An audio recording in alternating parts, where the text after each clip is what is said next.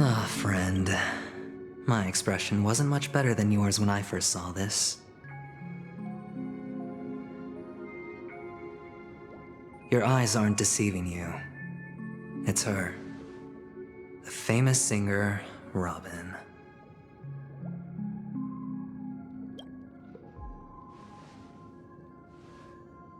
Well, first of all, can I just say that this had nothing to do with me? I'm just an unlucky bystander here. The family can testify for me. If you don't believe me, just ask anyone in the Bloodhound family. They hate me and they hate the IPC, so they'd never lie. This is not where the crime happened. What I showed you was a memory.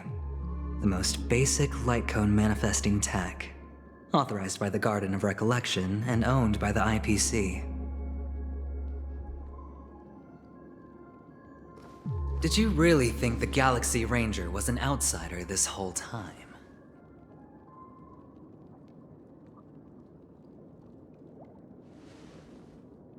Peniconia has made a solemn commitment to protect the safety of anyone inside a family dream. Any person in distress will be forcibly awakened and safely returned to reality.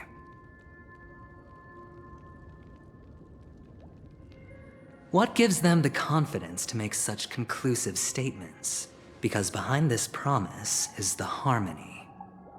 The family's Dreamweavers link up their minds together to construct an unbreakable defensive line. Breaking through this line of defense to create death in the dreamscape. Not even a memo keeper could do that without the family's permission. Who could have done it, friend? The only one is her.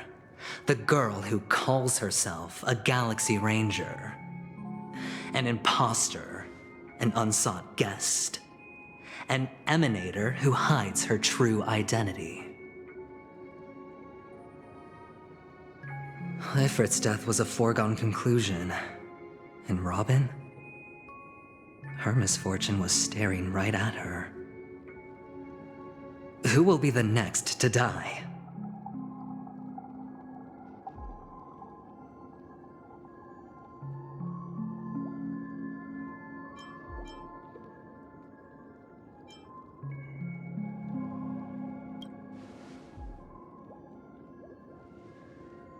It's fine. Listen to your gut.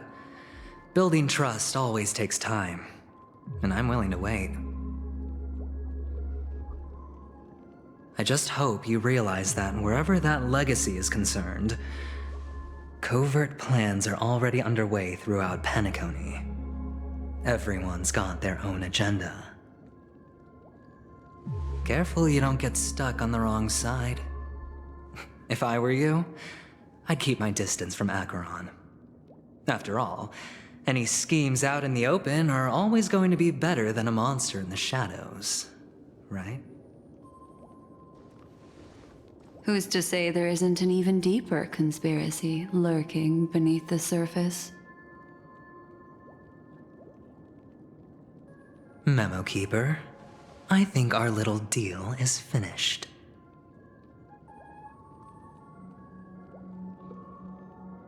Aventurine is telling the truth. This memory is a real one, and there's no sign of any distortion grafting on. The IPC is not the Garden, and there are real limits to what they can actually do, but you know all this. Friend, let's not beat around the bush here. The thing is, I want to reach out personally to team up with the Astral Express. I told you I'm just not interested in scrambling for the legacy. I just came to Peniconia for work.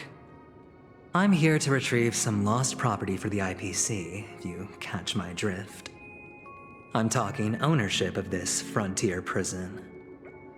This has all become a bad debt thanks to the cancer of all worlds.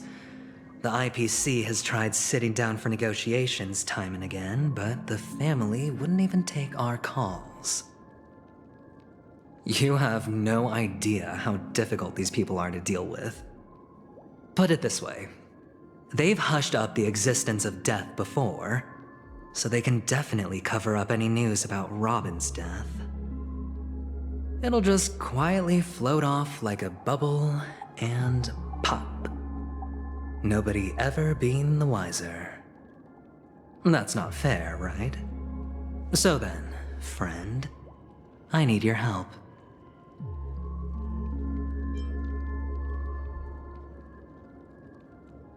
That's fine. I'm not forcing you. But I'm really not asking for much, so why don't you at least hear me out, okay? I have but only one goal. The family's front door is like a high wall, and to tear the whole thing down, I'll have to dig out a few chunks first. Once I find a weak point, the IPC will have plenty of means. Now we have our chance. So long as we can get to the truth behind her death, we can have justice for Robin. While also gaining a valuable bargaining chip for bringing the family to the table. Truly a once-in-a-blue-moon opportunity. I've been investigating and making lots of friends all over Peniconia precisely for this very moment. This tragic news would be extremely bad for the family, so they'll be doing everything they can to stop it leaking, especially to the IPC. But I trust that there are still a few factions that remain exceptions, and that's why I need you all. The reputation of the Astral Express precedes you, and the Harmony will give you the fairest of appraisals. You get to find out really what happened and seek justice, and I get to put it toward completing my mission for the IPC. It's what you call a win-win situation.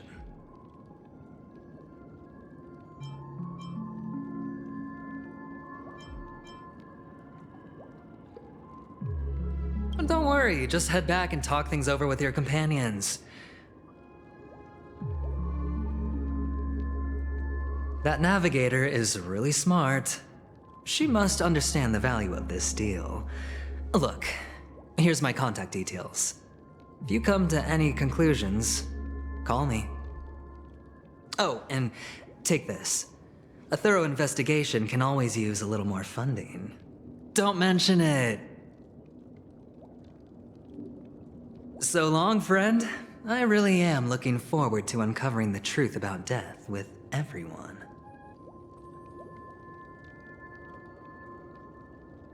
Aventurine just sauntered off.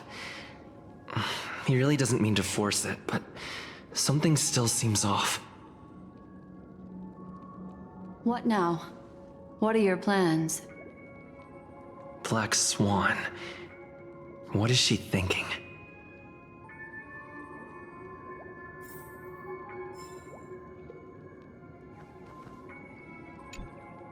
On the surface, this doesn't look like a bad deal for you. But Aventurine is a shrewd merchant whose scheme won't just be as simple as it appears to be. He doesn't know about Miss Firefly yet, but judging by your reaction, he may have noticed something going on and deliberately shifted topics to the truth of death to try and pull you in line with his way of thinking. That's quick thinking and very sound logic. Aventurine is no fool, and working with him definitely has its dangers.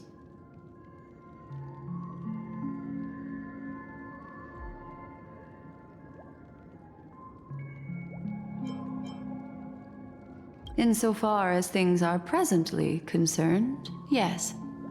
But what about the long term? Anyway, be careful out there. There's more than one way to blaze a trail.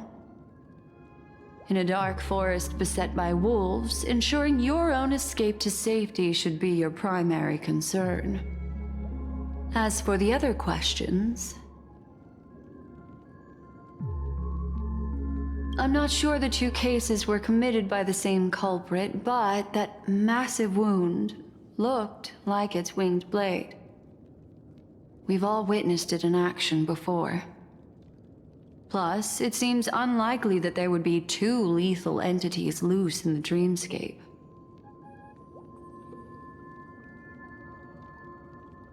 Sorry, I can't answer that question. That ranger is shrouded in mystery. I'm afraid no one is capable of providing an answer. But without a doubt, she is the most special guest at this banquet. It's like Aventurine said just then. It's best to keep your distance from her.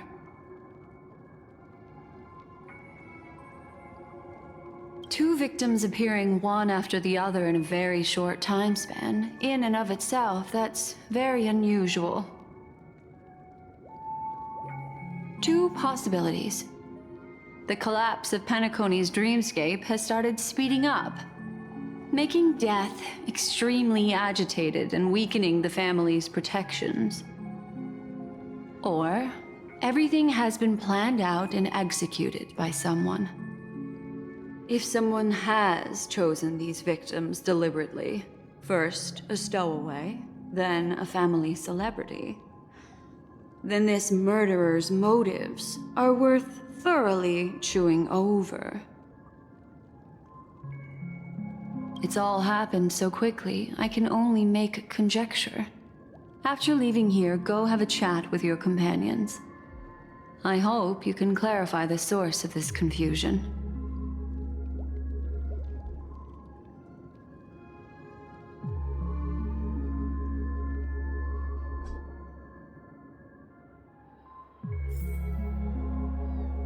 Come, this way. It's a short walk. Don't get lost.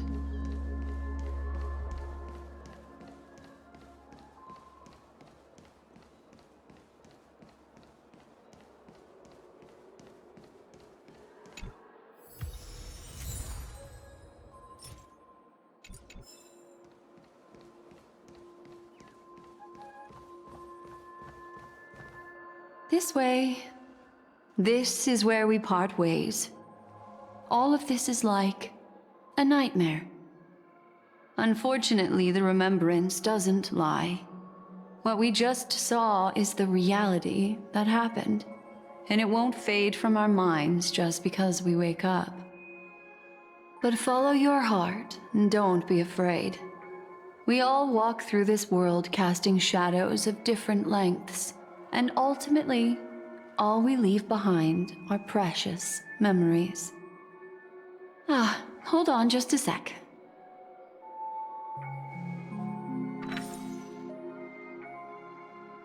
There you go. A small parting gift. If one day you unfortunately fall into the deep waters of the memory zone and there's no memo keeper to join you, hopefully it can guide you on my behalf. I also pay great attention to the ways of the world. Just think of this as an apology from me for hiding something from you. Then, I've something private to take care of regarding that Galaxy Ranger. Let's leave things there, shall we? What fascinating memories will you bring for me next time we meet? I sincerely look forward to them.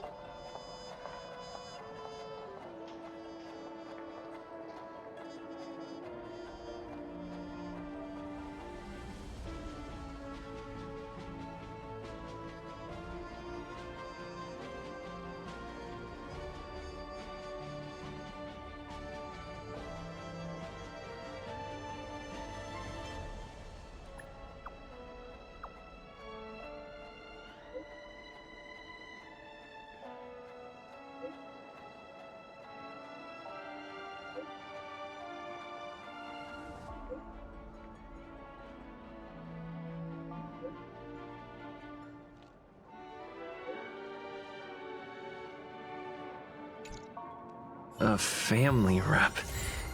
Is Himiko okay?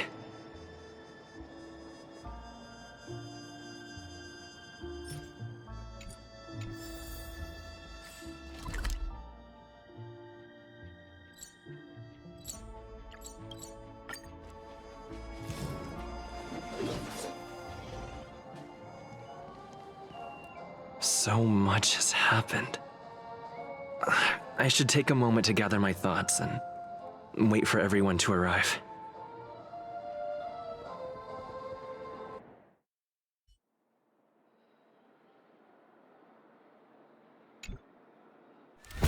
Better unsheath that blade now, Ranger. Do you still dream, Hunter? Of those slain by your hand?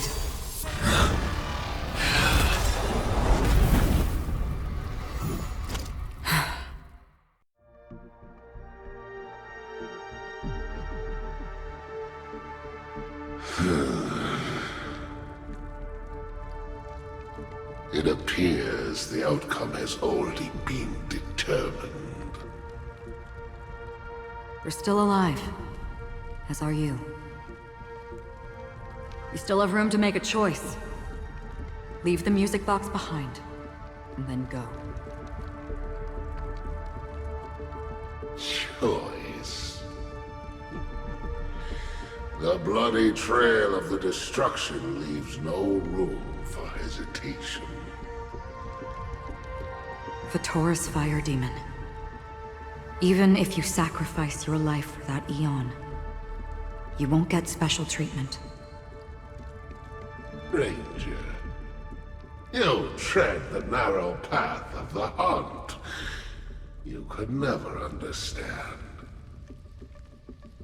We come from the fire, and are born bathed in fire.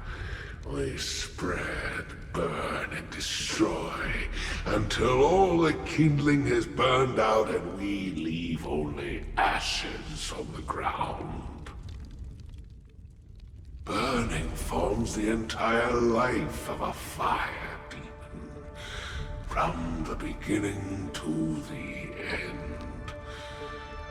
We are born to die, just to put into practice a profile of another universal truth. All things are created for the destruction. Your companions don't seem to think so. They fight for your chance at survival. They are my children, and just as I was, they are flames that have yet to burn white hot. They're still young, and I don't blame them. But my flames are faint, and time is running out. Can you see the planet of festivities in the distance? I plan to bring Purgatory with me there, and before that, I must surpass you. Why? Because on the path they have forged, you have traveled farther than I have. Emanator.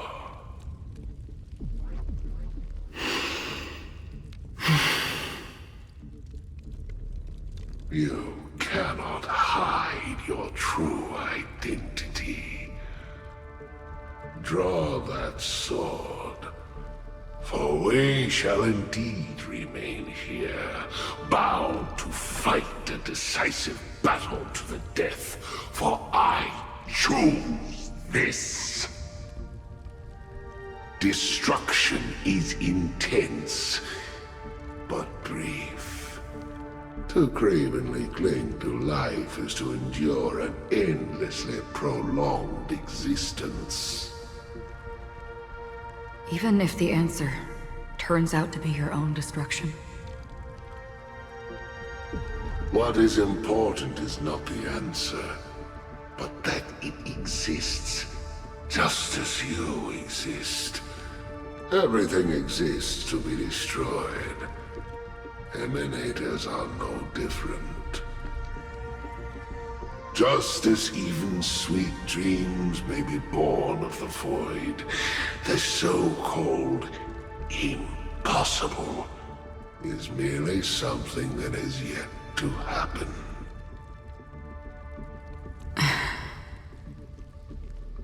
All right. I accept. You shall witness the most brilliant and intense fire in existence.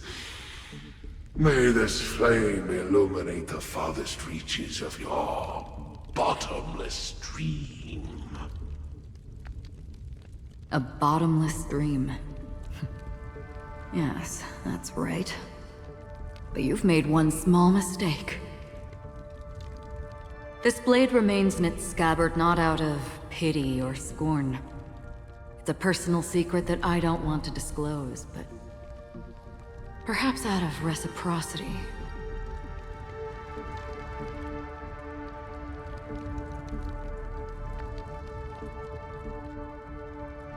I'll reveal the truth to you. The hunt is not the path I truly follow. May death be the end of your boundless dream, guiding you back to the waking world.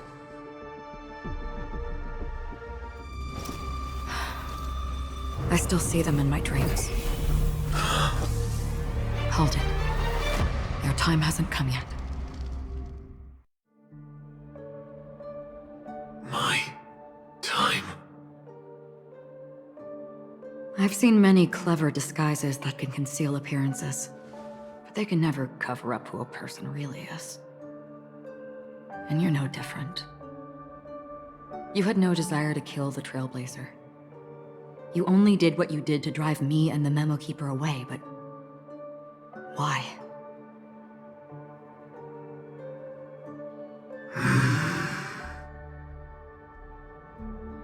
Did Destiny's slave make you do it? You know, Elio.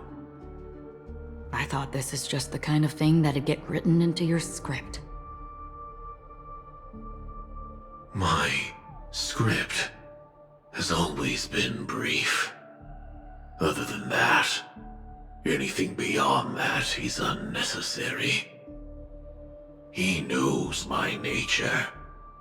There is but a single destiny from which no one can escape. And until then, I hold the privilege of choice. However, you appear to be ignorant of this, so it's time for me to inquire. Who exactly are you? Not your enemy, perhaps. That's not what I asked. I don't deserve your curiosity. Loners wandering the cosmos always have their secrets. Take me.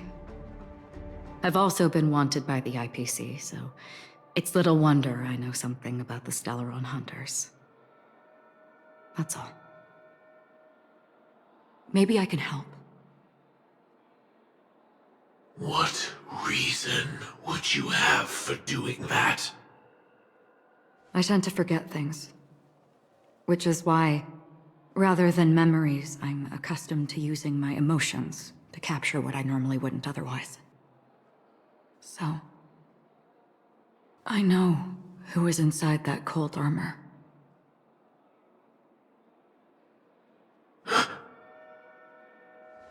How about it?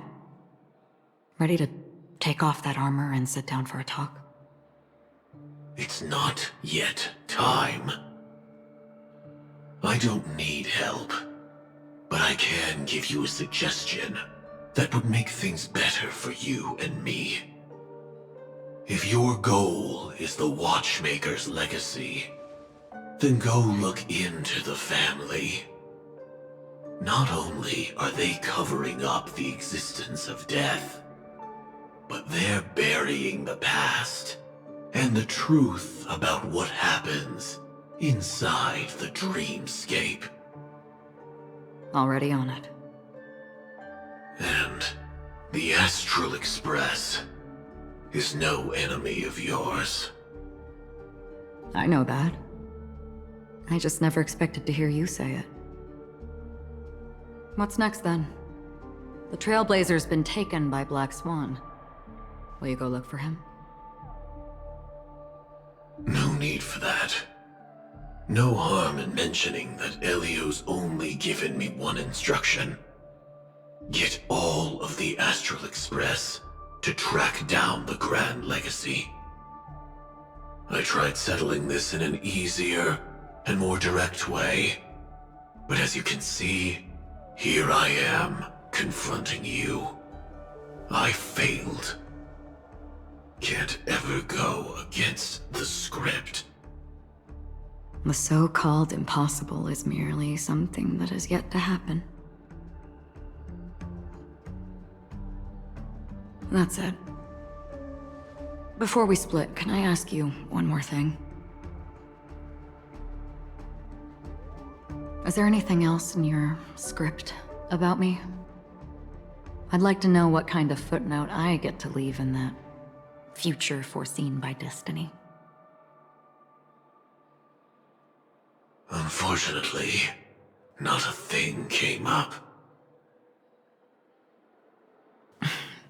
I knew it.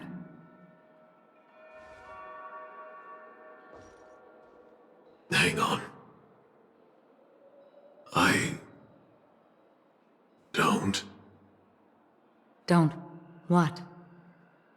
Your first question was, do you still have dreams about everyone who died because of you?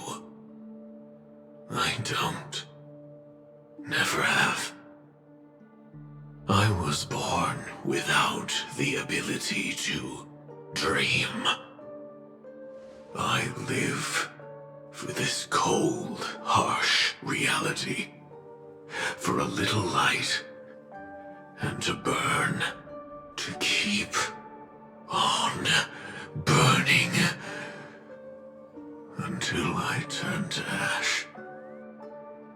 So, I really envy you.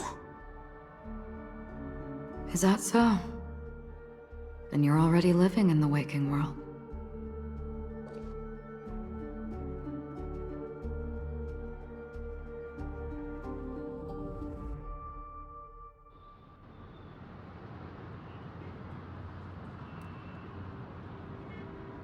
We heard about Miss Firefly from Black Swan, but we never expected Miss Robin to... I'm sorry that I couldn't be with you then. Reality cruises on in serenity, while undercurrents bubble up from the dreamscape. Just like that memo keeper said. Stay strong, everyone. We can still do what we can for them. Starting with finding the murderer. Let's recap everything then. The Trailblazer just reminded me of something.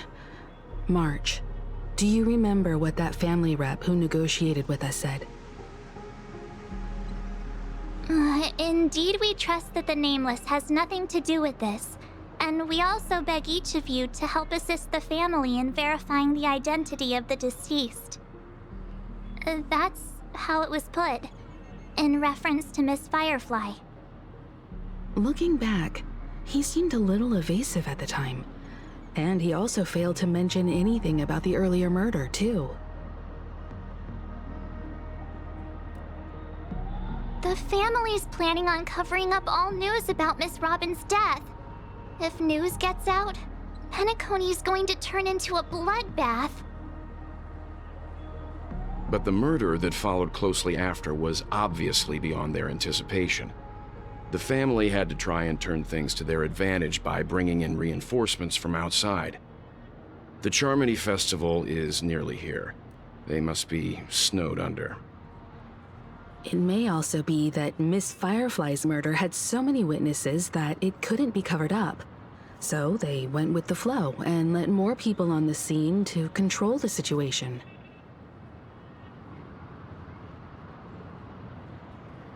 After all, the nature of the two murders is fundamentally different.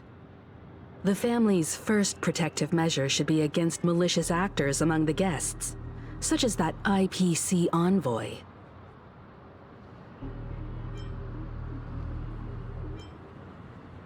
All the while accusing that Galaxy Ranger.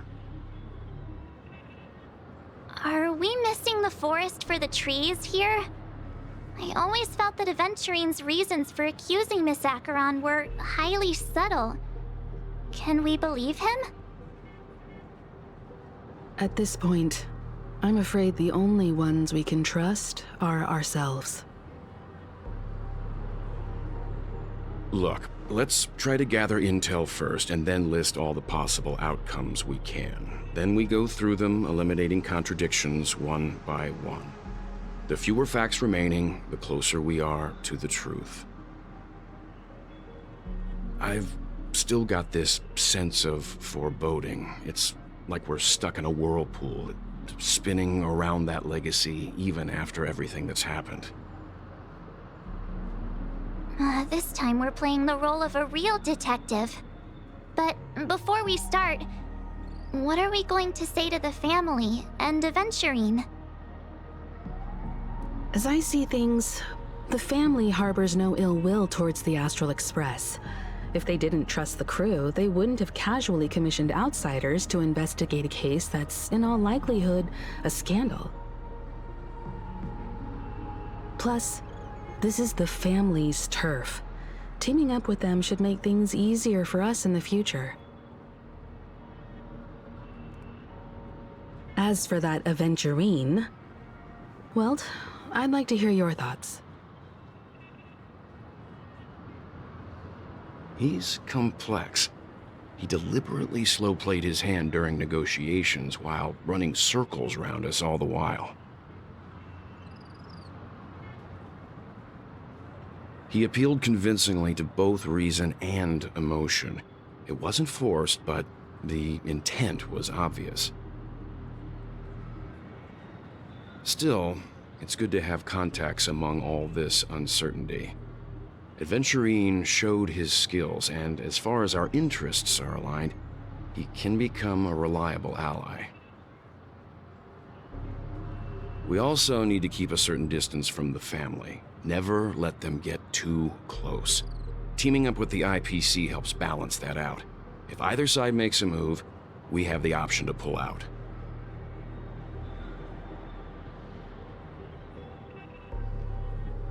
So you suggest accepting Aventurine's proposal to team up? Yes. It's risky, but we can only wait until both sides have played their cards before making any further judgments. I get why, but there's a whole lot of bad guys and girls around here, and I'm worried about getting stabbed in the back. He's been bullied a few times now, and I can't stand it anymore. You're like a broken record. Forget about it. Just let me keep an eye on him. If that doesn't work, we can just turn the tables and use him instead. Then, could you please reply to Aventurine? Everyone, take this time to put together your thoughts.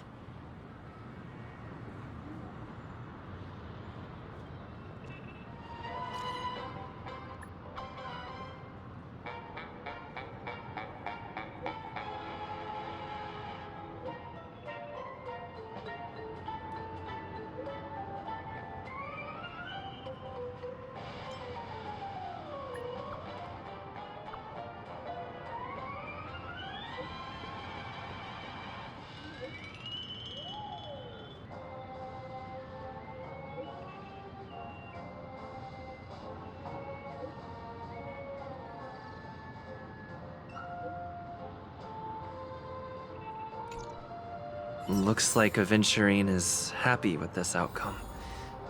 Let's tell everyone about it.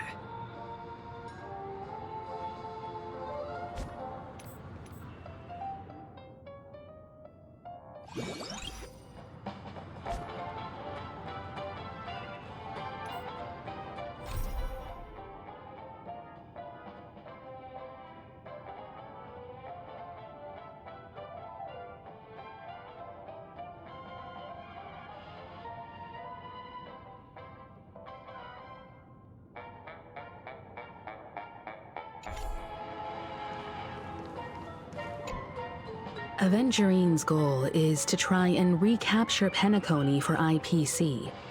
To do this, he'll have to bring down the family in its entirety to create a big enough chance. The existence of death will be covered up by the family. So how does he plan on taking them down? It's gotta be something important enough that everyone will notice. But it also can't be anything too out in the open. An attack on the hotel guests? Unlikely. Penaconia's guests include quite a few bigwigs known throughout the whole cosmos. People who not even the IPC would dare take lightly. Aventurine is a shrewd merchant, and there's no way he doesn't know that.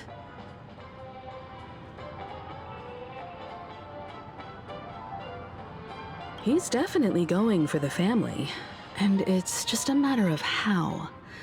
The harmony is strong in Peniconia, and almost impossible to take on head-to-head. The fact that the IPC dispatched Aventurine shows that they do not intend to simply play by the book here. Aventurine has devoted considerable attention to her. But this Galaxy Ranger, we know hardly anything about her, and can't rush to any conclusions. I was also considering this possibility, especially because he respects you so much and has sought you out before a few times. Perhaps he's also unsure of your intentions and is probing you. I'm just speculating. In any case, we have to be careful when handling Aventurine. He's skilled at reading people and discerning the right moment to strike. Also, he's clearly a born gambler if he's willing to go all in to win.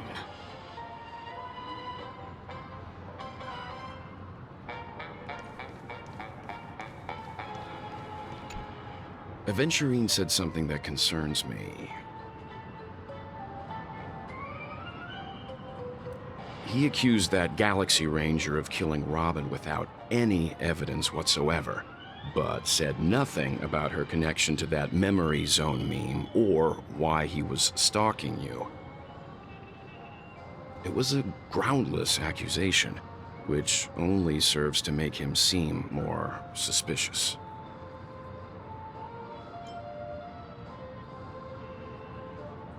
Maybe Aventurine's goal was never to gain our trust. Maybe he wanted to foster a feeling of enmity towards Acheron and make the situation more volatile.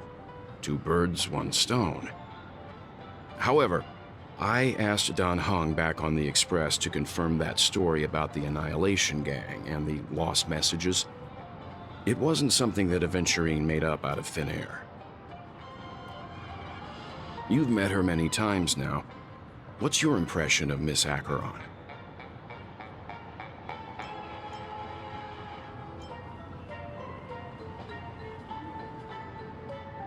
That fits the stereotype of a Galaxy Ranger to a T.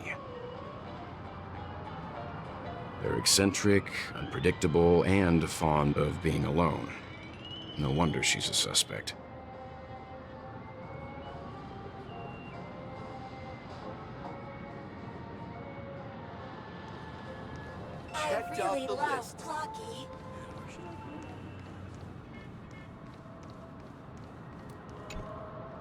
I hope it's not too soon to bring it up, but I feel like Miss Robin isn't actually dead, but that she's still alive and well. Somewhere. That everything's just some horrible prank.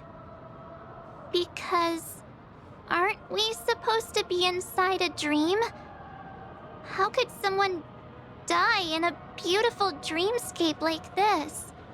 Shouldn't only good things happen here? Whenever I see the Grand Theater, I just can't stop all these thoughts from flooding my head.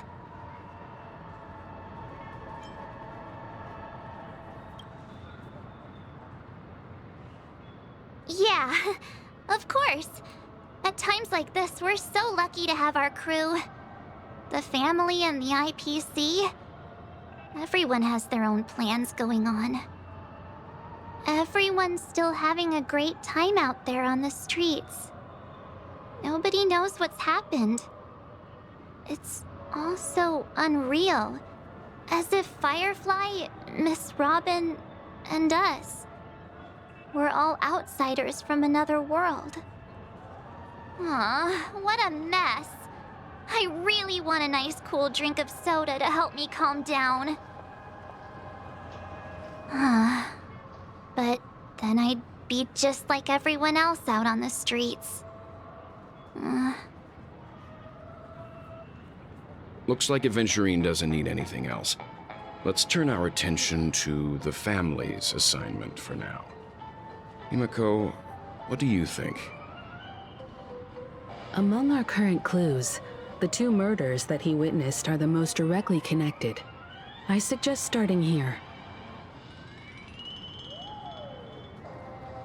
One thing I'm curious about is, if a person dies in a dream, what happens to them in real life? Seeing as we're at the family's behest, why not pop back out to reality and verify Miss Firefly's situation back at the hotel? Perhaps we could also make a few inquiries about Miss Robin while we're out there. How about we split off into 2 groups? There are still some things worth focusing on inside the dreamscape. I'll investigate those, and we can link up again later. Worth focusing on? Oh. No problem. I'll leave it to you then. Huh? Aw, I thought I'd finally get to see Himiko and Mr. Yang go out on a mission together. Oh well. Take care then, Mr. Yang. I will. Keep in touch.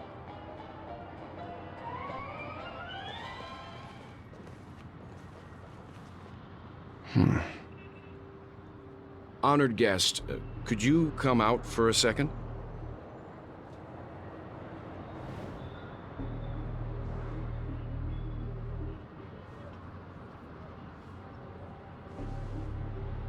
I'd be embarrassed too, getting stared at like that.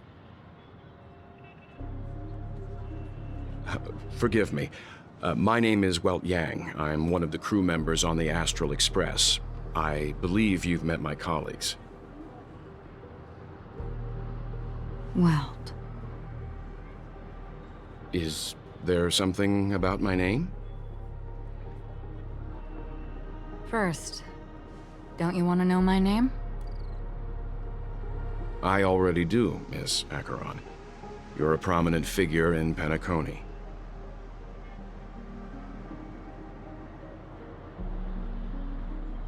What are they saying about me?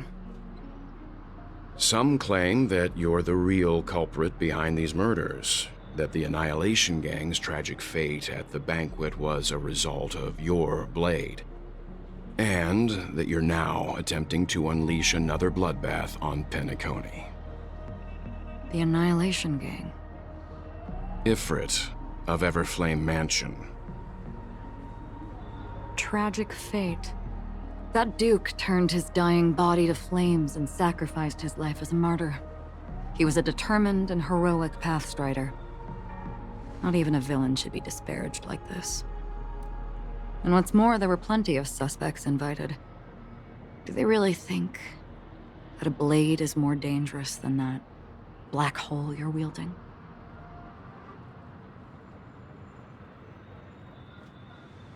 Keen intuition. Not even the family managed to point out the truth behind this cane. So you must surely know, Miss Acheron, that peering into a black hole is not a wise move. As a potential threat, your knowledge of us has reached uncomfortable depths. Reveal your true identity and intentions. Otherwise, brace yourself for gravitational disintegration. That shouldn't be necessary. But if it makes the Nameless feel less defensive, I'll be happy to abide. Believe it or not, Galaxy Ranger, Acheron. Those are the names I go by to this very day. My trip to Peniconia is solely to fulfill an old, final request. I'm here for the Watchmaker's legacy. And that's it. I think I've been honest enough. Still unwilling to reveal your true identity? It's not that I don't want to. It's just that I can't. I've come so far, and I can't sum up all of that in just a few words. Everyone has their own unspeakable past. Secrets that they don't want to be revealed.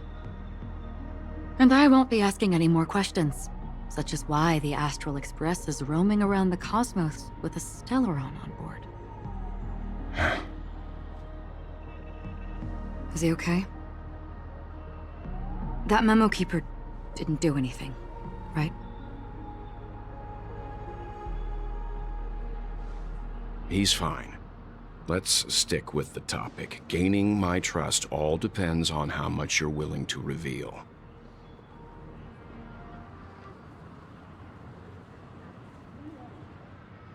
I've run around many different Peniconia dreamscapes just to try and find that legacy.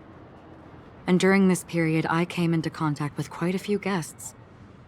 In the process, I gradually came to realize the secret of Peniconia may be closely related to the Trailblaze.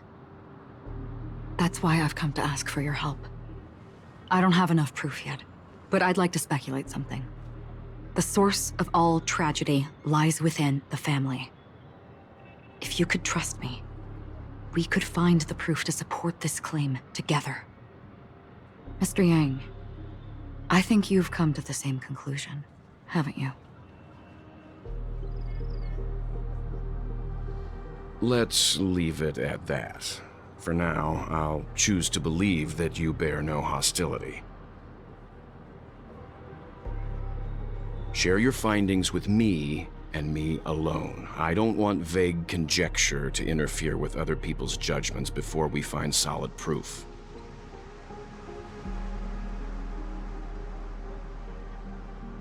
Mm-hmm. By the way, would you like something to drink? Before we go, how about 2 cups of Wake the Heck Up? No, 4 cups.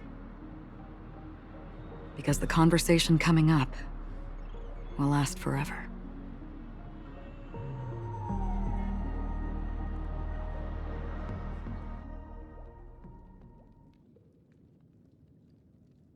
I've been watching her closely for a while now, and the first invitation was in the banquet hall of the hotel. She just sat in one corner, keeping silent, chugging down a couple cups of Wake the Heck Up. I told her it's a pungent, bitter beverage, not the taste of sweet dreams. Only for people allergic to Soul Glad. And she said, Really? But I don't taste any difference at all between them.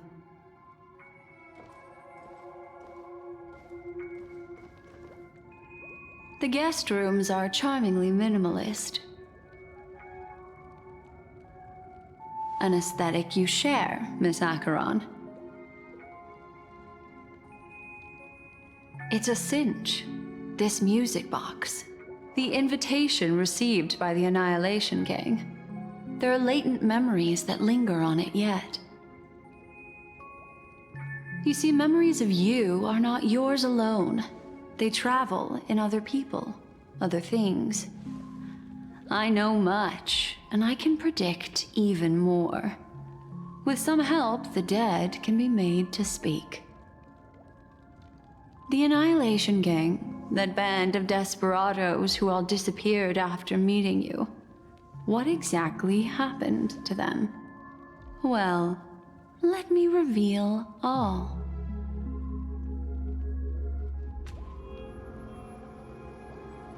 Gradation 12.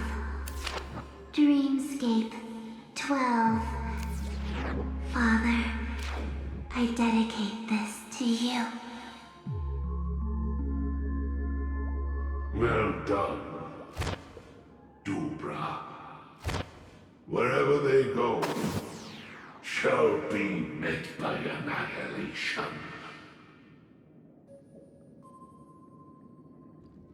There it is. It's hazy, but it's Ifrit's voice. The other one is probably his progeny. This is the residual memory from when the invitation was first delivered. They were abruptly interrupted. Then, what happened next is...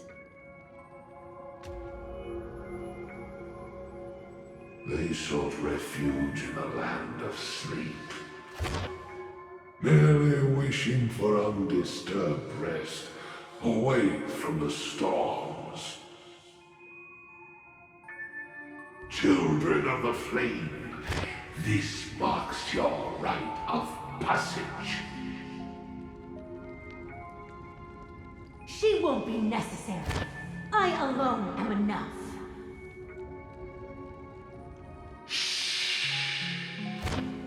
When have those on the path of destruction feared death? The Everflame Mansion has set out on a journey. Those poor people, they have no idea what lies in wait ahead of them. Memory recovery is going well, but slowly. She'll be here soon, and time is short. There's nobody else here, so there's no need to be delicate. In fact, I think I'd better go all out.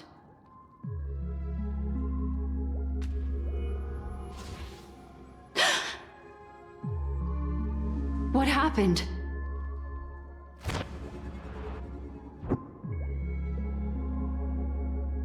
The memory after that is blank.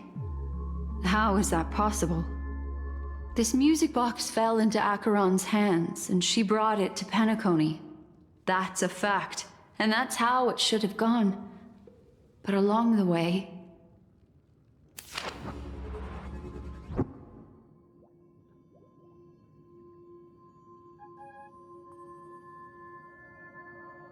it's like it's been erased. Who's done this?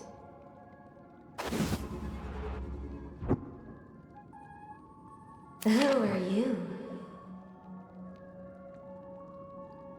Who are you? It's... no. Is this not a memory? Oh, a memo keeper. Do you serve the Garden of Recollection? Or the Cremators? My name is Constance. A pleasure to meet you. We were supposed to meet in Peniconia and spend an unforgettable time together. But that seems unrealistic. Dahlia's not welcome on the banquet star, and I don't need a coming-of-age ceremony. And you, I know what you're looking for. Want her secret? I can give it to you, and then you can enjoy the banquet for me. I wish you unforgettable memories.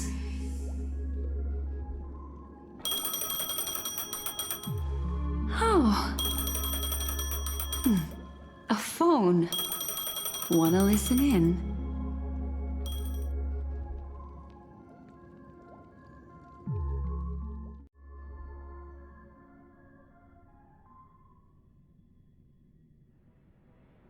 A few days ago, the IPC made an announcement. Under the watchful guidance of the Marketing Development Department, and in accordance with the Interstellar Peace Charter, the independent Sigonian sovereignty has hereby been established, and shall take a legislative seat at the Interstellar Congress. The formation of the Sigonian sovereignty is of great historical significance to the Sigonia system. This move puts an end to the planet's long and bloody history, turning the sensational Kataka-Avgin extinction event into a distant memory. Sigonia 4 is located in an unclaimed zone at the intersection of the Denise, Prothean, and Dorneau star clusters. The planet's surface environment is known for being extremely harsh, constantly faced with the threat of impact from small-scale celestial objects. This is why very few intelligent species have made this planet their home, dividing themselves into several tribes to eke out nomad lifestyles as they struggle to survive the arid desert wilderness. They have developed their own folk beliefs that are independent of the Eon belief system. Sigonia. Sigonia.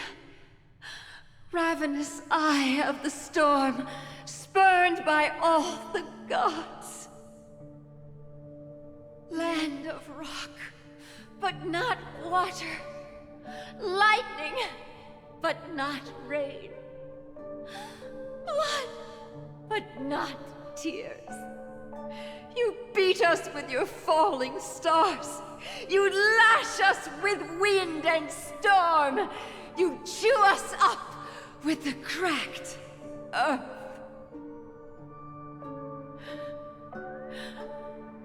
You promised us a land of honey, yet yoked us beneath a sword of bitterness.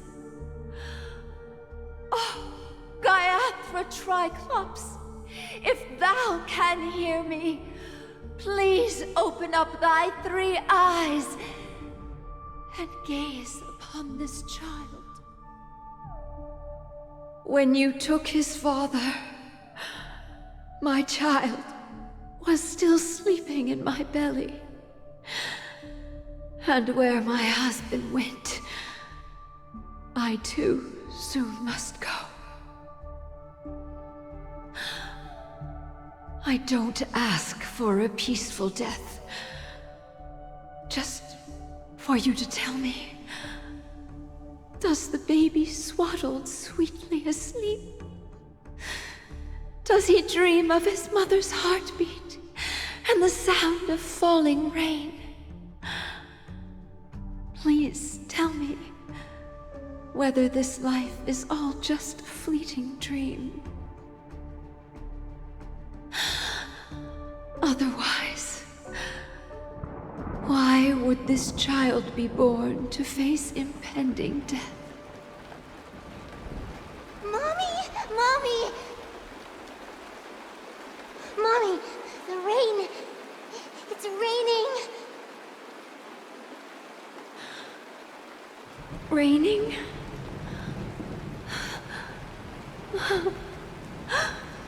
Raining!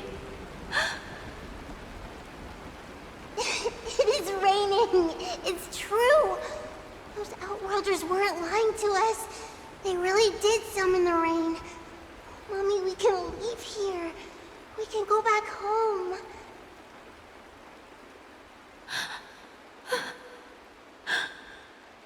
Back home. Gaiathra Triclops. You came. Do you hear that? Thank you. Thank you.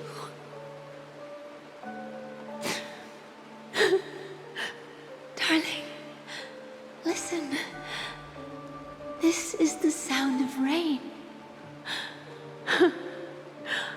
On the day you were born, the sky also sent down a gift like this from Gaiathra. Such a lucky child. Such a blessed child. Just like your name. A gift from them to Avgin. My boy.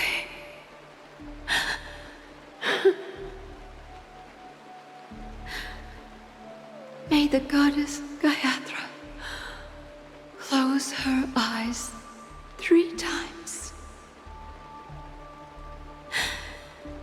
Keep your blood eternally pulsing. Let your journey be forever peaceful, and your schemes forever concealed.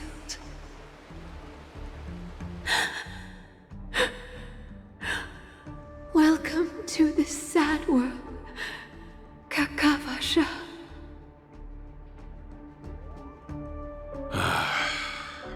Time to wake up, gambler.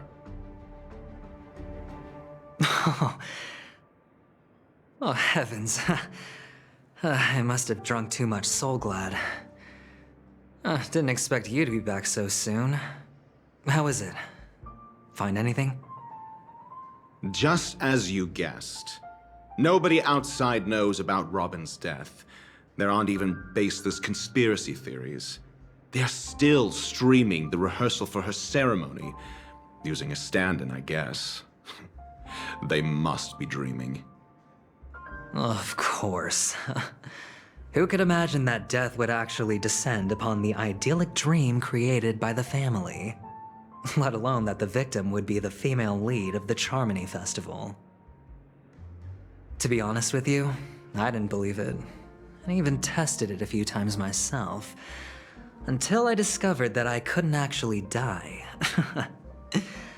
Whenever there's any danger, I'm forced awake by the dream pool, and it's all as if everything were just a nightmare. That's why I'm convinced that there are a few big secrets lurking behind the scenes. Then you must have heard about the Memory Zone meme. When I graciously deigned to establish connections with the Oak family on your behalf, they were quite in a pitiful state of disarray. Besides Robin, there was another body. I don't know the exact details, just that it was a stowaway. 2 murder cases? I told you something seemed off about the Nameless. He must have come across the other one. This murderer is a psycho. And I have to say, the case does represent an opportunity. We can leverage the family's malfeasance and let the IPC use this as a reason to intervene. It's just that their trickery runs deeper than I thought. Robin's stand-in was all ready to go. These 2 murders are definitely getting hushed up. What should we do? Let me think. It's too rare an opportunity to miss out on, so I gotta be careful. Incredible, gambler. Have you already exhausted your limited repertoire of tricks so soon? There are plenty of chips, but it'd be best to choose carefully. The most straightforward has to be Robin. Remember? That masked fool once told me to find a mute as a friend. Robin is what she calls the mute. She has lost her voice, and while most people can't pick up on it, you and I cannot mistake that sound. Not produced by any voice box, but rather by the resonance of the harmony. If that girl hadn't gone hoarse from singing practice, there'd only be one possibility. Something was up with the family. Or Robin herself. To get to the bottom of this, I tried every way I could to meet her. But she died. Right before my very eyes. A complete and utter loss. Incidentally, it seems to have resulted in your rather undignified arrival on the interrogation stand. There were eyewitnesses at the scene, and the family, in their graciousness, has tentatively accepted your alibi. However, for the foreseeable future, you shall, regrettably, find yourself under the vigilant watch of the hounds. Well, things aren't looking too optimistic, Doctor. I'm starting to break out in a cold sweat. Do you reckon there's still any chance of a comeback, given how things are? A probability? Yes, it exists, but it verges on the infinitesimal. To phrase it in a manner more befitting the vernacular of Peniconia, you're dreaming. But if you simply can't control yourself and want to try your hand, then there just so happens to be a suitable candidate.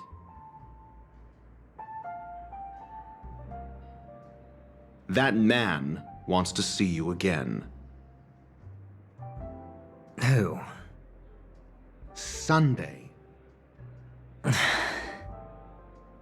Is this a public hearing or a private trial? If it were the former, it would hardly befit my stature to stoop to the role of a mere messenger. Fine. Oh, that's great. It's all great. You see, the dead can't talk, but the living can. Ratio, I'm convinced now that there must be something wrong inside the family. Oh, just you wait and see. That man's sister has died. He can't sit on his hands. Well, without any further ado, let's set off. Lead the way. The show is about to begin.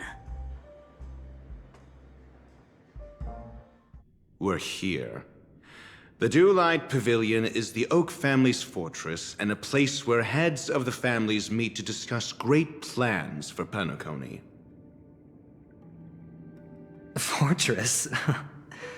I like this metaphor. I dealt with the warlords of the Amanicus star system not long ago, and their synchronized orbital manor wasn't this heavily guarded. This mansion nominally belongs to Sunday, and is very befitting of its owner. Without his express invitation, the likes of ordinary guests would never grace these grounds in their lifetimes. Look around while you still have this moment of freedom. Hey, Doc, whose side are you on anyway? Who's to say I won't sell you out? We'll see. When we meet the authoritarian master of the Oak family, I'll pry an answer out of him. Follow me and I'll bring you to his parlor. Hold your tongue and let me deal with the members of the family.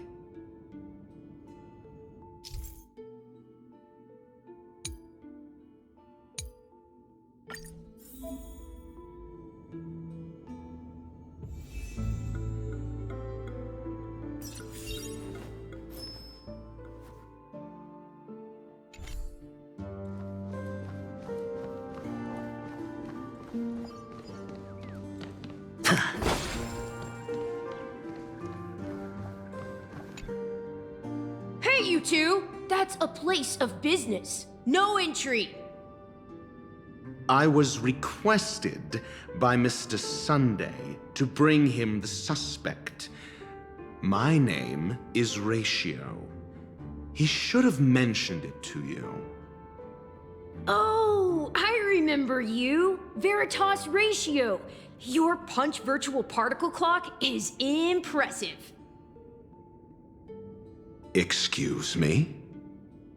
The one on your head. Of course, it's nothing compared to my full pocket dimensional annihilating power armor of the Mobile Knights. Right, and as I mentioned, that fantasy raiment of yours doesn't exist. That's because you can't see it. Like I say, only family can see the glory of the Mobile Knights. Ugh, enough. Get going. Don't keep Mr. Sunday waiting. It seems like the idiocy index here is no better than it is out there.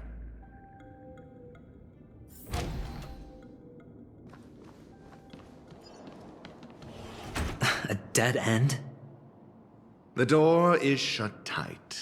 Looks like we're on our own. I mean, there isn't a door. How did you get in before? For security reasons, the family built the administrative site deep in the dreamscape, with the mechanisms hidden in these nightingale statues. The direction of the statues can be controlled. On the previous occasion, an attendant named Kona had gone to the side room to verify something before setting the statues in the correct positions.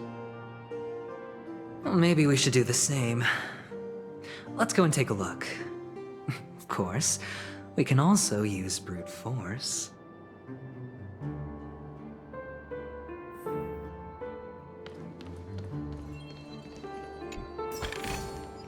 A reward with no risk? I'll take it.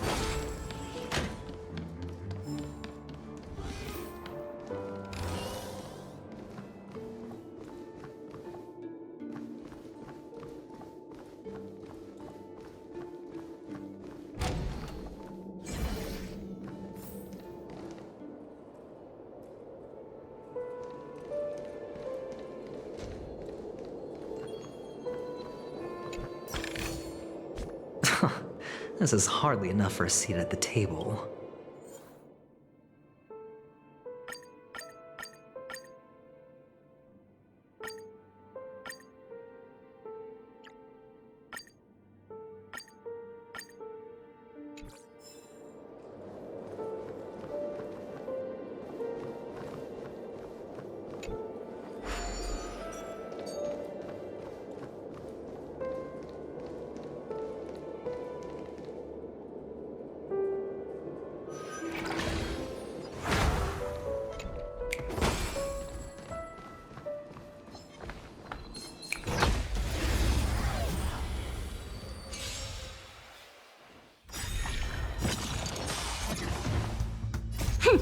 This is double speed.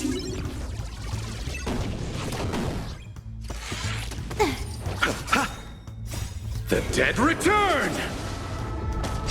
Your end approaches.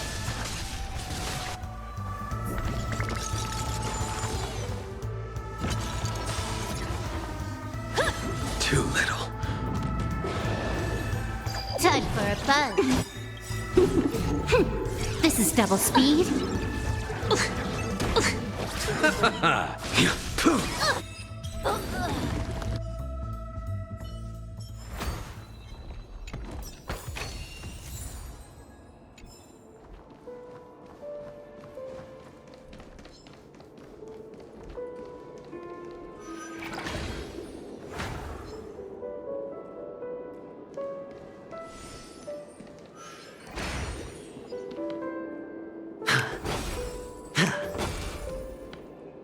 Six nightingales facing in different directions.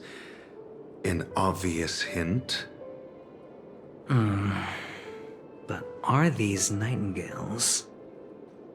They are. What's wrong? How can nightingales be so huge? They look more like torment eagles to me.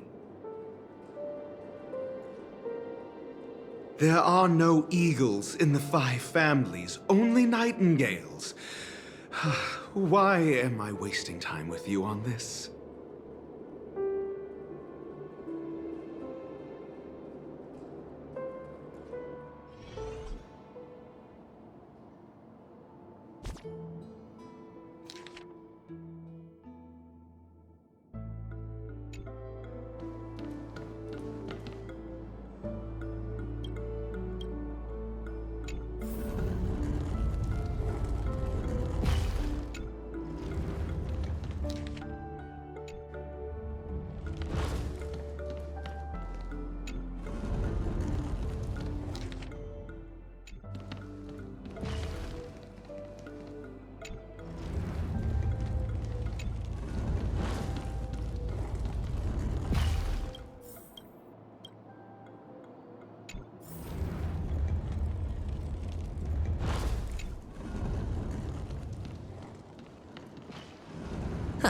Just as I thought. Here's the correct answer. A truly miraculous discovery. Perhaps I should offer you the chance to join the Genius Society. Really? I thought you'd given up on that already. I was being sarcastic. Can't you tell?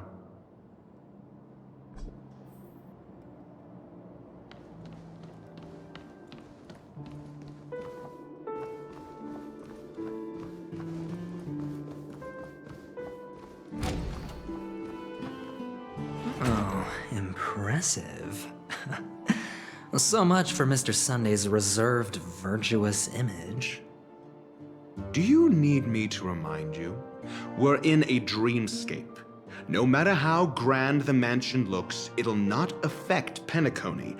Stop wasting your time nitpicking the family here. Yeah, you're right. The only way to destroy the family is death. Sunday must have thought the same. Let's head down.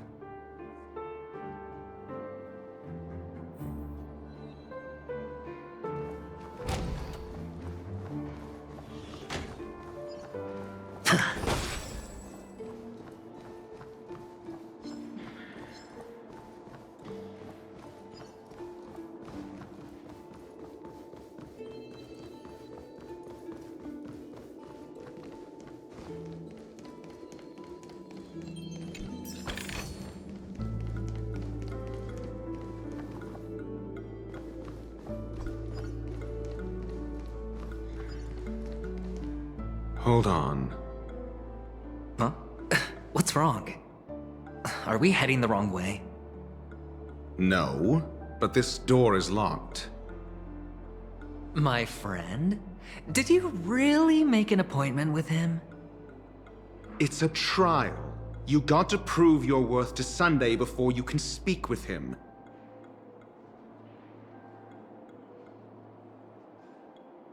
If I'm not wrong, we need to find a way to open this door in the hall, or this place will be our prison. Oh, an escape room. My favorite. Get serious. I've no time for games. Let's head back. The hint is probably in that prominent sandpit. Wow. That's an enormous sandpit. I'd love to build a tall building for myself, once I have enough savings.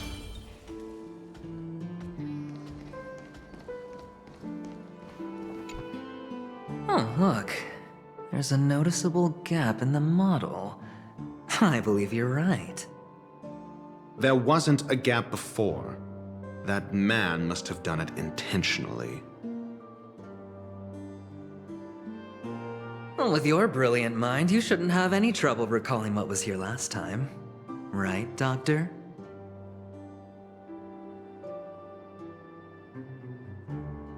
Of course. Let's look around. When I see it, I will know it. Fine. Fine. Why do I feel that we're pursuing a degree in burglary now?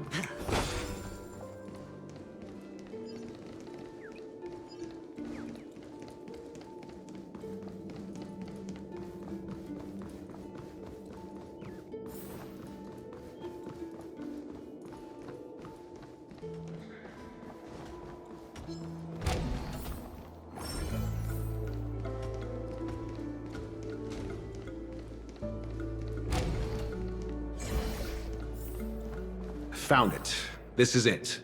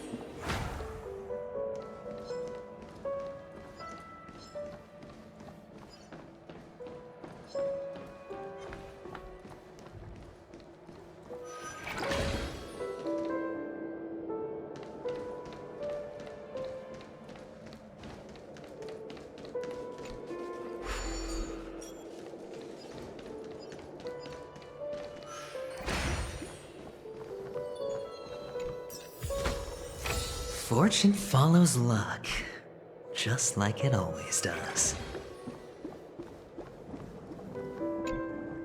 Huh. And the nameplate reads Gulliver's Arch. Well, I'm amazed you can remember something this tiny. You know, this reminds me of a tunnel I once saw that could shrink people who passed through it. If I were you, I would shut my mouth. It's wise to remain silent when you should.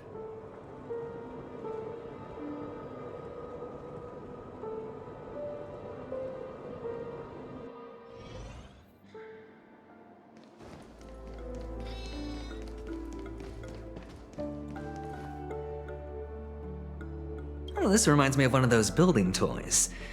You know, with the blocks.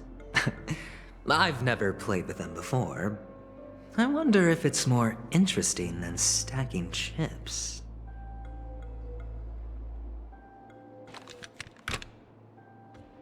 Oh, look. The gap is closed. And it fits perfectly.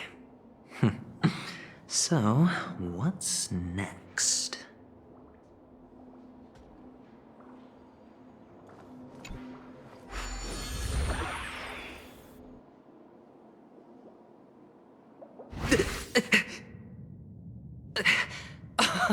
Oh, good heavens.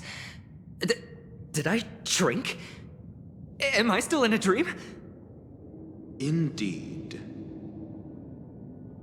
Oh, Doctor, you're huge. It's me! Down here! In the sand pit! Oh, actually, I think we could make this work for us. Just find a way to slip me into Sunday's collar, and I'll infiltrate the family just like that.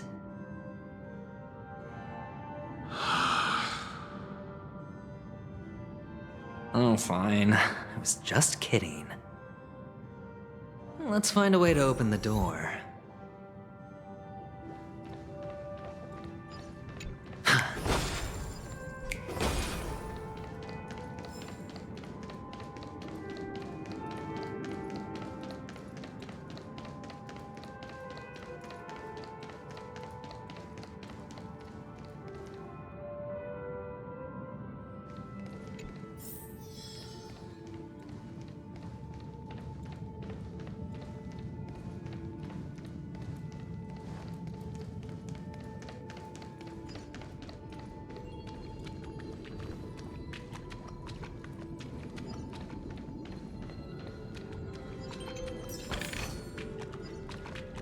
Hello! Welcome to the Golden Hour base model. I am an Oak Soldier. I will be here to guide you through the tour of the base model. Happy to be of service. And tell me about the tour. Hello! Welcome to the Golden Hour base model. I am an Oak Soldier. I will be here to guide you through the tour of the base model.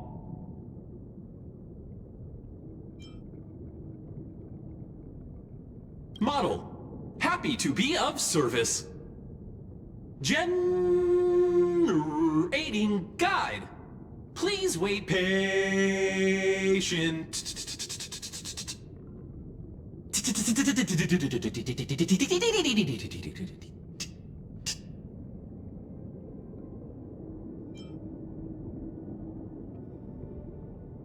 Found the nearest check-in spot. Please look behind me. A capsule machine model.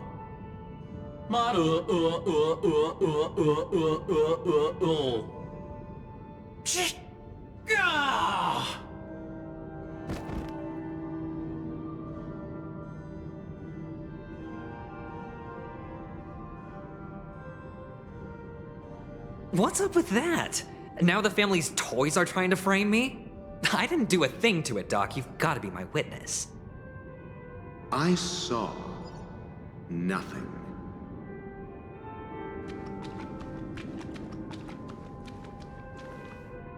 Oh, capsule machine. There's no mechanism on the floor. Could there be one at the top? Doctor, do me a favor.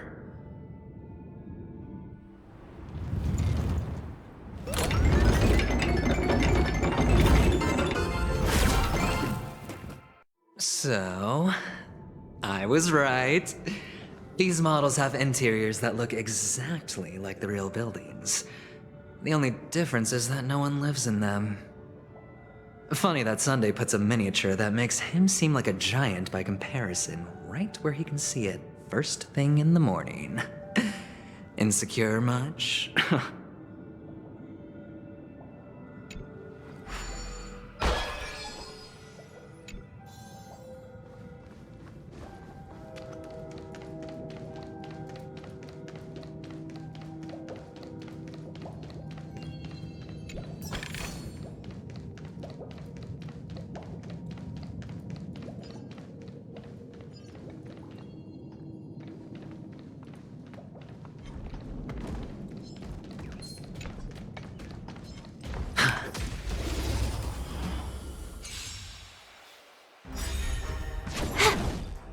Savor it for me. I failed to send you.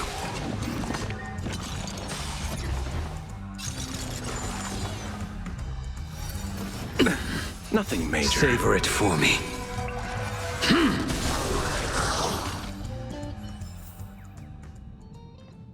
Oh, one of the fragments flew upstairs.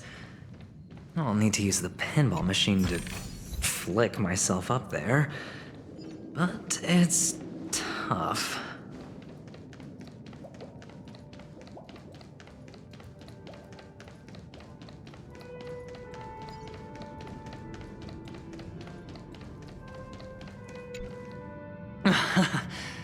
Oh, great.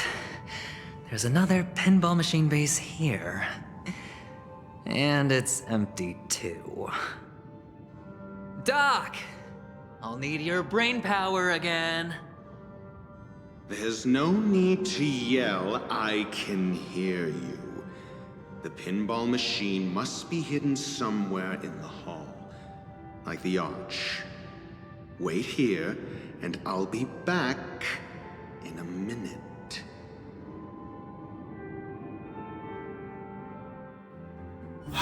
Finally, a moment of peace.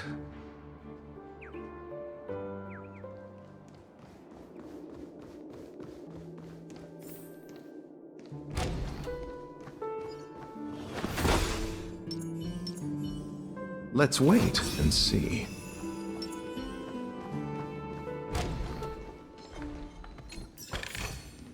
Since that's it. Pleasant moments of solitude are always fleeting.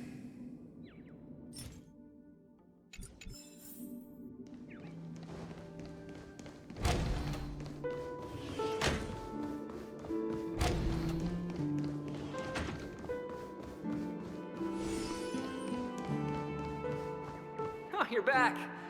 Just place it here. Thank you.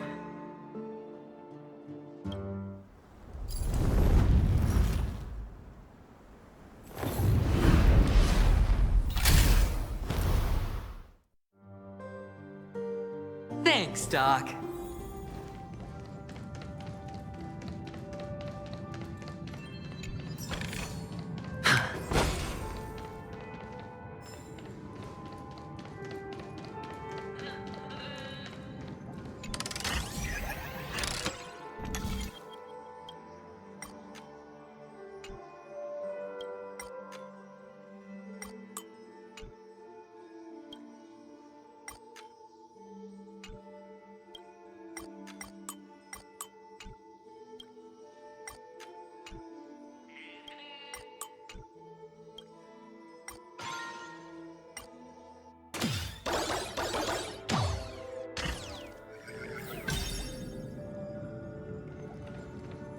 Oh, Ratio, you should come in here and take a look. The view here is breathtaking. Honestly, you could easily squash me with just a pinch. If that is your wish, I will do so without a moment's hesitation.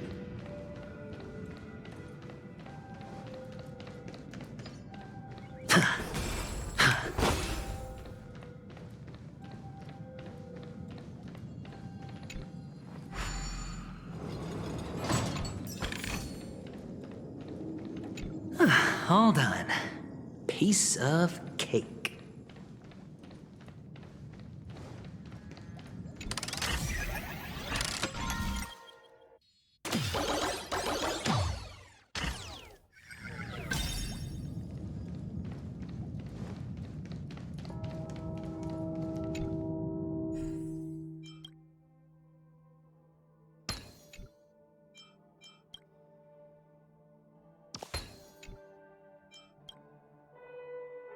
And the joyous tour of Toy City has come to an end. Makes me feel sad. Peniconia isn't all bad, right? I'll use this interesting experience as a talking point at the poker table.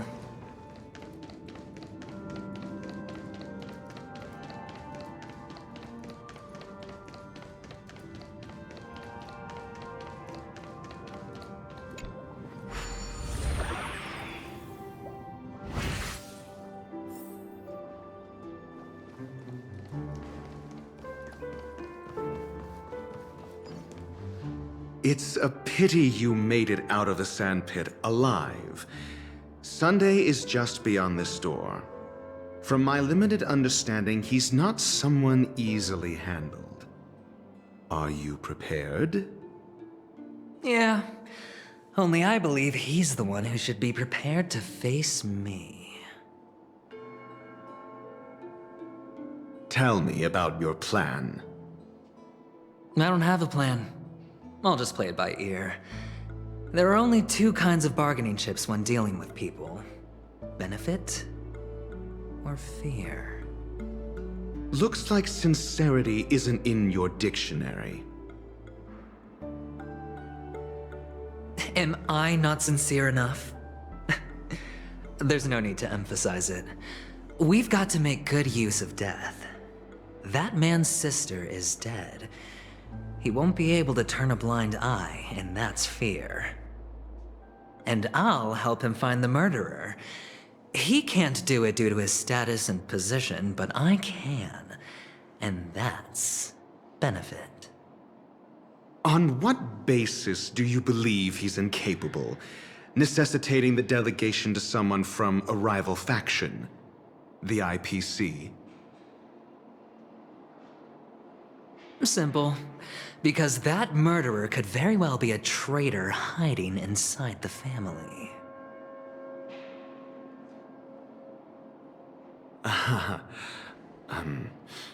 Do you mean the Galaxy Ranger whom you accused previously?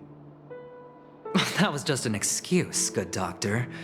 There's something wrong with that woman, and we need someone who can keep her in check. It's better to minimize the variables outside our control while we execute our plans. Moreover, I need to know her identity. If I'm lucky. She could be an important pawn. And it's good to have more helpful friends when dealing with this matter. But honestly, the murder case is likely unrelated to her. I believe my standpoint. There's a rat in the family.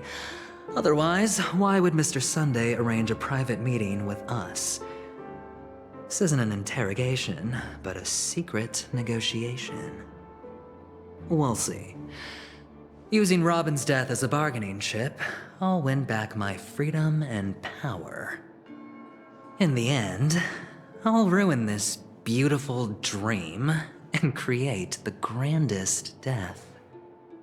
If the chance of winning is just beyond this door, even if that chance is close to zero, well, you can't win if you don't play, right? Ah, the charming audacity. To think that you, of all people, might emerge victorious, dear gambler. 3 chips are enough. All or nothing.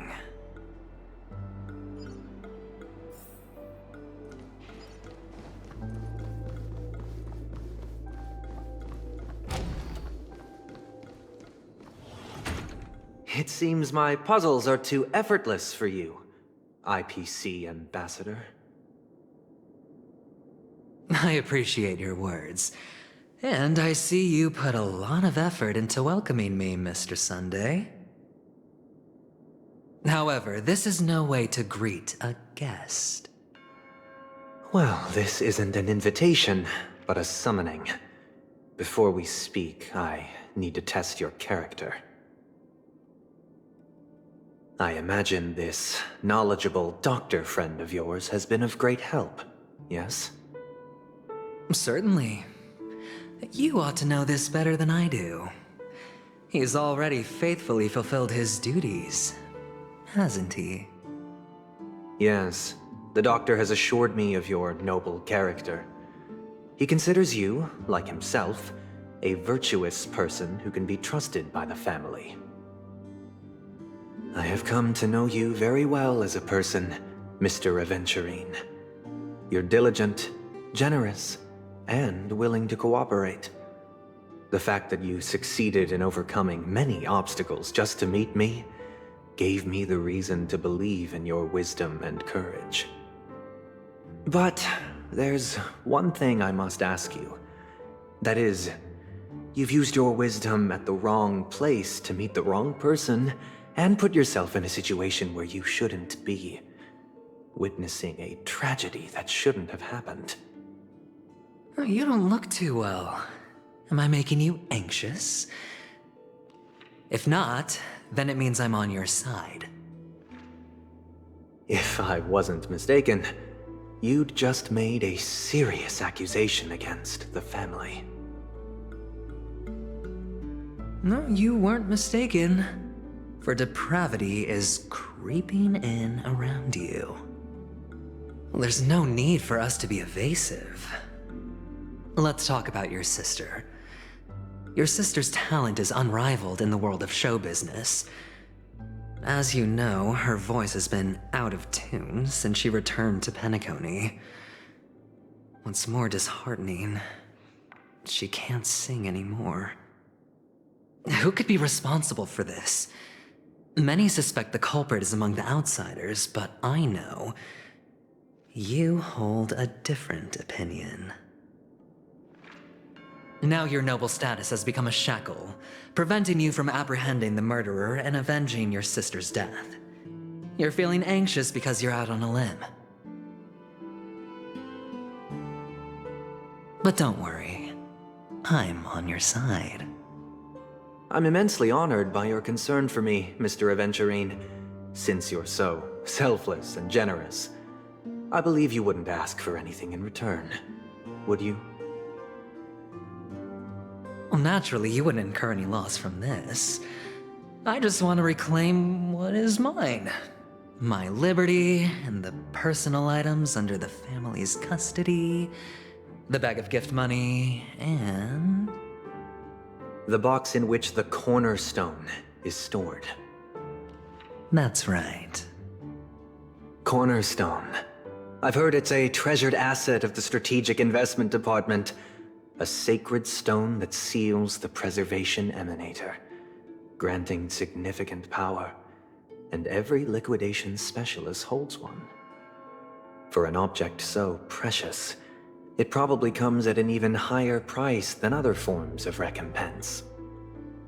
Well, I'm sure you're aware of the high level of risk I'll be undertaking to bring the truth to light. Mr. Aventurine, when you're out and about, do you always make adjustments to your appearance? Your tie should be on the center line.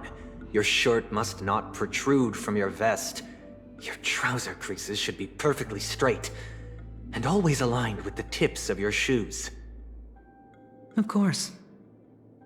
But I don't, because it's not appropriate to do so in public. You should make sure everything is presentable and in order before leaving the house. I'm not the kind that takes risks. The cornerstone must be in the custody of the family. No room for negotiation? Please, don't let me turn you down twice. Sure. The gift money is good enough. I suppose you wouldn't mind that. After all, a merchant can't function without a bargaining chip. You compromised quicker than I thought. Unfortunately, it's a gambler that needs a bargaining chip, not a merchant. I can give you your gift money, but before that, I want you to tell me.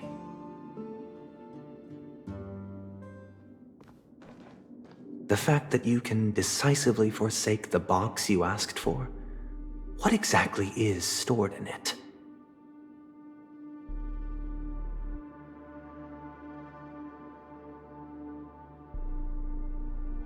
Oh, triple-faced soul, please sear his tongue and palms with a hot iron, so that he will not be able to fabricate lies and make false vows. What have you done? Under the light of the harmony, all wickedness is revealed. I implore them to shed their light, and I'll ask you questions on their behalf. Next, you have 113 seconds to prove your innocence and gain my trust. And if I refuse to answer? You can try, and we'll see if the harmony rejects you.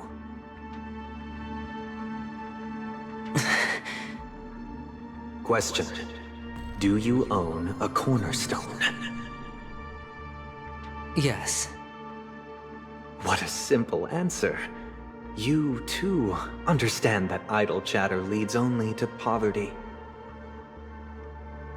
Did you hand over the cornerstone to the family when you entered Peniconia? Yes. Does the cornerstone you handed over to the family belong to you? Yes. Is your cornerstone in this room right now? Yes. Is your memory free from any kind of tampering or deletion, encompassing but not restricted to the techniques of the Garden of Recollection? Yes. Are you an Avgin from Sigonia?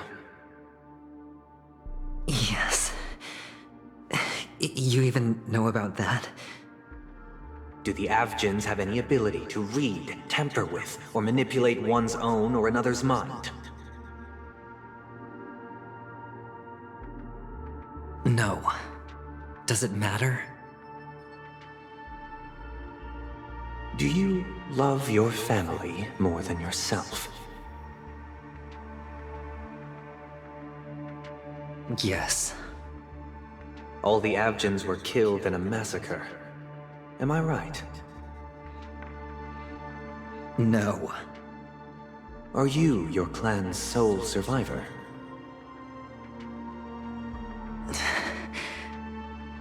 Perhaps. Do you hate and wish to destroy this world with your own hands?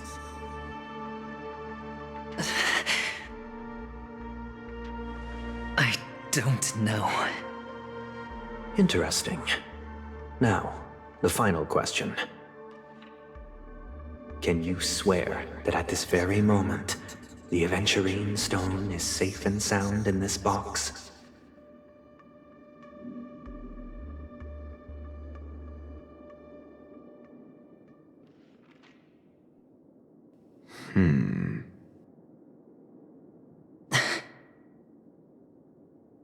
Of course. Looks like we can get an answer. Open it, Mr. Aventurine. It's your last chance to defend your honor.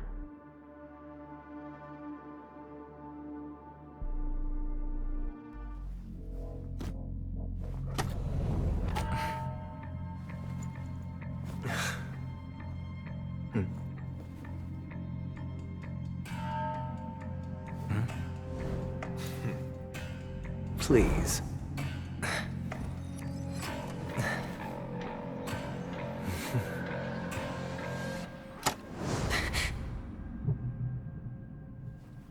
Are these what you're looking for?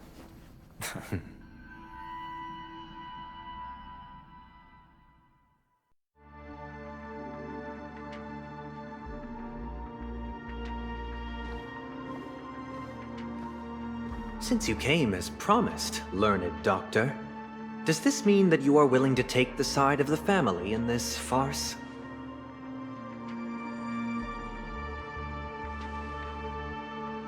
What makes you think you can convince me?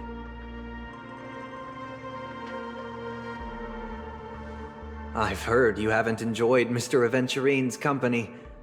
I also understand that you're an avid learner who sees the pursuit of knowledge above all. In that case, you ought to realize that a competent scholar knows their position and wouldn't forsake more vital matters for the sake of petty pride. If you agree to assist the family, I'll share our research findings on the Stellaron. You must be quite aware that, besides the family, no other faction is willing to share such information.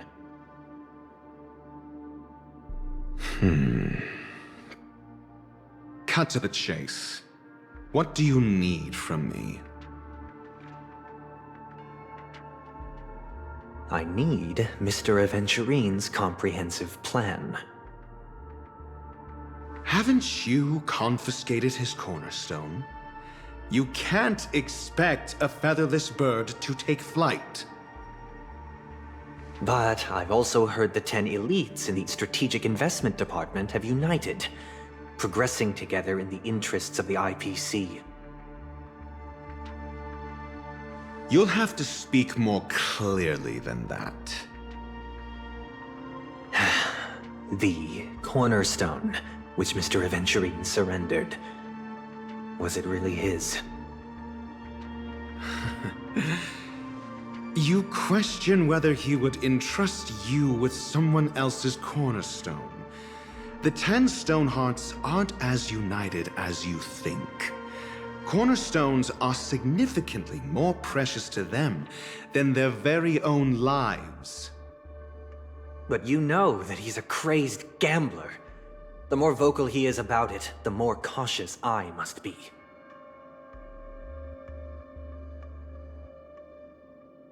I never imagined someone would share his way of thinking. Honestly, you should see a shrink. Bring it. The box containing the cornerstone is unique, and only IPC senior staff and related members can access it. But I happen to be among them.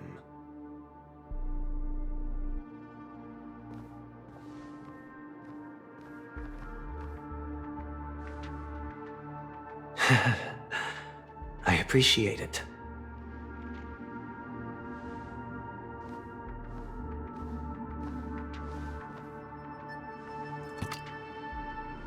Unfortunately, your guess is correct.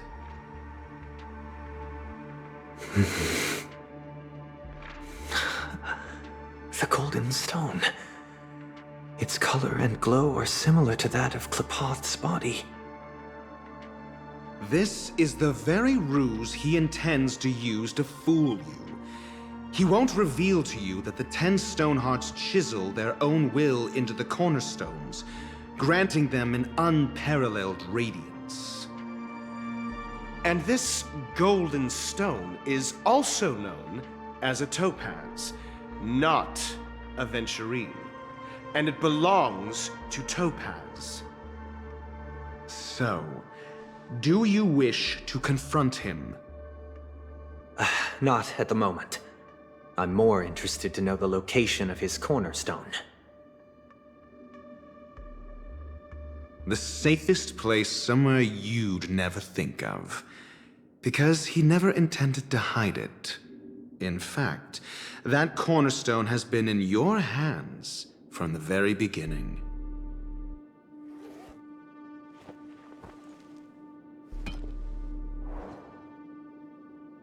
I see. This bag. Mixing a cornerstone, more precious than life itself, with a bunch of worthless jewels, disguised as a gift of money waiting to be confiscated, is indeed in line with Mr. Aventurine's style. Then he makes up some trivial excuse, downplaying the matter, and requests the gift money. This is a gamble, one he's all too familiar with, betting on your single misstep, leading to a total loss. Learned Doctor, I am grateful for your help. The family will surely reward a righteous person like you. As for the villain, I hope he retreats in humiliation. It was all thanks to your friend with a keen eye that I could add a blot of utter failure to your storied career. Ratio, you wretch. Finally shown your true colors, huh? Oh, and just to remind you, you currently only have 17 system hours left to live. Treasure your remaining time, and savor the delectable aftertaste of defeat. You might as well explain yourself a little more clearly. What I performed on you just now was the Harmony's consecration. You were to show allegiance beneath the illumination of their grace.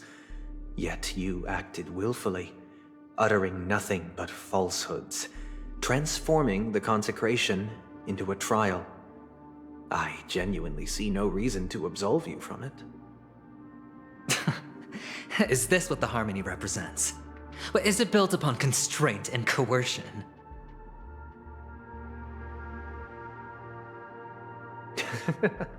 You misunderstand, Mr. Aventurine. Punishment is meant for the irreverent, but I have seen your resilient spirit, and thus I offer you the possibility of a new beginning. Throughout these 17 system hours, you will be unable to escape the dreamscape or contact any of your companions. You only have 2 paths before you, and it all depends on whether you can complete my test within the time limit. Should you succeed, you will be able to coalesce into the Harmony and be with your family. If you fail, you will suffer the wrath of the eternal Centurion and fall into an abyss of doom. Sounds like I'm gonna end up the same either way. I indeed do need a servant to help me uncover the evil hidden in the family from an external perspective. I will purge the evil from the inside and bring the real culprits to justice within 17 system hours. When the time comes, compare your findings with mine. If both our findings align, or if you can provide me more insights, then they will truly be able to grant you mercy and honesty. Shameless hypocrites. You took everything from me and still demand the truth? That isn't fair. Your carnival reeks with the stench of cash. Nothing is achievable without it. This is meant to be an act of personal virtue, not requiring the family's support. Your bag is over there. Do as you please. I believe you can trade this bag of worthless jewels for everything you need. That's what gamblers excel at, isn't it? Off you go, Mr. Aventurine. You are free. I will wait here for your good news.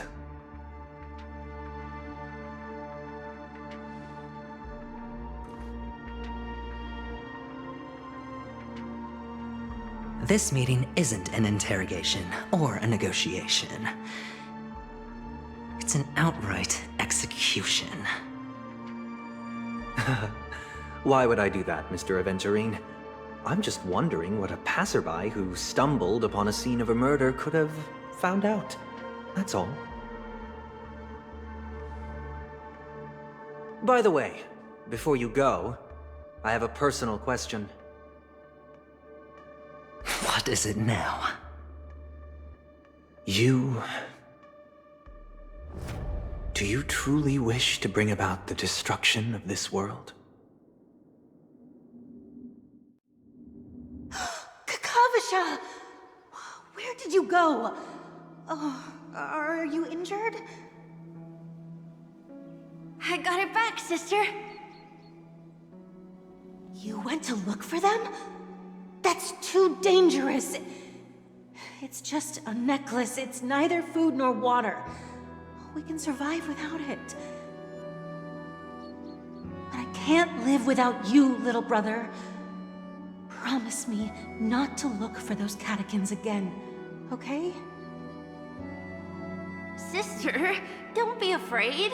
The catechins are fools, but I'm smart. I played a game with them, and I won. Won? What happened exactly? Tell me. I made a bet with them. The two birds in the desert and me. Who will die first? I won. They suspected me of cheating, but I didn't. I won fair and square. Of course you'd win. You've always been a lucky child. Gaiathra Triclops must be watching over you. But that's no reason to push your luck by going up against those bloodthirsty, cruel catechins. Have you forgotten how Mom and Dad... Look, this is just a necklace. But Kakavasha, you are my only family.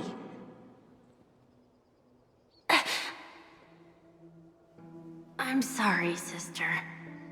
I thought you'd be happy. Because Mom left you this necklace. There'll be no next time.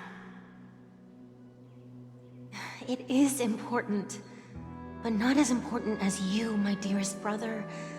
I don't blame you, but you must remember what Mom said. Pain and poverty are the trials of Gaiathra Triclops. She has also granted us a chance, and that's your good luck, Kakavasha. Your good luck is the most precious wealth we, all Avgin, have.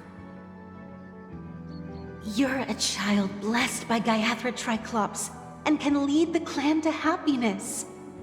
So always remember to protect yourself and never resent the pain and poverty you're going through, all right?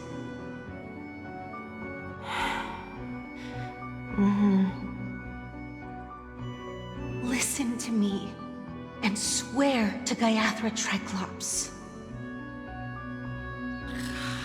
Okay. I will swear to Gaiathra Triclops to protect this wealth. But sister, if Gaiathra Triclops was really watching over us, then why did she not protect Dad when he was swept away by the quicksand? After all, Dad went to the Catechins' land only to prepare for Gaiathra Triclops' offerings. And where was Gaiathra Triclops when Mom was shivering in our arms? Mom was still pleading for Gaiathra Triclops' forgiveness under her breath until the moment she closed her eyes. Sister, everyone praises me for being smart, but I don't get it. If every rain pour was Gaiathra Triclops' forgiveness and grace, then how bad were our sins? So much so that we were born in this world of death?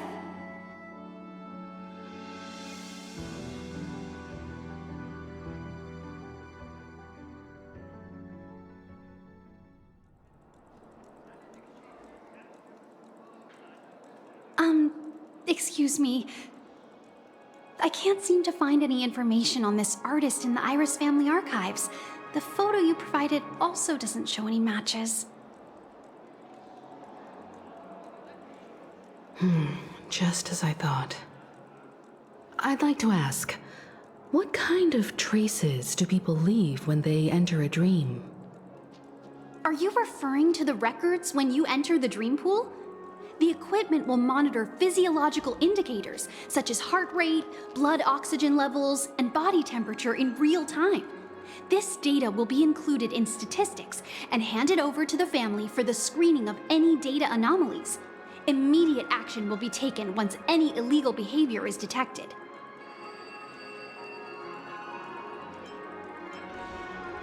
I apologize. The hotel does not have access.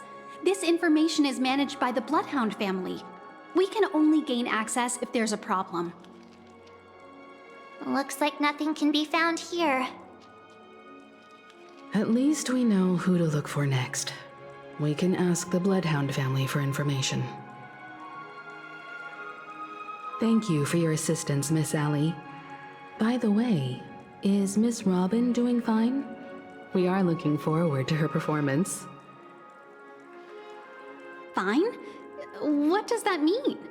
Is there something wrong with Miss Robin? The preparations for the Charmony Festival have been proceeding smoothly, so I guess things are pretty good. I believe she will be able to put on a spectacular show for all of you. I'm sure. Sure enough, no one knows about Miss Robin. I'm not surprised. But that Miss Firefly is truly mysterious. There's no information on her in the hotel system. Even if she's a stowaway, she should have a disguised identity after entering the planet. She's also in the running for the legacy. How is she going to sneak into the dreamscape unnoticed? Is there any other way to enter a dream? Besides the hotel room's dream pool?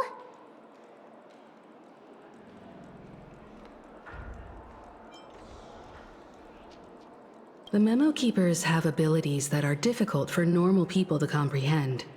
In the memory zone of Peniconia, they thrive effortlessly, a fact proven to us by Black Swan. The hacker girl from the Stellaron Hunters used extraordinary means to unlock the Dreamscape Hotel's seal. According to the scene witnessed by him, it is likely that they are behind Miss Firefly's case. The Garden of Recollection and the Stellaron Hunters. Both are possible, but what about the IPC? Since they want Peniconia all for themselves, they're bound to have a plan. Who are you guys? The Bravo team has arrived at their designated position, ready to execute armed evacuation operation. Boss, get moving! Armed evacuation? Boss, aren't you drunk? What do you know? It's more efficient this way. Just don't let the director find out. Act first, report later. Understood? Help! Help me! I spent all my year-end bonus on the snowball! I don't want my name on the department's major disciplinary notice! Hey, check it out! That voice. Could it be the IPC workers from Bellabog? To all guests, the IPC will be conducting special operations within the hotel. Please follow the staff in charge of evacuation to the designated safe zones, or compulsory measures will be enforced. I'll request a beating for you lot! You've been told not to drink during work hours. Take him back to the hotel room. I'll organize a meeting later to properly go over how this incident report should be written.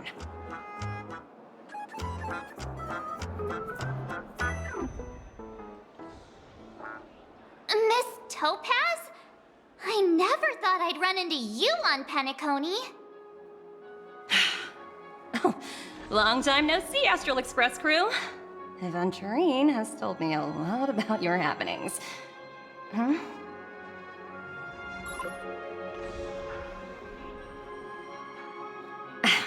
It's fine.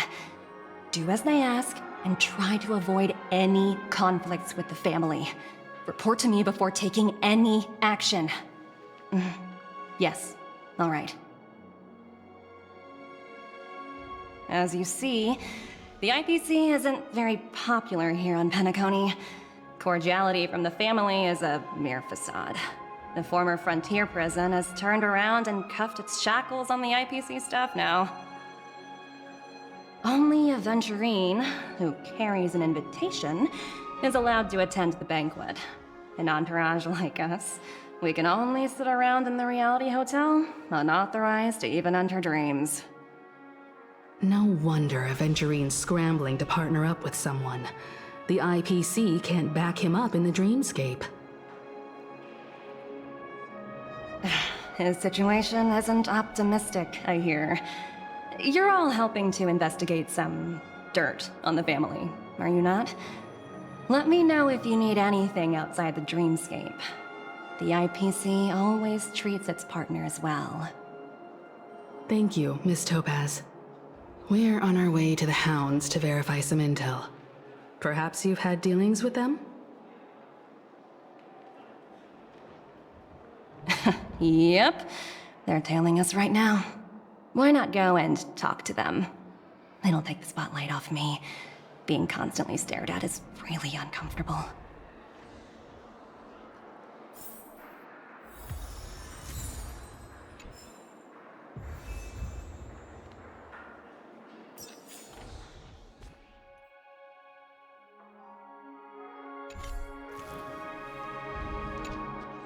How does it feel to be in business with a Venturine?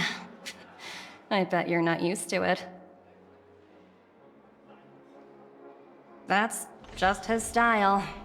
All or nothing is his mantra. He's always cozying up to his clients while egging them on to undertake some dangerous assignment with him. But everyone has their merits, so I won't comment further. But Venturine's luck has always been good. He's always closed all his cases without a hitch, and basically never lost a gamble. Which is why, on the issue of retaking Peniconia, I'm watching with keen interest.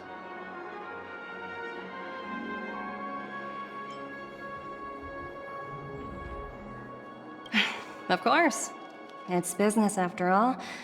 What's important is where you're seated at the table. As for the two cases, apologies, but I don't have much info on them either. All I can do is ask you to keep digging for more details.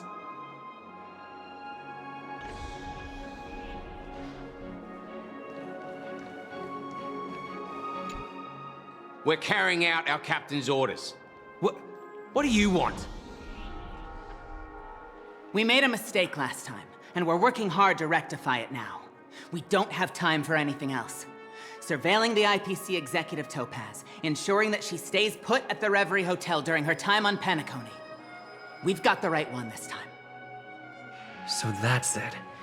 They were the pair who were after Firefly at the time.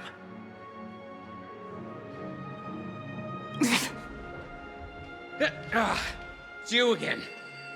Back for more trouble? We're not afraid of you this time. Well, spit it out. Stop bothering us if you've nothing important. So you know each other. Why do you keep running into people you've beaten up before?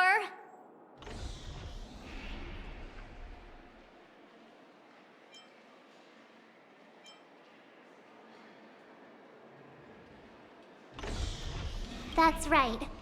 We're investigating a murder for the family. May we access the hotel's dream pool entry records? Well... Hey!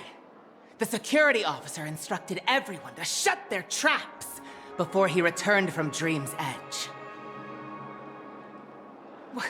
What murder?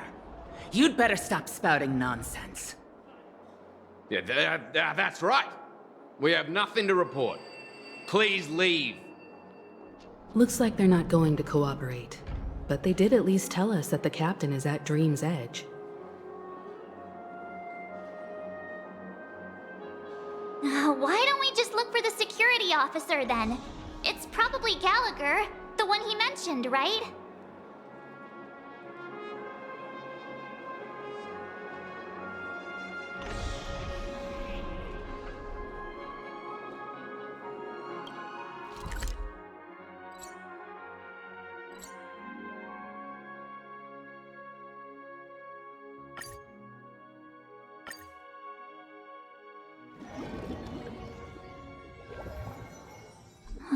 such tight security.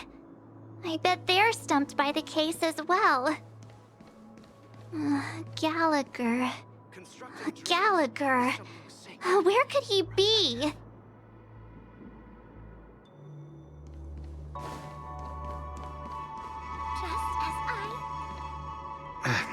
Apologies. The Bloodhound family is running an investigation up ahead.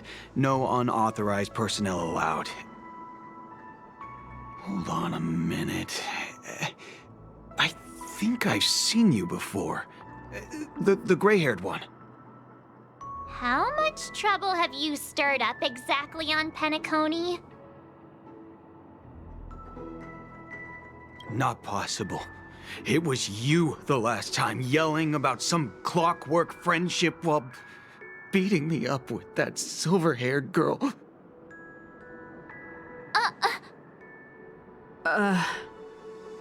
I'm not letting you get by this time. Please leave, or I'll have to get on my knees and beg you. Huh? What kind of heinous crime have you committed now?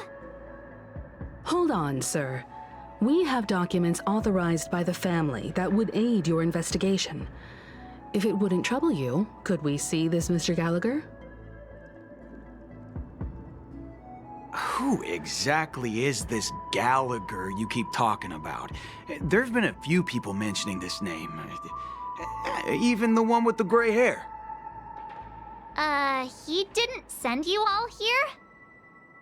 It was the security officer who dispatched us. That's all I can divulge. He'll do.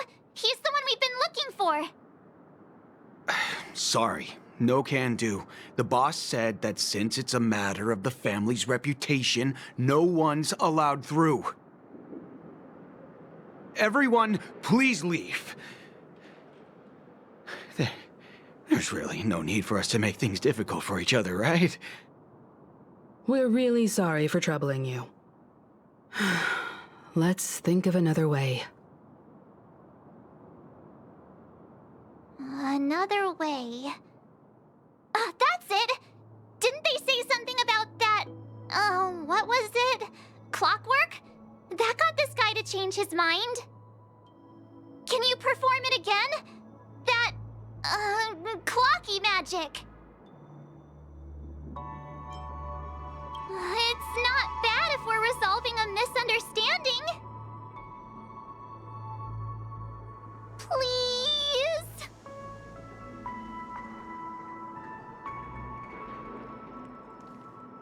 Sorry, no can do. The boss said that since it's a matter of the family's reputation, no one's allowed through. Everyone, please leave.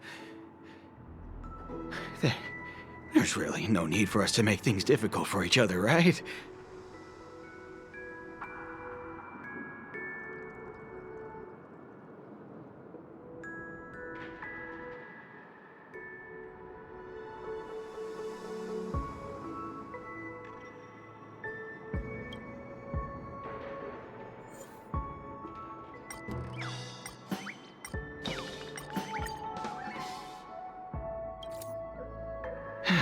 Let me see what time it is now.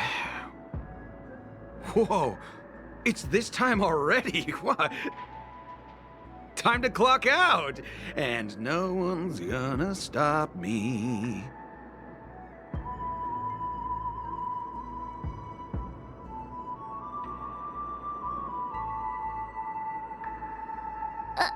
What? Huh?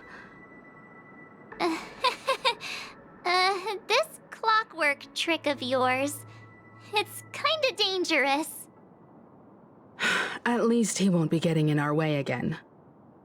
Let's go find that Gallagher and ask him the intricacies of the case. I was wondering what all the commotion was. Huh. Oh, it's you guys. Welcome.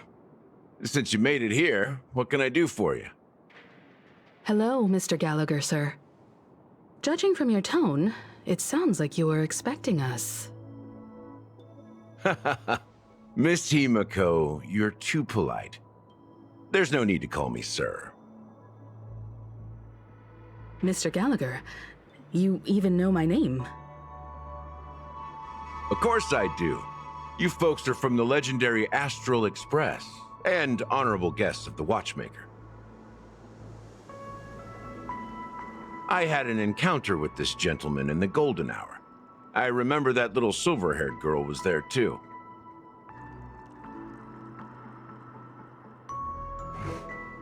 I'm sorry for what happened to that kid. This is also the reason why we've come to visit you, Mr. Gallagher.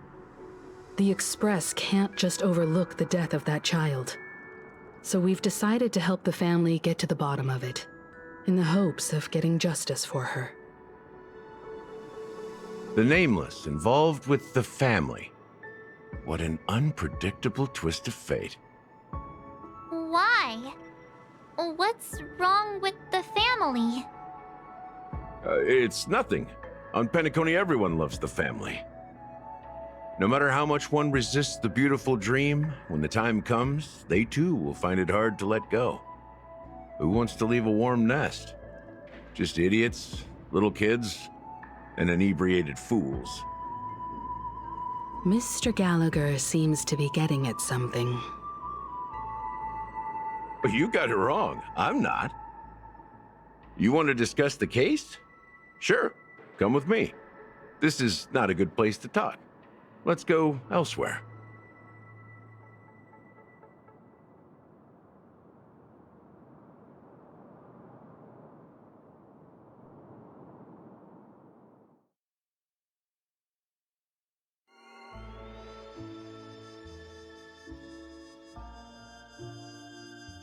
Even after that chilling tragedy, this dream is still running effortlessly. Other than the family of the Harmony, it's hard to imagine any other power in the universe that could sustain a building of such magnitude. The family itself is a huge, perfect building, like a living idol. Each member of the family sees themselves as a piece of the divine puzzle, revolving around a singular core and a shared ideal. Under their command, they loyally fulfill their roles, offering themselves while also receiving sustenance in return. Interesting analogy. Perhaps that's why Penaconia's beautiful dream has persisted for so long.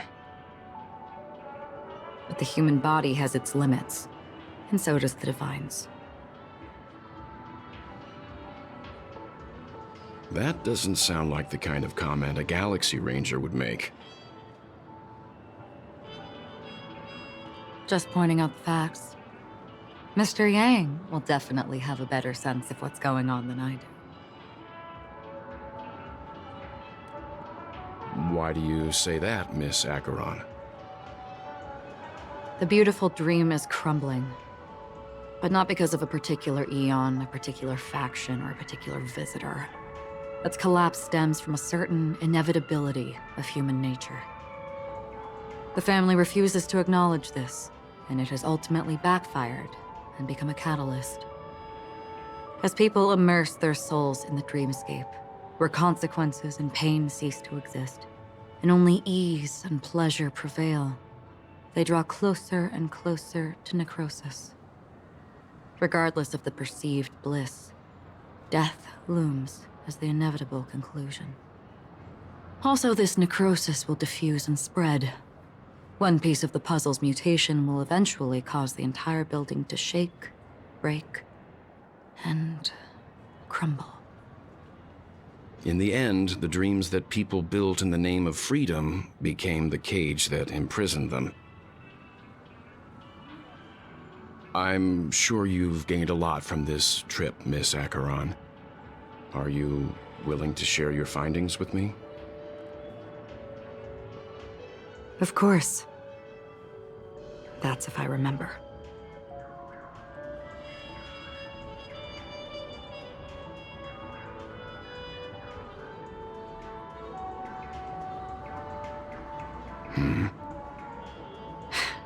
Don't mind me, it's just a habit. Owing to events in the past, I've become easily forgetful. It's only when this sword is unsheathed that those hazy memories start to become clearer. Take your time. That should do it. I vividly remember everything that occurred on Peniconia. Ask away. The moment of daybreak. I've heard that's where the Dawn Factory, which processes the foundation of the dreamscape, is located. Behind the dreamscape's song and dance stand many imagination factories. Workers create all kinds of whimsical works day in and day out in their dreams. Then they return to reality and sleep on a narrow bed in a room. A far cry from luxury. They say it will suffice. Experiencing the bizarre and motley dreamscape is the best reward. There I encountered a young woman who had just come of age. The perfect time to indulge in beautiful dreams. Her greatest wish was to one day move to the golden hour and see the magnificent garments she had woven with her own hands. For certain reasons, her wish was difficult to fulfill. But I managed to bring her a garment. Gilded Hour. It's said to be Penaconia's currency center. Yes. It is a fortress-like financial city, the economic heart of the dreamscape. The Pepeshi people of the Alfalfa family are there to keep it running, sending blood that is made from money everywhere on Peniconia. Everyone there is exquisitely dressed and always in a hurry. The greatest wish of the local Pepeshi people is for their future generations to work in the Gilded Hour. I've never met anyone who is willing to talk. I could only stand at the crossroads, watching crowds of people hurrying like the wind through the jungle of steel, only to deposit the alfalfa credits that they'd earned into the bank's vault. I don't know if they would open the vault door, but before I left, I witnessed a well-dressed Pepeshi person plummet from the sky, while those around him continued on their way, unfazed. I hear the Blue Hour is very romantic. Do you have any tales to share? Perhaps Mr. Yang has heard. There is a large boat called the Eventide, anchored along the Sea of Dreams, where soft music and dancing persist endlessly every night. I ran into a wizened lady there. She was at the dock, waiting for her long-departed lover to return, waiting for countless hours within time that stood still. In the humid sea breeze, she spoke of her own youth. Like many who desired wealth and love, they came to Peniconia to pursue their dreams. Alas, her lover's consciousness was lost in the dark depths of the Sea of Dreams. Finally, she suggested we continue our conversation on a boat in the shallows. I agreed and boarded the boat with her. But she never said anything. Her eyes absent-mindedly gazing at the horizon for what seemed like forever. Finally, we retreated to the beach. The dreamscape of chic, luxury, and consumerism, the moment of dusk. My companions have been there too. Then you all must have seen those who are attempting to realize their dreams. Or have realized them. Scattering money as if it were dust and betting it on all or nothing. Everything has a price, and everything can be bought or sold. Even dreams themselves. I saw an Intellitron there, who was preparing to auction himself. When someone wins a bid under stipulated periods and rules, he would do the buyer's every bidding, becoming that person's very possession. That Intellitron had been auctioned off 12 times, and I participated in his 13th. That was the grandest banquet I had ever attended. But never again did anyone cast another glance at him. This time around, there were no successful bids for him. This is what I've seen and heard along the way.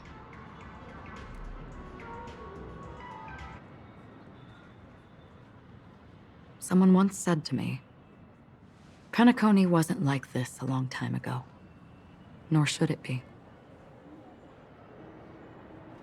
I've traveled through the reality and dreamscape of the planet of festivities, watched the tides of night rise and fall when time stopped for people, where the spirits of the rich and impoverished remain forever fixed on their own scales. This is why I think the collapse of the beautiful dream is inevitable. There might be a way to change everything. Perhaps. But if this is indeed the world that people desire, if this is precisely why life chooses to slumber, should we still seek to change it?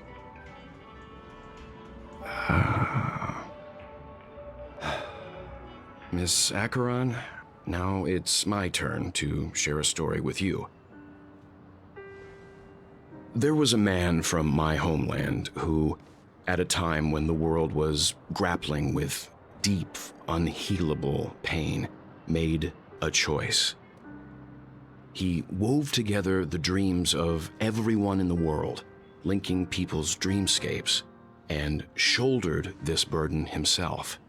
From this, he created a giant, a spiritual Adam. And since that moment, the giant stood between heaven and earth, becoming the pillar of the world's existence. As a price, those who found it hard to move forward, who could not advance, forever lost their future. They slumbered in a dream, devoid of disaster and pain, living out their days peacefully in the man's created utopia. And it is because of the wishes of those people who wished not to awaken that this spiritual Adam became unbreakable. And yet, you stand here right now, which also means that man failed. Because people must always move towards the future. Even if human weaknesses make them pause when they truly cannot move forward, humanity will eventually seek a way to save itself. And that man, he was never a failure. Like everyone in that world, he etched the possibilities of human nature into his heart. He was the sun chaser of legend, soaring towards the sky and embracing his final victory with his fall. He ascended to heights uncharted, only to come face to face with the sun, a place not visited by anyone before. His wings would melt because of it, only for him to fall into the sea. And after that, countless others would surpass him, soaring to even greater heights. A fitting metaphor for the Nameless's trailblazing spirit. Thank you, Mr. Yang. I know what you wish to confirm. The universe has innumerable similar, yet different worlds. In these worlds, there are innumerable people who look alike, yet don't. I too have embarked on journeys, encountering old friends with familiar faces on different worlds, witnessing their destinies follow paths similar to mine. So I will tell you, even if not completely similar, the story you just told, it overlaps with my past. And within that abyssal dream, I ended that man's life. Alone.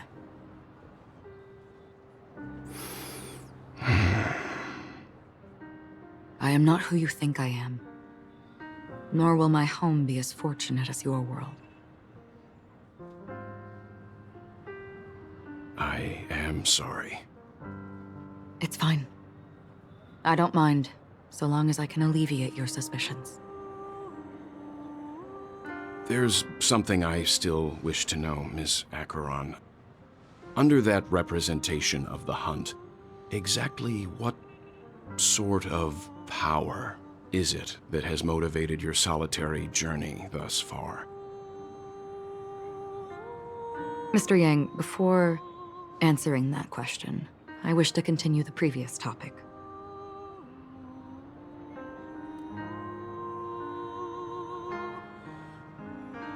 I like your analogy very much.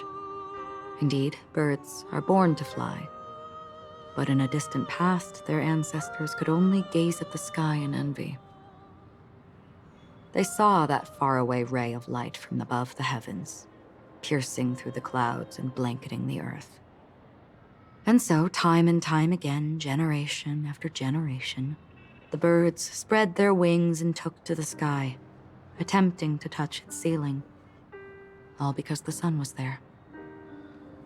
Then, what if the last bird finally soars into the sky, only to realize that the end of the light is not the sun, but darkness? Then why, exactly, do we even walk towards the light?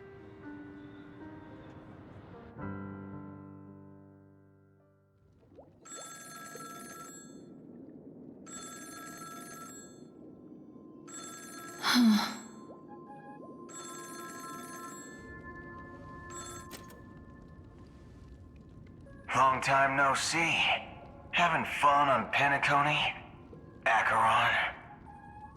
This voice, it's not Constance. Could it be her companion?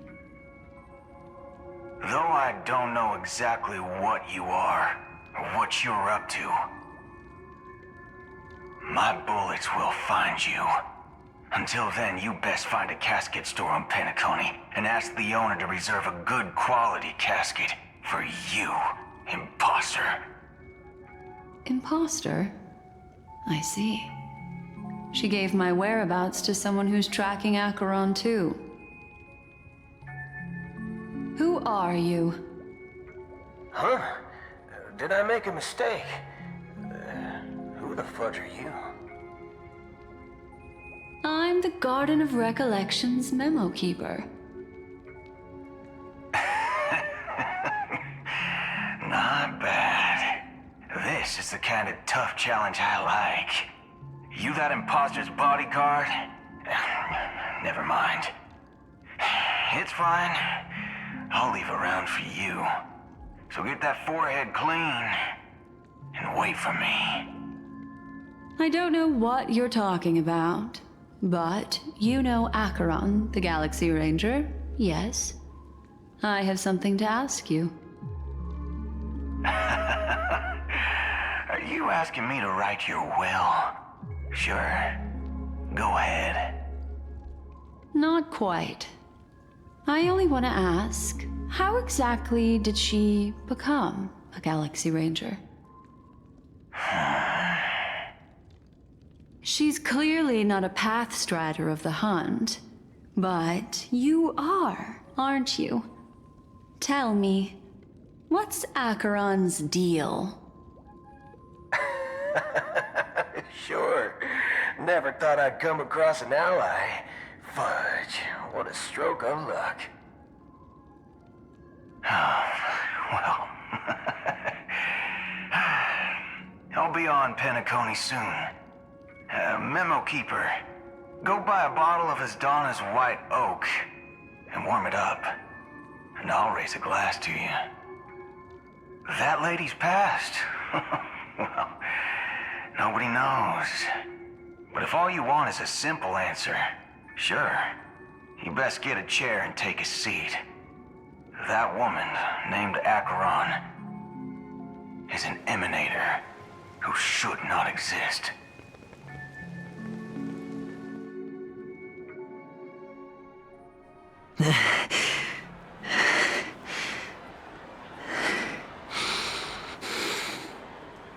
You look pale, or as that also part of your act?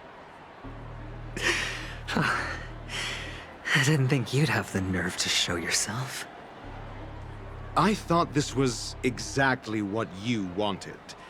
After all, I faithfully fulfilled my duties as you instructed. Just tell me if you can't hold on any longer. So, the genius of the Council of Mundanites wants to be my Undertaker now. What an honor. Yes, and I'm pretty sure the people at the Strategic Investment Department would love to be notified of your death in due time. But let's not forget, you won't be seeing them, because I'm the manager of this task. Great. Then tell your people that Aventurine is ready to go in 17 system hours. Oh, you've got a lot of nerve. How exactly do you plan on completing your task while your hands are tied by the harmony? My conversation with Sunday convinced me that there's a traitor in the family, and that they hold the secrets of Peniconia. So, I took the opportunity to set everything in motion. I even managed to recover the gift money. Things haven't gone this smoothly since I walked through the doors of the Reverie. Now I'm only one step away from victory. Let's just wait and see. Sounds like a very elaborate way of saying that you failed. That's all I can say. Have you forgotten, Doctor? You betrayed me. Go. Do what you must. I look forward to the sight of the IPC fleet surrounding Peniconia. You've achieved what you desired, haven't you?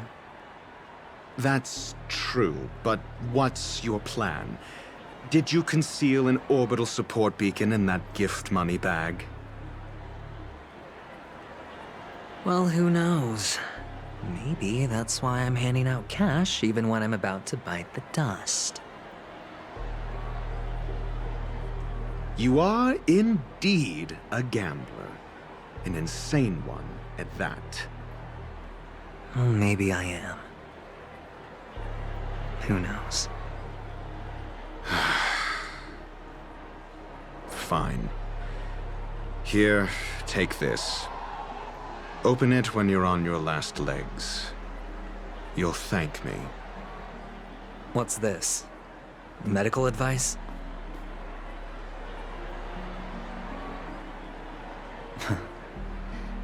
You catch on pretty fast, Doctor. Asking me to solve a case without giving a single clue. How typical of you, you wing-headed scoundrel. But the way you're all on edge about that stowaway, it's just as I guessed it would be. As for now, let the rain of wealth from the IPC fall evenly on everyone.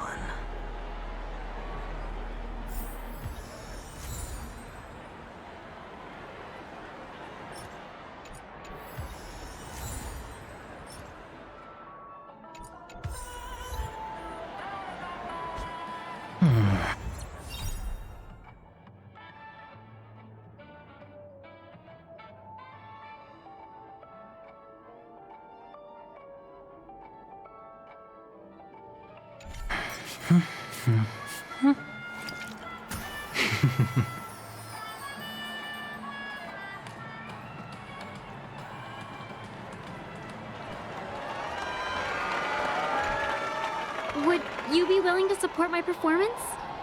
And keep the Song of Beauty alive in the cosmos? Wow, how fabulous! But why would you give such a wonderful gift to a random stranger like me? Well, you see, I can't bear to see anyone in this sweet dream suffering from poverty. incredibly kind of you. Thank you so much, sir. If you ever get the chance, please, feel free to come by and indulge in my singing. Sure thing. Oh, by the way, do you happen to know anything interesting about death? Death? That's a pretty scary topic, and it doesn't really match the mood of this sweet dream. Oh, you see, I'm a tabloid reporter collecting ghost stories in Peniconia. As you know, the more chilling the stories, the more attention they get. Maybe you could help me out. Well, if you're up for some gossip, it's not about death, but there have been some rumors about a guest at the reality hotel who fell into a deep sleep and didn't wake up. It was like they were in some sort of coma. Nobody knows what caused it, but luckily the customer eventually regained consciousness. Well, all customers are under the protection of the family, after all. Thank you. This will make for a very juicy headline. May Shibe protect us. Unexplained coma. That's actually what happens to your body if your brain dies in a dream. But unfortunately, the customer ended up waking up in the end.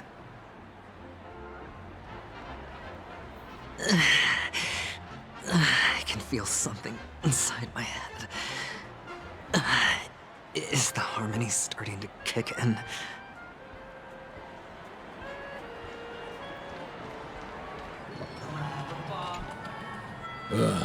The world has truly lost its way.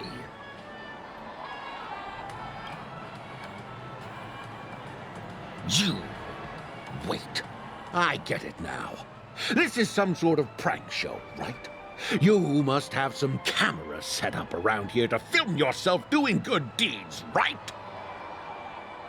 You youngsters are always looking for a quick way to get an audience. But you know what? A truly great show never comes easy. Oh, a great show will start soon, old man. But before that, I need to ask you something. Do you know where I can find death in this dream? Ah, I see. Another fearless youngster looking for death, huh? Well, let me give you a piece of advice. Don't think you're the first one who's ever thought of that idea. Death? Not even remotely innovative. I bought it from Dr. Edward. He claimed it was some exclusive fancy schmancy stuff. Oh, but what a disappointment. The effects were awful. First, some monster covered in eyes stabs you in the gut. And then all you see are blurry glimpses of buildings and lights. The sky was spinning so fast it almost made me puke. Is that all? Yeah, what else can you expect? Don't put too much stock in the Peniconia movie industry. They even call this junk groundbreaking art. Can you believe it? What a joke. Well, I'll leave you be then. I hope you have a wonderful day. A monster covered in eyes. That sounds like the Memory Zone meme. But buildings and lights... I don't think those have anything to do with death. Well, that whole dream bubble was probably created using rumors and gossip.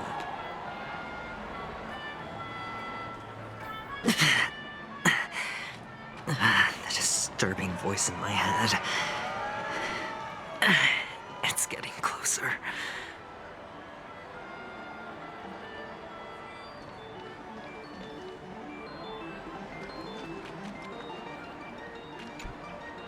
Take care, my friend. If you ever find yourself in danger, remember that the hounds are always ready to help.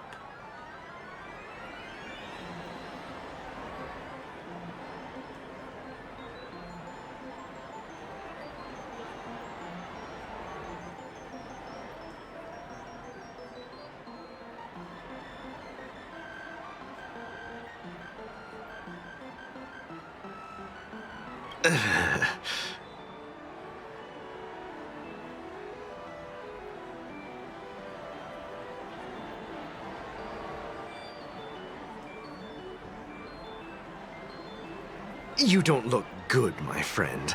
If you need assistance, I can contact the hotel and have them wake you up forcefully. That won't be necessary. I have some business to attend to. But thank you all the same. All right, then. If you ever need help, don't hesitate to reach out to us hounds. Well, actually, I do need a favor. As the most outstanding hound in Peniconia, have you come across any stowaways recently? Stowaways? How could there be stowaways in Peniconia? We've never had anything like that before. All right. Good luck with your work, then. What was I even thinking? Family would never share intel with the IPC.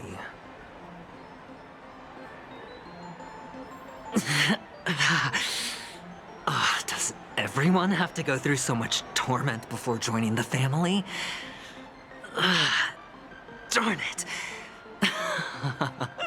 Now I just want to dig out my brain and use it as evidence.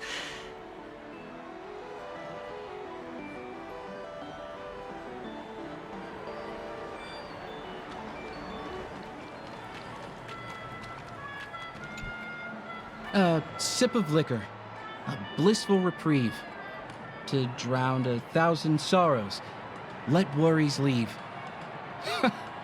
I know I have what it takes to become a poet. Oh? You're giving these gems to me? Didn't expect to meet such a generous soul in this place. Or are you just pitying me?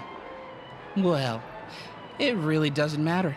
As long as I have Soul Glad, that's enough. This is just a dream after all.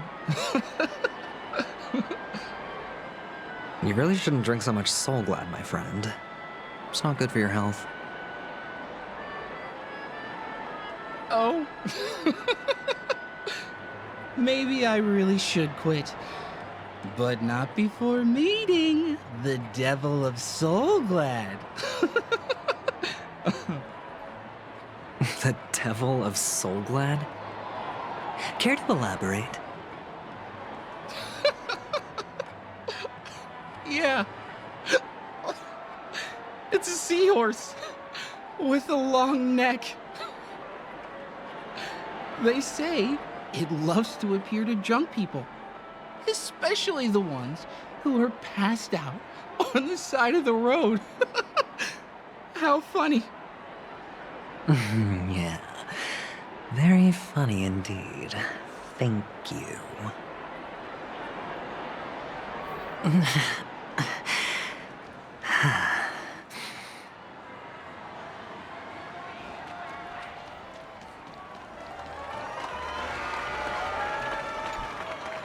You want to talk to me?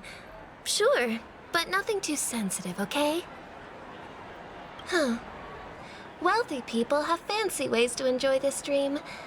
But to be honest, I've never seen anyone who gives out money to others like you. So, are you trying to be the prince from the tale, handing out his gold leaf garment and melting his lead heart in the fire? I'm flattered. I'm no prince, and I just thought these gems would help you speak. So, as an investigative reporter, maybe you've heard something about death? Ah, another curious soul. I see. Well, that was actually the topic I was most into when I entered the industry. But my boss shut it down. How did your boss talk you out of it? Well, she simply said, covering baseless urban legends like that would make us look like some third-rate tabloid. I thought about it, and she had a point. Reporting on stuff like blowing out birthday candles and getting spooked by nightmare ghosts isn't exactly professional material. Guess she's got a point. Thank you for sharing.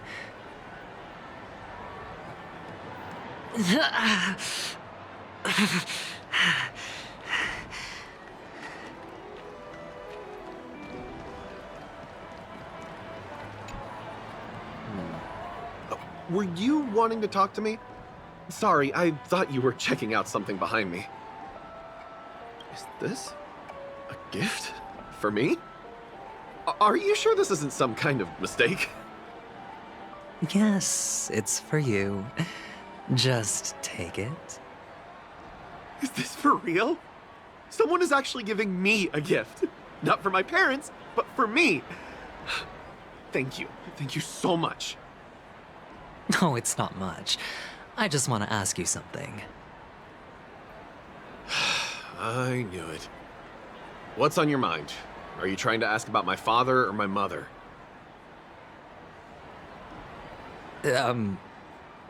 Neither.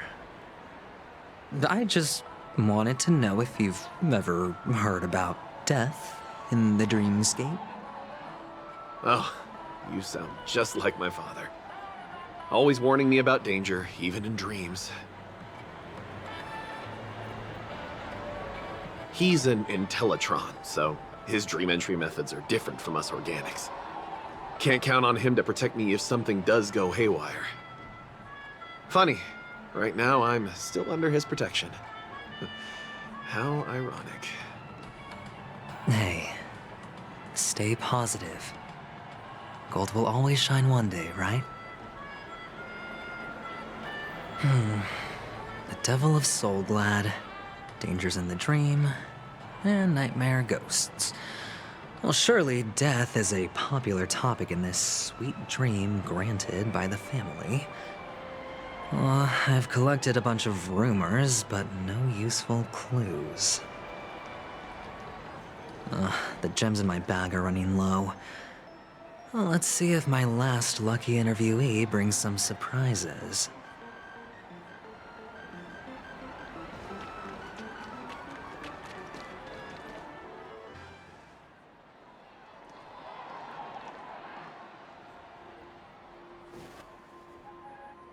Remember what I said. You Sigonians are better off hiding in the sewers. Look at you, snooping around and sticking your nose everywhere. Is the smell of death so enticing, my fine fellow? Oh, it's you, masked fool. I should have guessed it. You're the imposter who appeared on TV after Robin's death, right? I heard you got caught by the family. I gave you a clear clue. Befriend a mute. Simple and straightforward, you know? And what did you do? You messed it up and ended up as their prisoner. I told you to make friends with a mute, not become one yourself. You really let me down. What do you mean?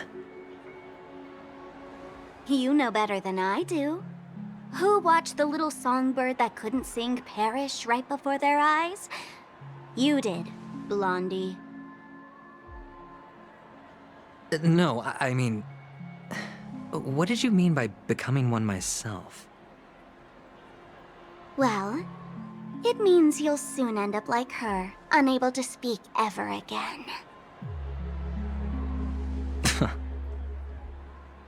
But it's a good thing if you ask me, because...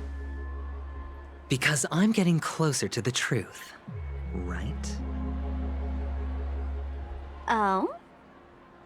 Why else do you think I'm handing out cheap trinkets all over the streets, fool? All part of the act. Fool's bait. The more pathetic I seem, the more likely you'll come sniffing around. So, now that I've drawn you out, will you reward me with an answer for my efforts? Why should I help you? Don't you want to see Peniconia descend into chaos? Well, I can make that happen. I just need an answer to one question. Back then, when you asked me to find a mute, did you really mean Robin?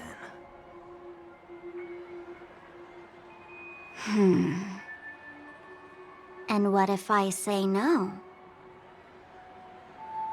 Then I'll thank you. Oh, the word no has never sounded so pleasing.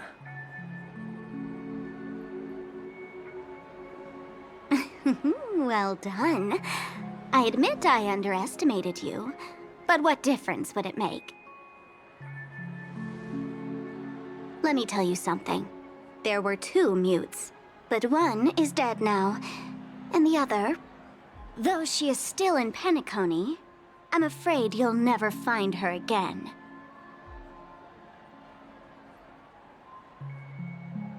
Now I'm completely sure that I was on the right track from the beginning and never strayed, fool.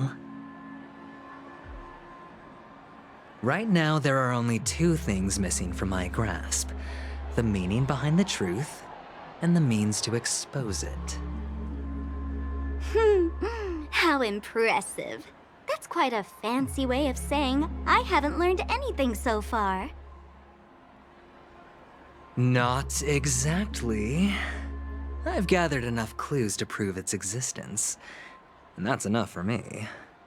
As for the answers to my questions, I'll find them within 16 system hours. Oh, really? Only 16 system hours? Well, let me lend you a hand. Here you go.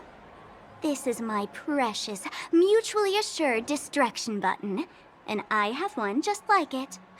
When either of us presses it, the other and the whole of Peniconia will go up in smoke. If you're really so desperate for the IPC to take over Peniconia, blowing up the chessboard isn't a bad idea. Start from scratch. That's where the IPC excels, right?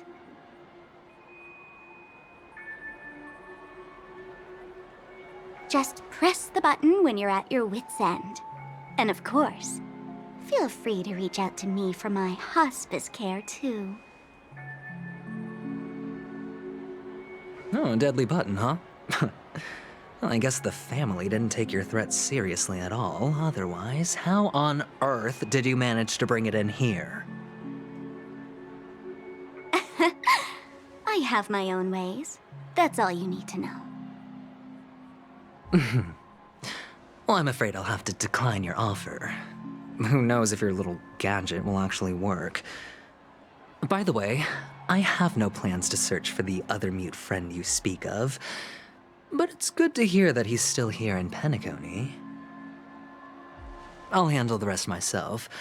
I'll orchestrate a grand finale for the downfall of the family. And at the climax, the walls will crumble, people will wake up, and those who couldn't speak will find their voices again. When that time comes, go ahead, press the button, light up the sky with a magnificent fireworks display for me. Catch you later, fool. You're still talking big, but sure, if that happens, I'll stay true to my word. Just don't let me down now, okay?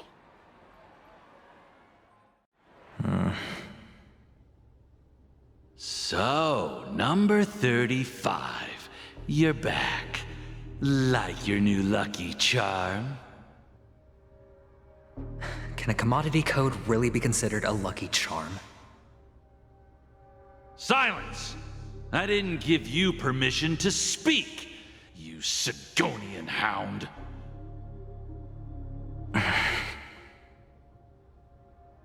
The guys in black didn't say much, so I've no idea what you did to save your skin in that massacre back in the day. But I figured you must have had good luck, so I bought you. From now on, you and your good luck are my assets. Are we clear? Your first task is simple. In addition to you, I've purchased 34 other slaves. Go, play a game with them. If you come out alive after 2 days, it proves that you're the real deal. You're insane. Testing out if you're a good product. Aren't you worried that the money you spent on me will go to waste?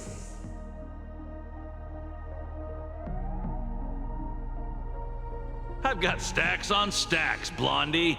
The slave market is never short of self-righteous brats like you. But you look good, and that's why many customers are betting their fortunes on a scrawny brat like you. So go along now, and don't let your master down.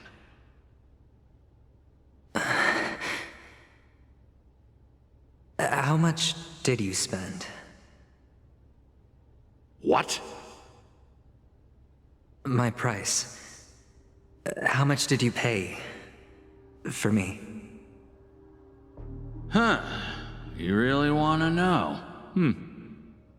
Well, it was 60 tanba.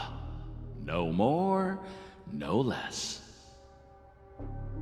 I'll take my chances. 30 tanba. If I come back alive, you'll give me 30 tanba.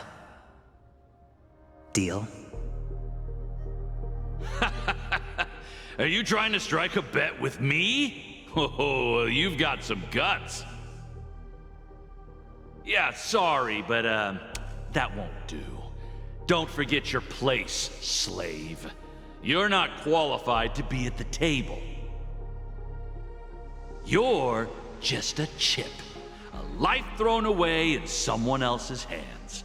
Either you come back with more chips for your master, or you never come back. It's all or nothing. Don't embarrass me, my lucky hound.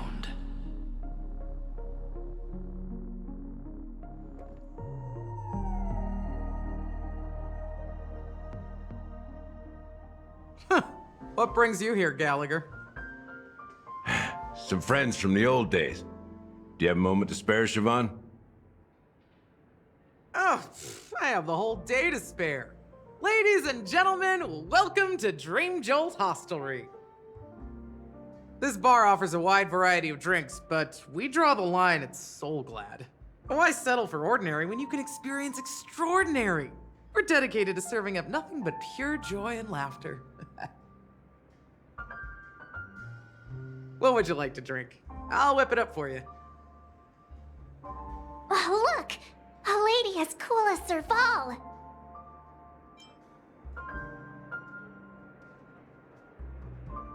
Who's Serval? Will you, introduce me to her? Huh? Oops. She's heard us. Just spare them, my esteemed bartender. I'll take over the bar today.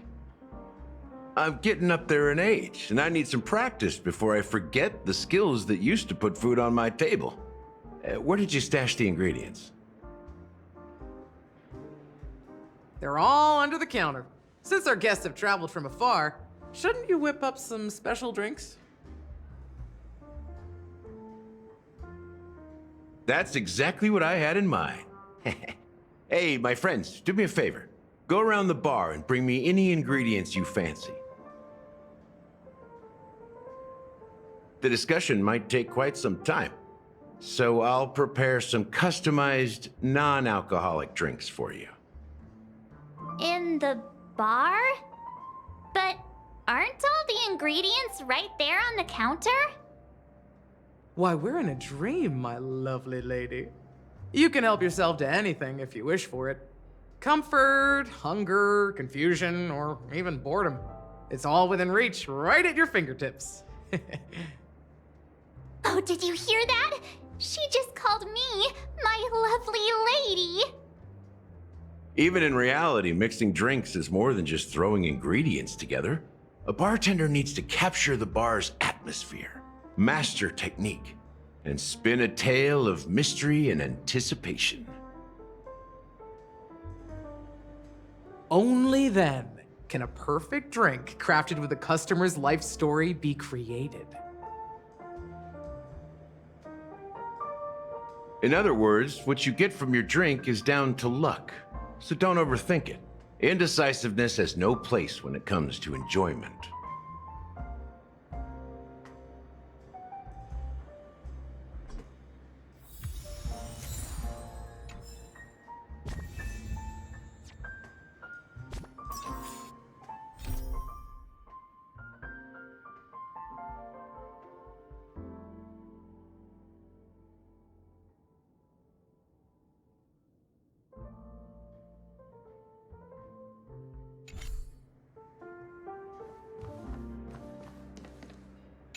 That being said, mixing a drink is way simpler than you'd imagine. Just pick your favorite ingredients, toss them in a glass, mix it up, and it's done. So go ahead, explore the bar, and bring me any ingredients you prefer. Go ahead, my friend. I'm sure you'll find splendid ingredients.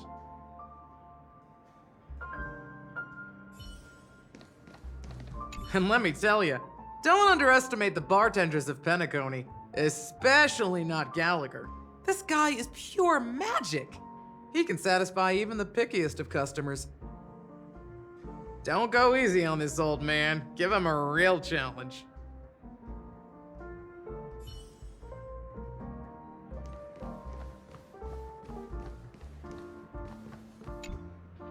Hey, look at all these chips scattered everywhere. A few days ago, an actor from the Iris family came. Caused a ruckus with Siobhan. Those chips must have gotten scattered during all the chaos.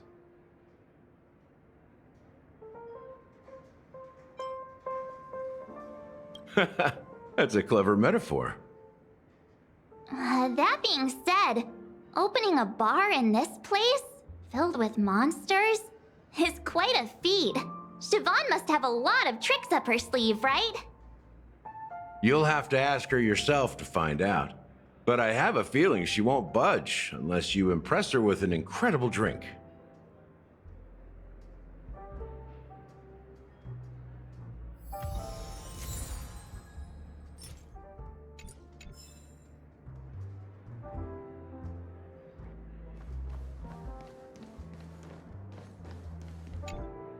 It's Soul Glad!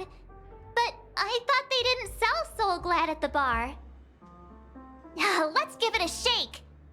Nice, it's still fizzy and has a long shelf life.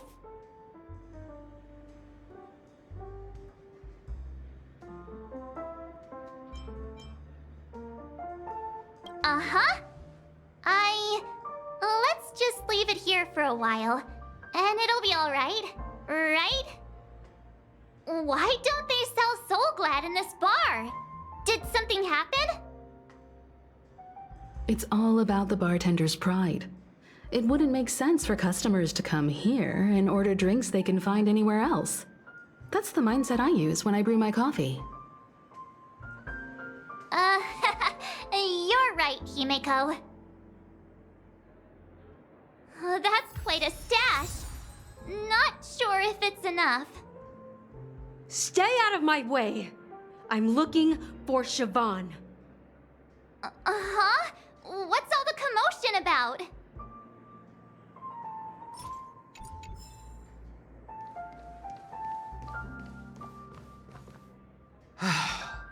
Haven't I made myself clear enough, Miss Amiki? The Dream Jolt Hostelry only welcomes guests who want to enjoy a drink to their heart's content.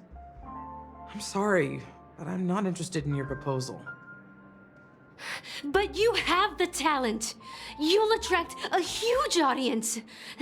You're destined for the Iris' stage, not for this rundown shack. Come with me. will become the talk of Peniconia, is shining light into every corner of the dreamscape. Please, Siobhan, I really need you. As you see, I'm entertaining my guests. Don't make me repeat myself. Fine. If you don't come along, I'll just sit here and not go anywhere else. Give me a sparkling drink. Sweet. With extra ice. Just one moment. What's her deal? We can't discuss the case with other people hanging around the bar. Hey, can you do that clockwork trick of yours again?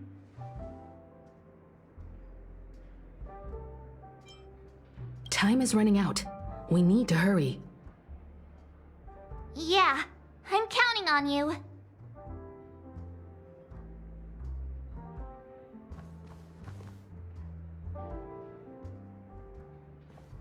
You're one of Siobhan's guests, right?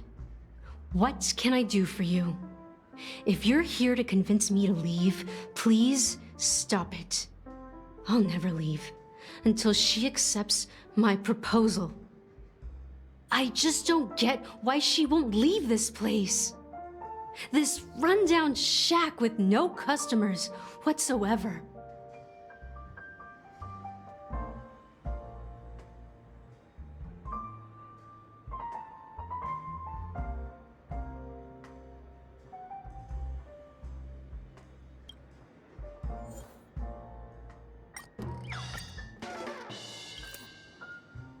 Those darn Irish jerks! They're the ones who forced Siobhan into hiding here, running this pesky bar. It's all their dirty scheming. I get it now. She's not leaving because she doesn't want to run into them again. I can help clear the way for her. I can do her a favor. I'll go back and write a letter to the Dream Master exposing the crimes committed by the Iris family. Siobhan will definitely appreciate it. I just don't get why she won't leave this place. This rundown shack with no customers whatsoever.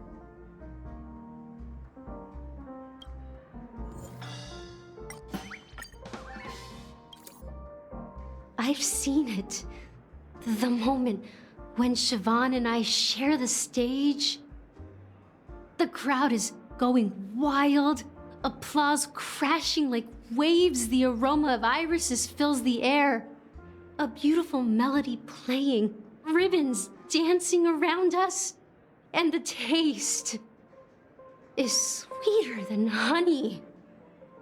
I've seen that scene countless times in my dreams, and every time it mesmerizes me. That's why I have to bring her back to that world, no matter what it takes. Want to raise a glass, my attentive listener? Let's consider it a toast to my far-fetched dream.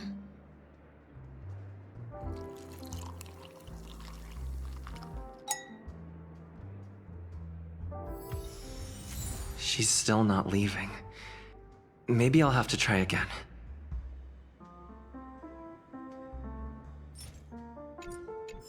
I just don't get why she won't leave this place. This rundown shack with no customers whatsoever.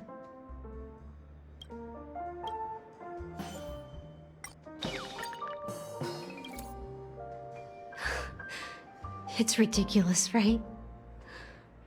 Our paths were never meant to cross, yet I'm still holding on to her.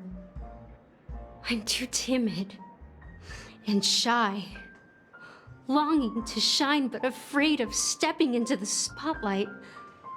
I need her guidance, because I'll never be able to do anything alone. You don't know Siobhan's past, and you have no clue how radiant she used to be. Even among the talented Iris family, her skill was unmatched. I know she probably thinks I'm just trying to ride her fame to get ahead. But all I want is for her to reclaim her place.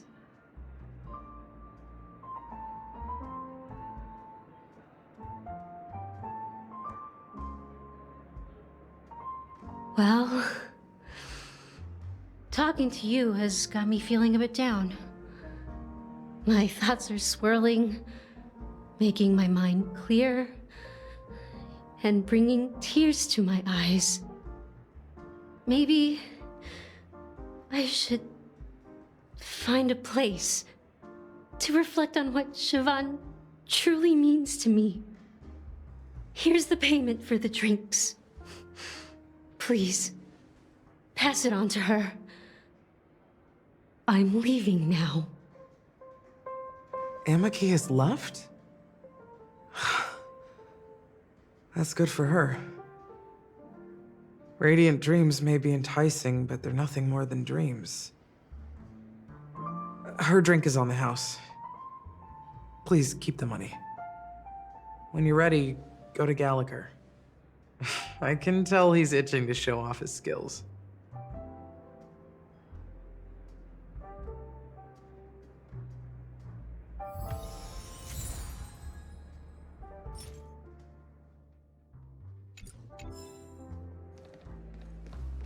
That being said, mixing a drink is way simpler than you'd imagine.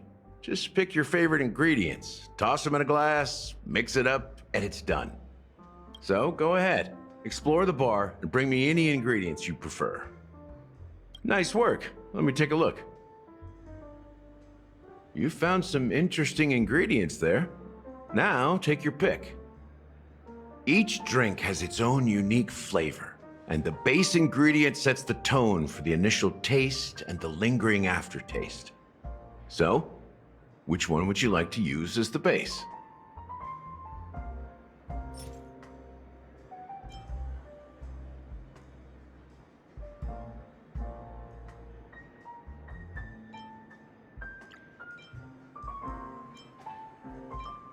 Sweeter than Sousa juice and more bitter than dream syrup.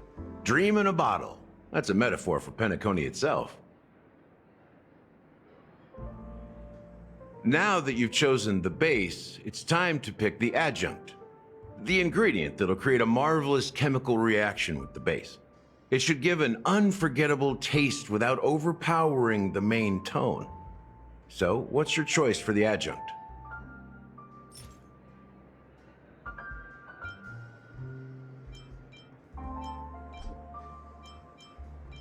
This is the most pungent adjunct we have, and my personal favorite. Before Mikhail left, the wrinkles at the corners of his eyes had deepened like knife cuts. He mumbled, his breath too weak to climb up his throat, caught up in his chest. But I could smell it. The lingering scent of Peniconia itself on that night. Mikhail. Almost there. Let's pick a decoration. Which style do you prefer? Anything you need, I've got it.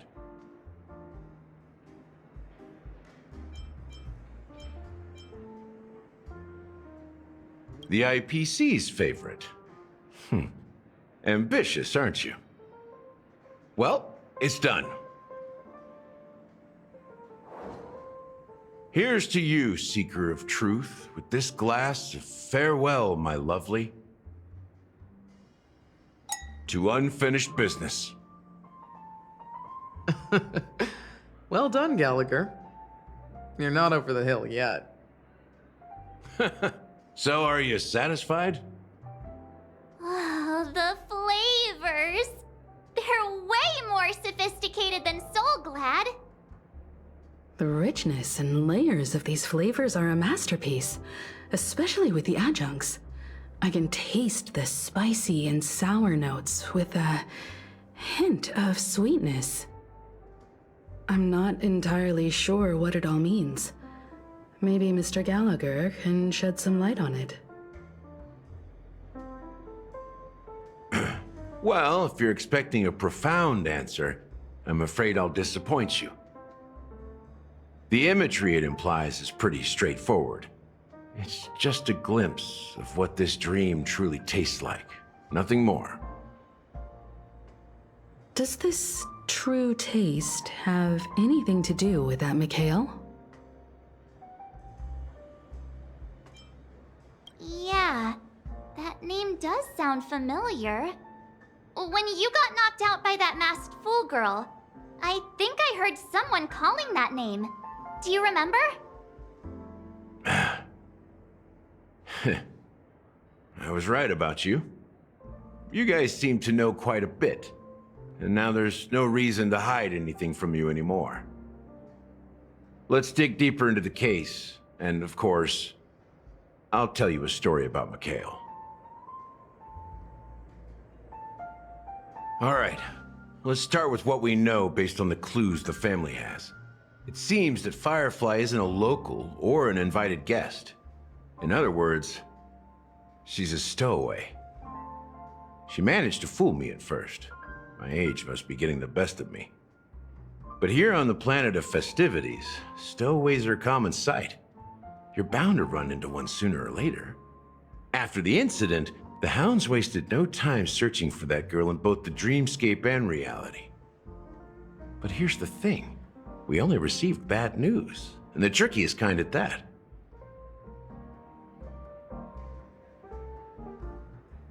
She simply vanished, leaving no trace in the dreamscape or reality, as if she had never come to Peniconia at all. Huh? Does that mean...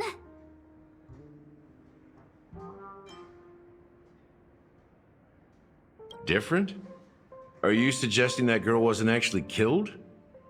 Come on, aren't you a witness in this case?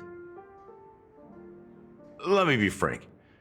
This case, actually, is unlike anything the Bloodhound family has dealt with before. Dealt with before? So, death does happen in Peniconia, if I understand correctly. You've witnessed it, so there's no need to hide. Even the shiniest city has its dark side. We're all adults here. Surely I don't need to explain too much to you.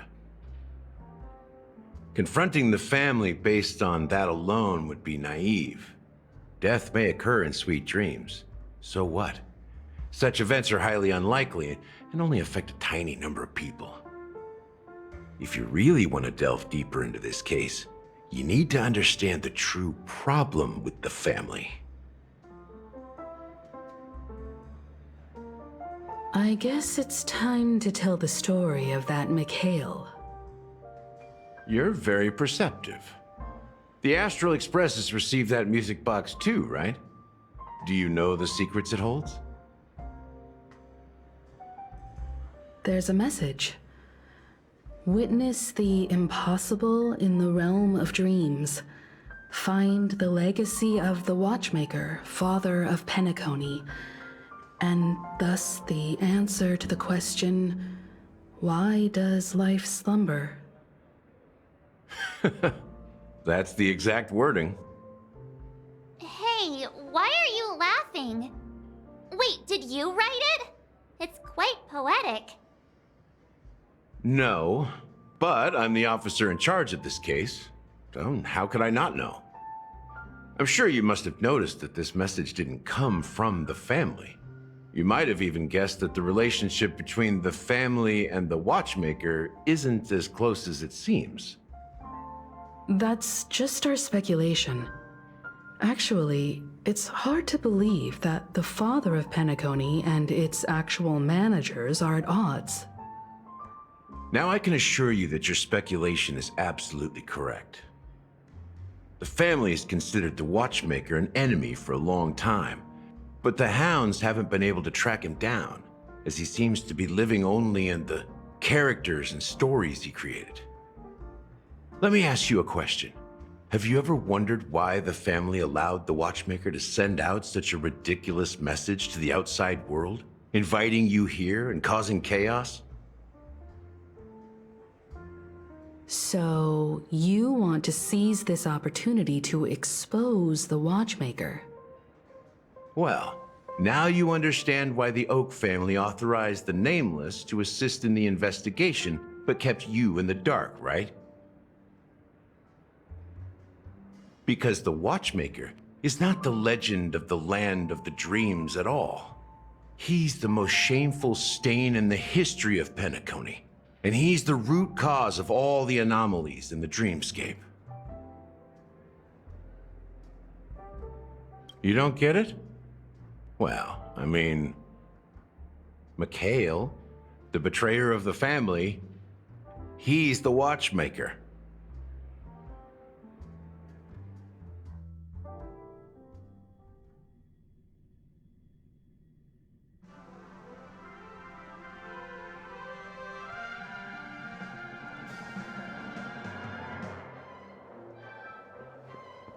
Here we are, Clock Studios Theme Park, the most popular entertainment center in Peniconia.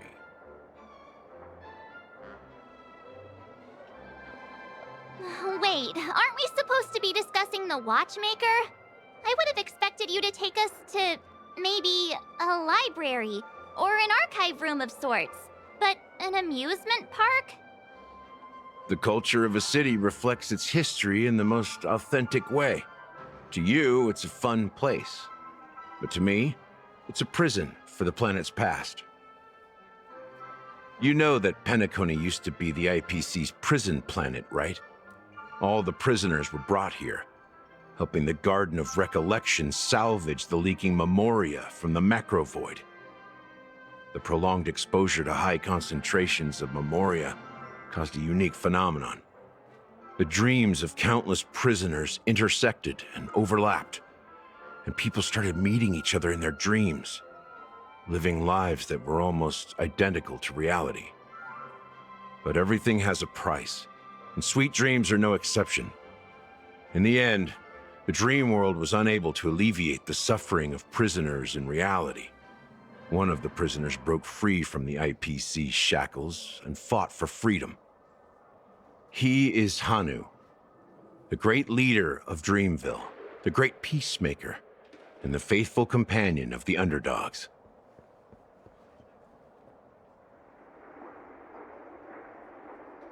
History is always written by the winners.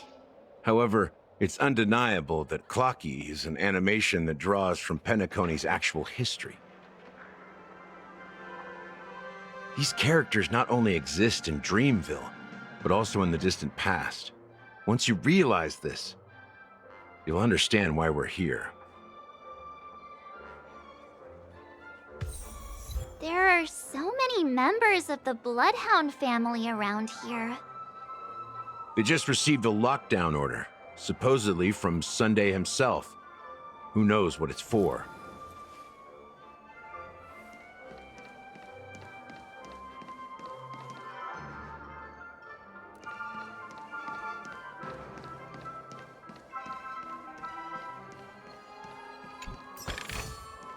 That's all.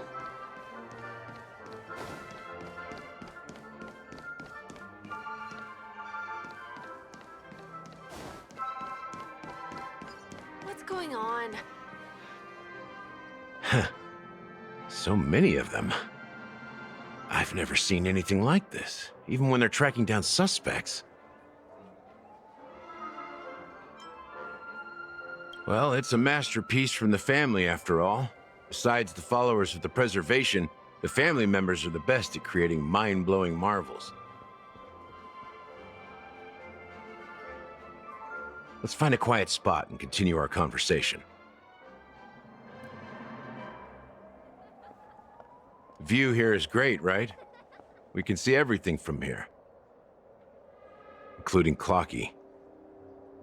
If all the characters in the animation are based on characters in reality, then Clocky's counterpart is definitely the Watchmaker. In the animation, he's Hanu's partner and one of the founders of Dreamville. Does that mean the Watchmaker was personally involved in that war and sided with Asdana? It was a monumental war for freedom. Hanunu fought alongside a motley crew of masked fools, nameless, history fictionologists, mourning actors, omen vanguards, even visitors from beyond the sky. In the end, they emerged victorious. Among them was the person who would eventually be known as the Watchmaker.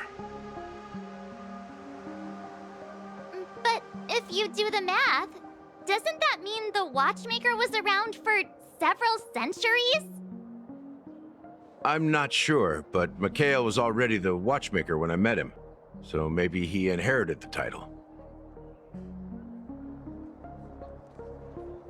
How old are you now, Mr. Officer? I'm 13. No way. Not even close. Hanunu freed the frontier prison, but peace still eluded him. With limited resources, threats from the outside world, and internal conflicts between major prison districts, the future of Asdana was uncertain. It wasn't until the Watchmaker approached the family with the idea of turning the prison into the planet of festivities that Peniconia finally gained its name and glory. Thus, he became known as the Father of Peniconia. But didn't you say the Watchmaker betrayed the family? And you said you were his companion, so that means you... No. I'm not his companion, but rather one of his many children. But I am indeed a traitor. Not to the family, but to Mikhail. What did you do? I did nothing. And that's the worst betrayal of all. Just like you, I had close companions. We dedicated ourselves to Peniconia, but the Oak family, they set us up.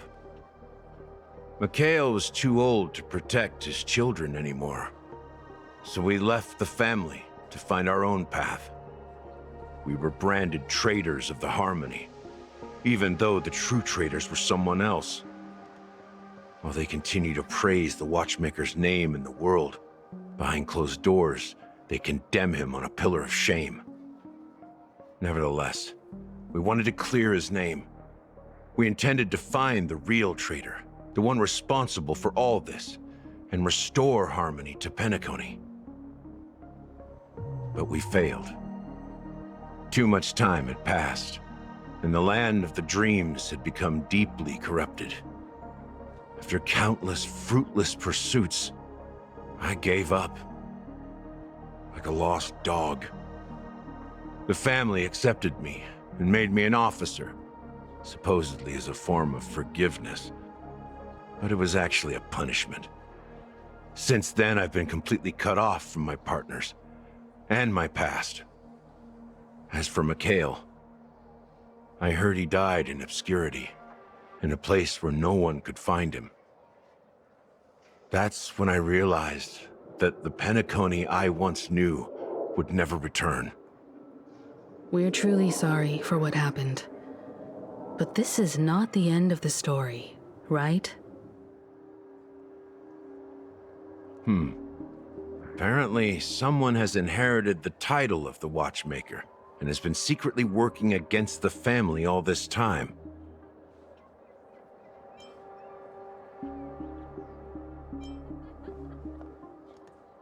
Unfortunately, after all these years, I have no idea who that person is, or if they're even real.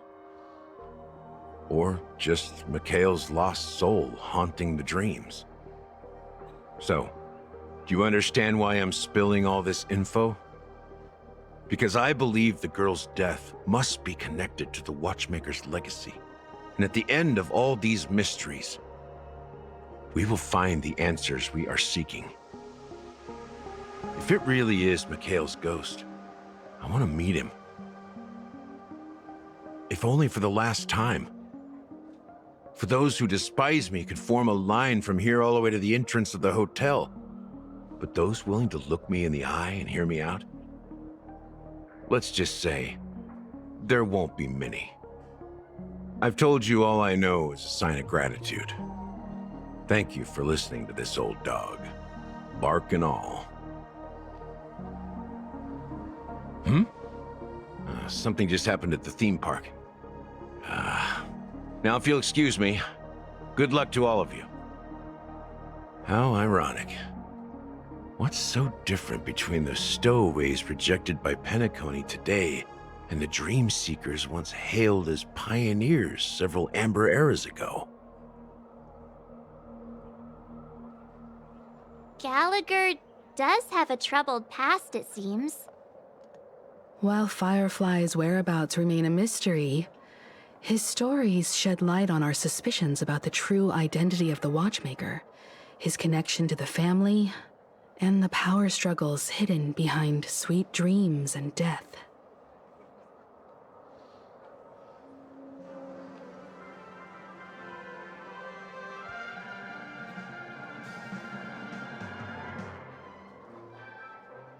Exactly. Gallagher suggests that the real traitor is someone else, probably within the Oak family.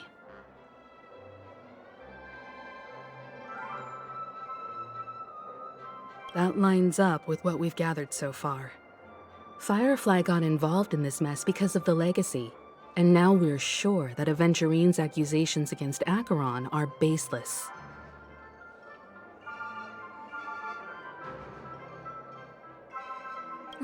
You're really into Clocky, huh? He's just a fictional character, not a real person. Speaking of which, that Clocky who only reveals himself to you is quite intriguing. It's a shame we've never met him since then. Now that we've confirmed a lot of our suspicions, let's take a moment to think about the clues we have. Send a message to Welt and see how things are going on his end.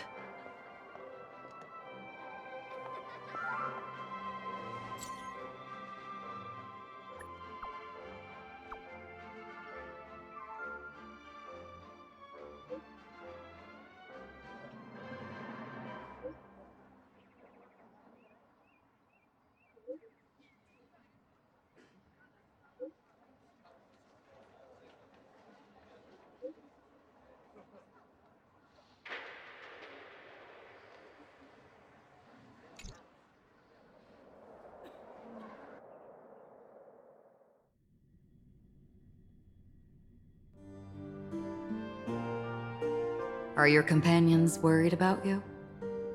They're just checking up on me. Let's get in and get out. Seems they've made some progress. Looks like we're about to enter the depths of Dewlight Pavilion.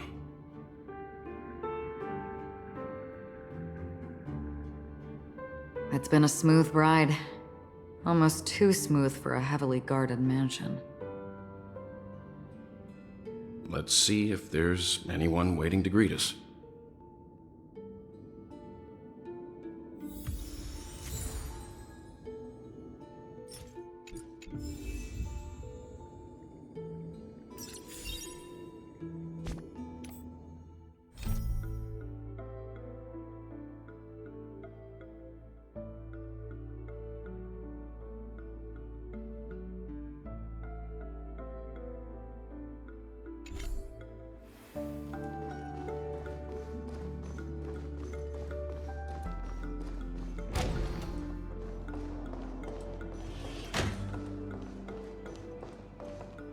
Something feels off. A grand mansion like this and not a butler or servant in sight. Could it be due to the disruption caused by the emergency? Well, this door is open. Looks like we'll have to investigate ourselves. Let's proceed with caution. Just one moment.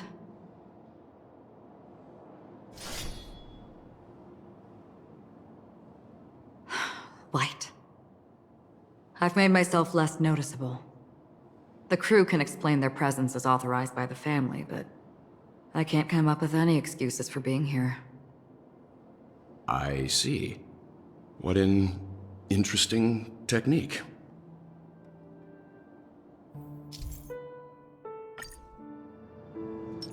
Let's wait and see. Stream forth the gleam of old blades.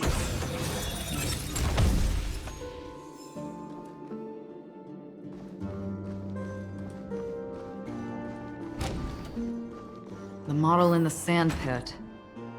It's the golden hour, isn't it? Maybe the heads of the family used that model for discussing important matters.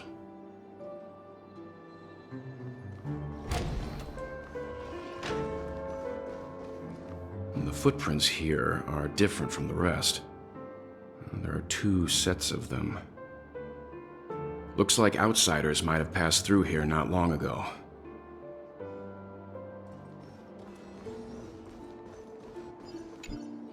Can you identify the people who left these footprints? Well, there's a unique pattern here. Flamboyant, even. And judging by the size, I'd say these were men's shoes. If I'm right, it could be the IPC ambassador, Aventurine. Aventurine. What about the other set? It looks like they were walking side by side as opposed to one behind the other, so the second individual is likely equal in status to Aventurine. The IPC is eager to reclaim Peniconia, so their presence here is not unexpected.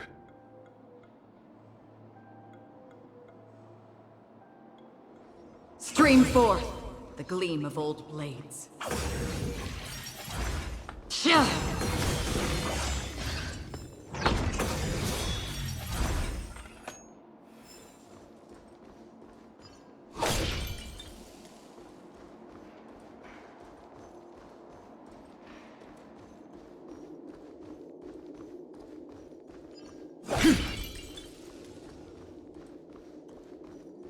Stream forth the gleam of old blades. While there aren't any people in this mansion, they've set up quite a few mimetic guards to patrol this place.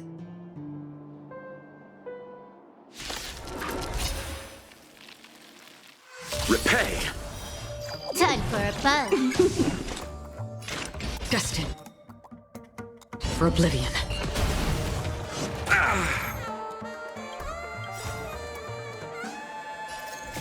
I weep for the departed.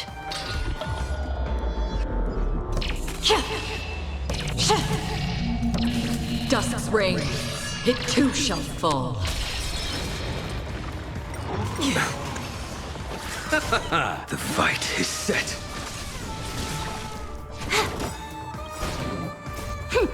This is double speed. On the still waters of oblivion. The dead return!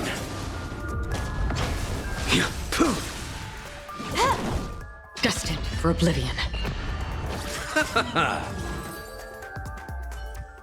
Look, it dropped something. A note. Looks like instructions from the butler for the other servants. Seems like the mansion's entire workforce were assigned other tasks before Robin's death. It must have been a big project to require that much manpower. The Charmony Festival, perhaps. But no matter what their main priorities are, there should always be someone left at the mansion, right? So you're saying someone deliberately cleared the place out? Yeah, but I don't know why.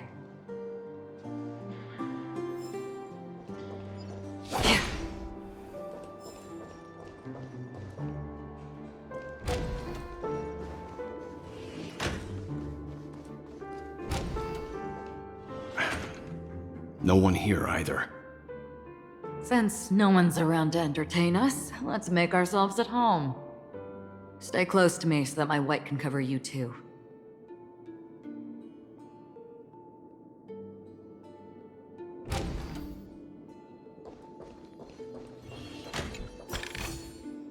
Seek, and you will find.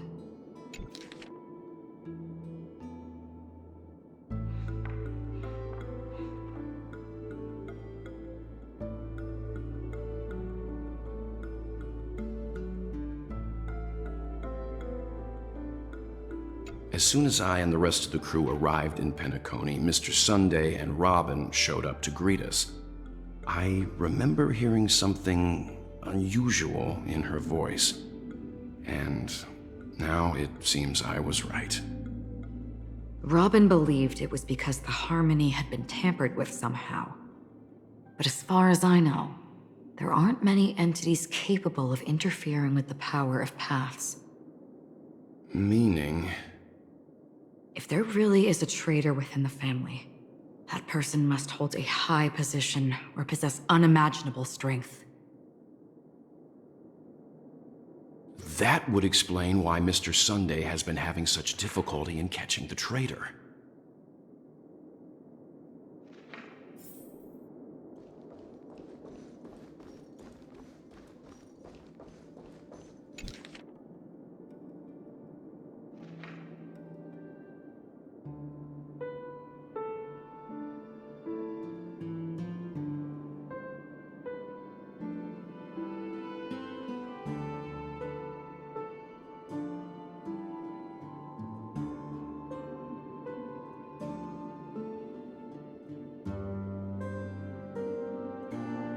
The information about Robin, Firefly, and the other victims.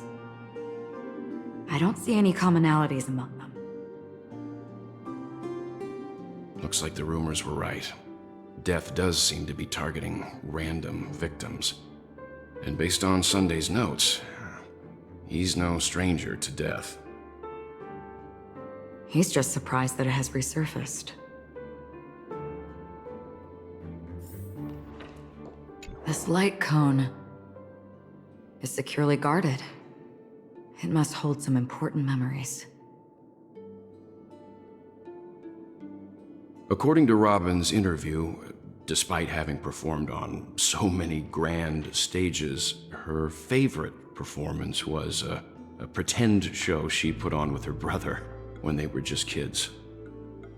I wonder how their relationship is now. Growing up brings gains, but also losses. Yeah, time has a way of smoothing things out. The beautiful dreams of youth will eventually fade away.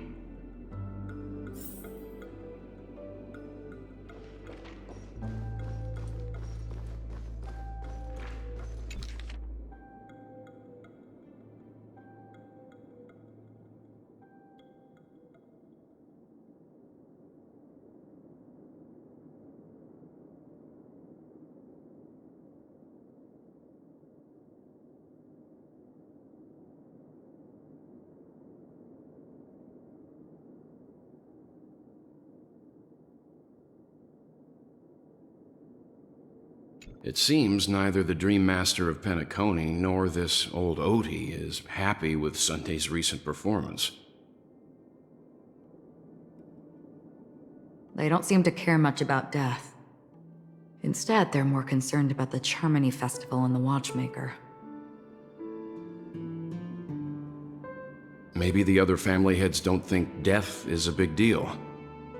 One thing's for sure. There's a lot of internal conflict within the family, and everybody has their own agenda.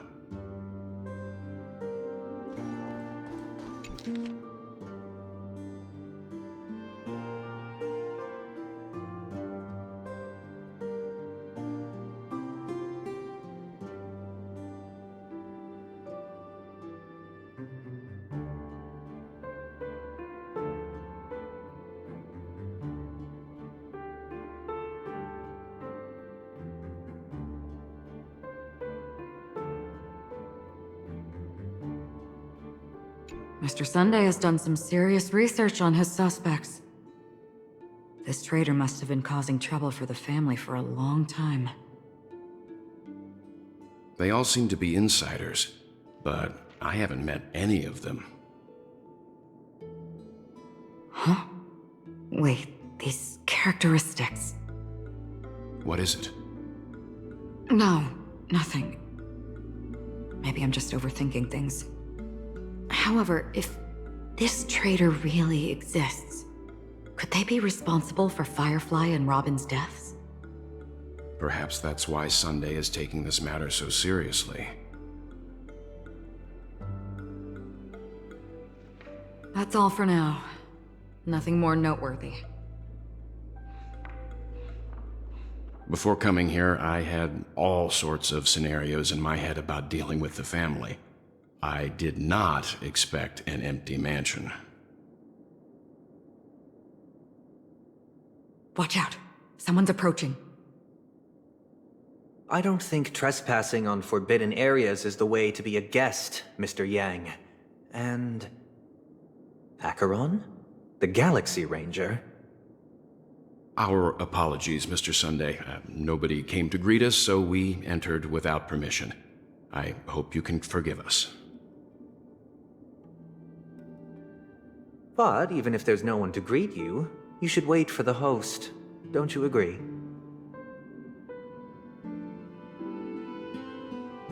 Even without the famous Galaxy Ranger. As far as I know, the crew has officially accepted the family's commission, so coming here will be unnecessary for you. On the contrary, that's exactly why we're here, to ask you about the case and gather more information. We don't want any loose ends. Well, since you've come with goodwill, I have no reason to show you the door. Rest assured, he hasn't figured out that we went through those documents. While the truth remains a mystery, I'm getting close to it. I assure you that the traitor will soon pay the price. Let's hope justice will prevail soon. I have a question for you, if you don't mind. How did the family come to the conclusion that the murderer was within the family? With all due respect, it's in the IPC's interest to wreak havoc before the Charmony Festival, and the family has every reason to suspect the IPC's involvement. Well, other family heads share the same suspicions as you, but in my opinion, the true murderer would never have drawn as much attention as that ambassador did. Not to mention, I personally shackled him a while ago. However, I'll give you a suggestion regarding your suspicions, Mr. Yang. You should be more cautious of Aventurine. While the wicked can't break through high walls, they can plunge their evil dagger into the heart of the righteous. He's a businessman, not some philanthropist. But right now, he's out there handing out his wealth on the streets. And he went to the Clock Studios theme park all by himself. Who knows what kind of scheme he's cooking up? While the family is dedicated to keeping our guests safe, it might be wise for you to stay alert.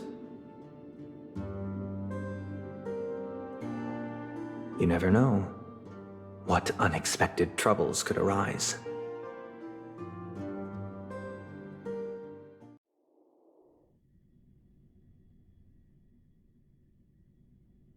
Is this Miss Acheron? Hello, I'm Himiko, the Astral Express's navigator. Hello, I'm March 7th. I'm sure he needs no introduction, as you definitely know him. Hello? None of you seem surprised by my arrival. Since Weld has decided to travel with you, it means that he trusts you. And we trust his judgment. I envy your close friendships. Miss Acheron here doesn't present a danger, and she's of no threat to the Astral Express. Aventurine's prior accusation was based on nothing more than his own subjectivity. Which is why, before we continue working together, he has a duty to explain himself. You want to create a situation where all three parties are present? There must be some deeper meaning behind Aventurine's actions. I suspect he's been aware of Penaconia's secret from the beginning and has been continuously strategizing to unveil it. In that sense, the Astral Express's role in his plans would be imperative. In the worst-case scenario, he may use us to do something unexpected. Assuming things do escalate to that stage, having an extra ally is a good insurance policy. Penaconia has numerous factions, and the state of affairs is significantly more intricate than that of Belobog and the Xianzhou.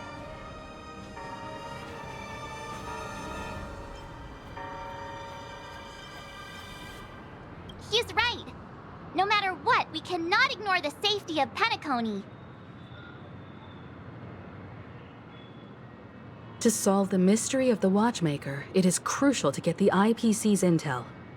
The path ahead is fraught with danger. But what's trailblazing without a little danger? Sounds like we've reached a consensus. Now, Miss Acheron? I will accompany you, of course. Let's move out then! But where do we start looking for him? No need to rush. If he truly has laid a trap, he will definitely use every means to lure us in. Ladies and gentlemen, the most wondrous, most magnificent show in Penacony's history is about to begin.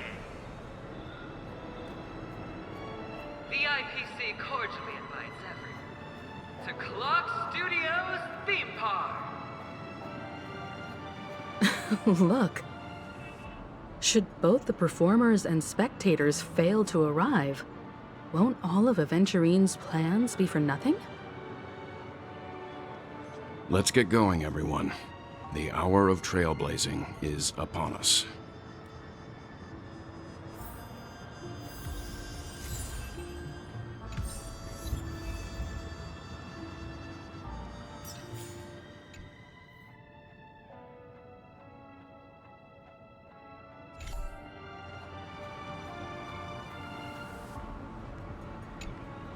To solve the mystery of the Watchmaker, it is crucial to get the IPC's intel. The path ahead is fraught with danger. But what's trailblazing without a little danger?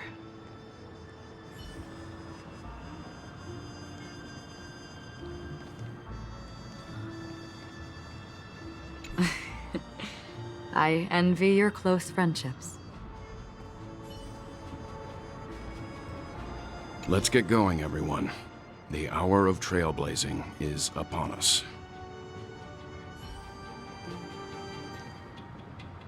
I have a bad feeling that something big's gonna go down. Are you ready?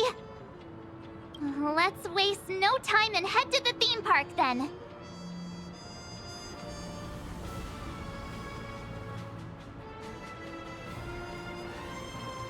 Mr. Yang. Hmm? Why did you not tell your companions about my true identity? It's just like you said, an inability rather than an unwillingness. Plus, it's a long story, not something that can be summed up in a few words.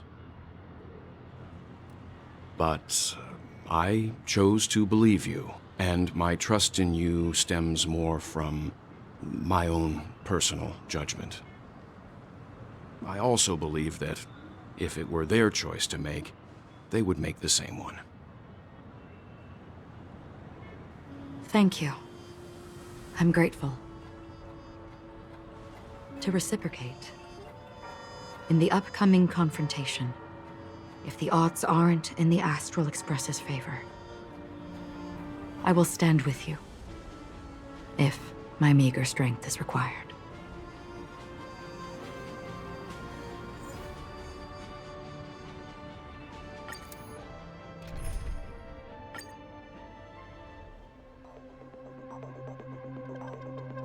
We're back here again. Aventurine actually chose a really conspicuous location. That guy's really taking it to a whole new level. Does he really think he's a superstar or something? Not a soul in sight. The hounds drove out the visitors, and now their whereabouts are unknown too. Everyone, pay attention. The other party has obviously come prepared.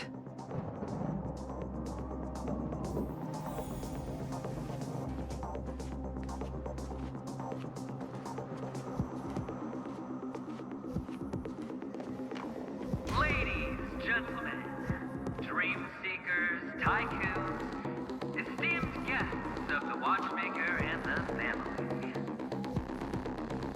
Also not forgetting the nameless of the renowned Astral Express. Welcome to the Interastral Peace Corporation live show!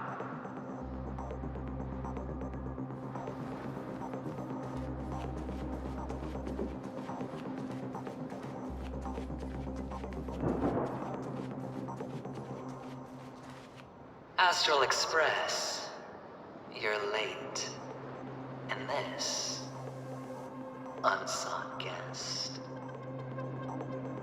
We've kept your appointment, Mr. Aventurine. It is customary to show yourself as well. Well, I will, naturally. But before that, I've got to introduce our guest of honor. Everyone, give it up for Mr. Stellaron!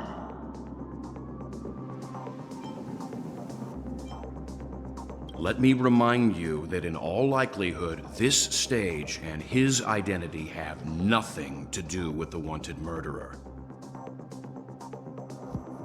Oh, no, they do. Of course they do. Otherwise, why would I work so hard to gain your trust and then invite you all here? Because he's the only one who saw all 3 homicides.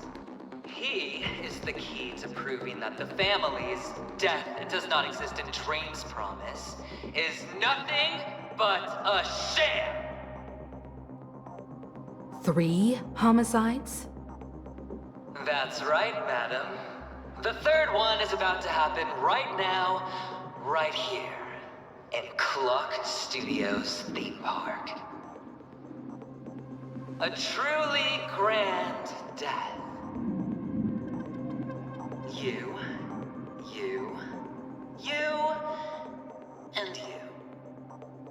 All of you are going to die, and it's all because of you, Mr.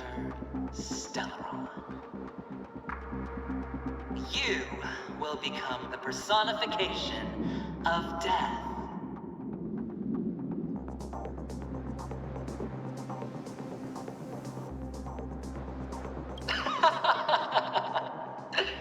I thought my intent was crystal clear.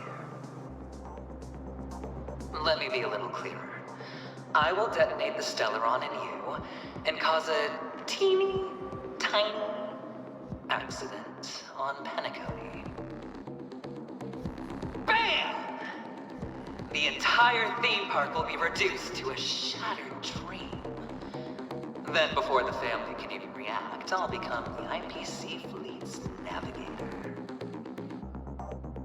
Your bluff isn't fooling anyone. If you could really do that, you would have done so earlier. You wanna bet? Sure. I'll bet with you. I'm betting that it'll be a sweeping victory for me. by detonating an unprecedented explosion to prove that the vow of harmony is a complete and utter joke. You won't do it. Of course I can. It's just another gamble. I came from the wastelands of Sigonia. For just 60 red copper coins, people paid to brand me. Put me in chains. Place me in the gallows and bury me in the golden sands. But the sun could not kill me, and the quicksand sent me back to the embrace of the Guild and the IPC. Bear in mind, my victory wasn't just a stroke of luck. No. I've never been defeated. Have you ever heard the saying, sleep is the rehearsal of death?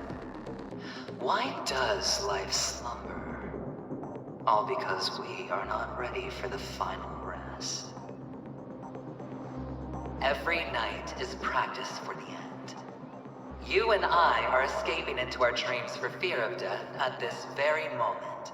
And death will surface in our dreams. Friends, the game has commenced, and you cannot choose to decline.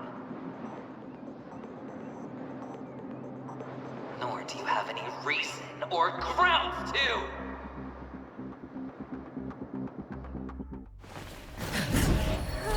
The dice are cast. Ladies and gentlemen, ready to unveil your cards? The architect's flawed stone. Of no value at all. I'm putting down the bet. I'm taking the gamble. I'm claiming the win. I'll invade spin the wheel, a daring gamble. Walking the brink of death for rebirth. Oh, for the Ember Lord!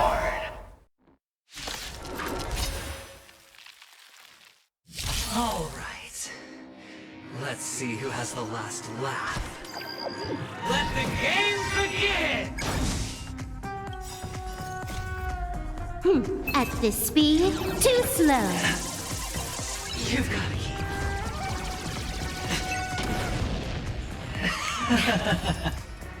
Final play coming down from above. I underestimated you. You'll pay for this. You lend me your strength. A blade in you. Even on a losing streak, as long as people still have hope, they'll keep throwing money on the table. The chance, no matter how small, the potential is what you hang on to. That's what justifies the gamble. To guard and defend. Crush them.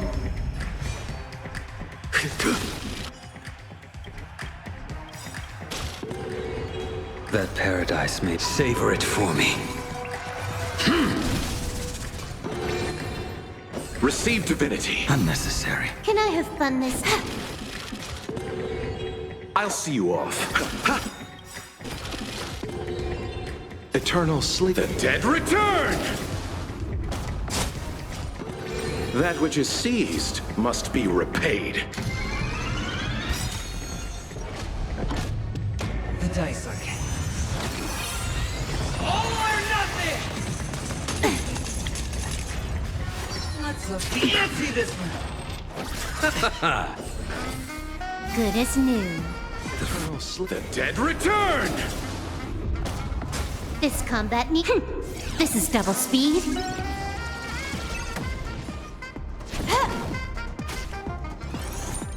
Final play coming down from above. Receive divinity. Good as new. Repay. Scoundrels on board. Lend me your strength. I will just fail to send you. I'll see you off. More.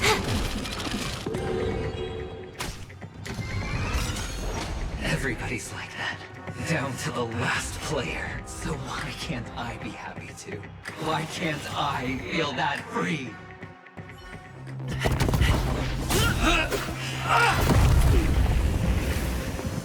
Always hide your ace with a straight face. I'm starting to get a little impatient with you all.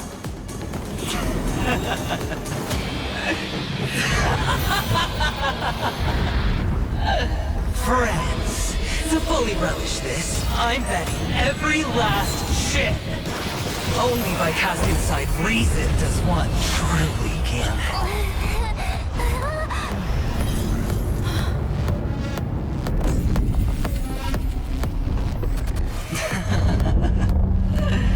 Emanator, I know you'll match my wager, right?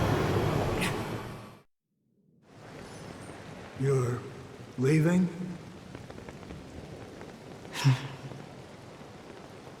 Perhaps. I might pass through the place you mentioned. Peniconia. What do you hope to find within a dream? I'm not looking for anything. They aren't in a dream.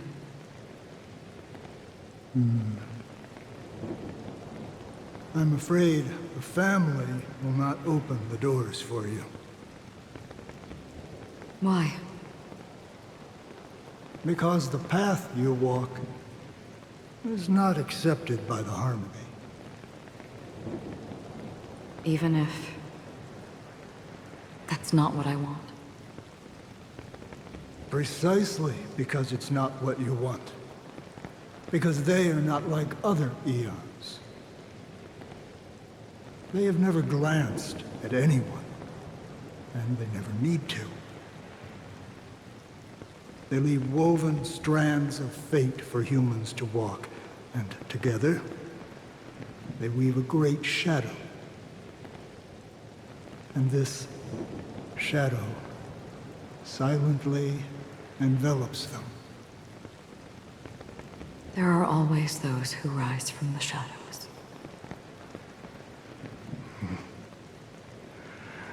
They mostly become a part of the shadow. In your eyes, am I the same? You still have a strand of color, but not much.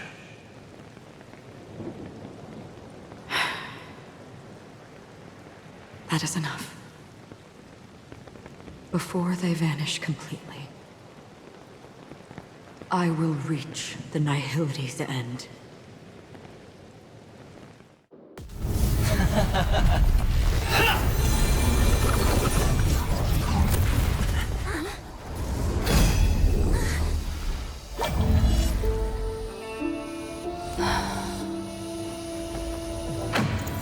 I wish to mourn the departed, weeping like rain, to swell the crossing stream.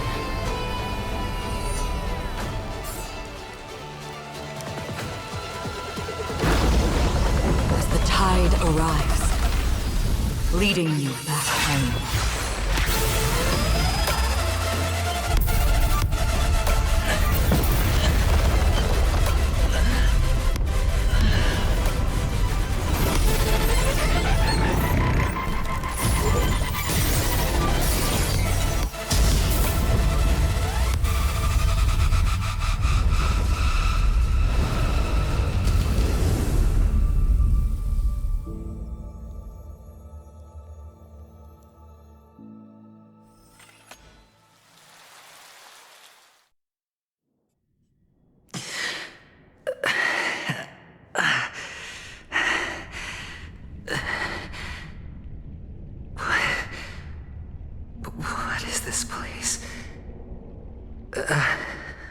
A gigantic black hole.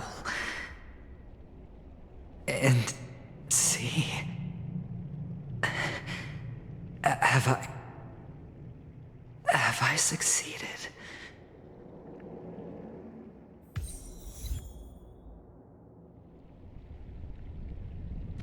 Welcome to this sad world, Kakava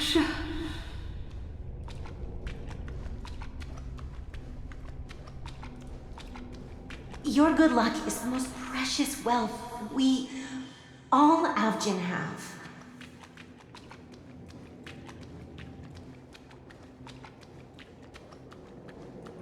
If you come out alive after 2 days, it proves that you're the real deal.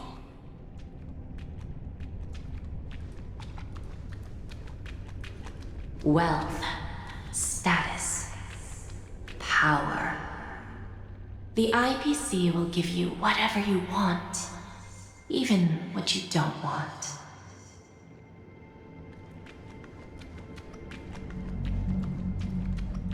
As for us, we will reunite in Kakava's next Aurora. It's a pity this is not the place you were expecting.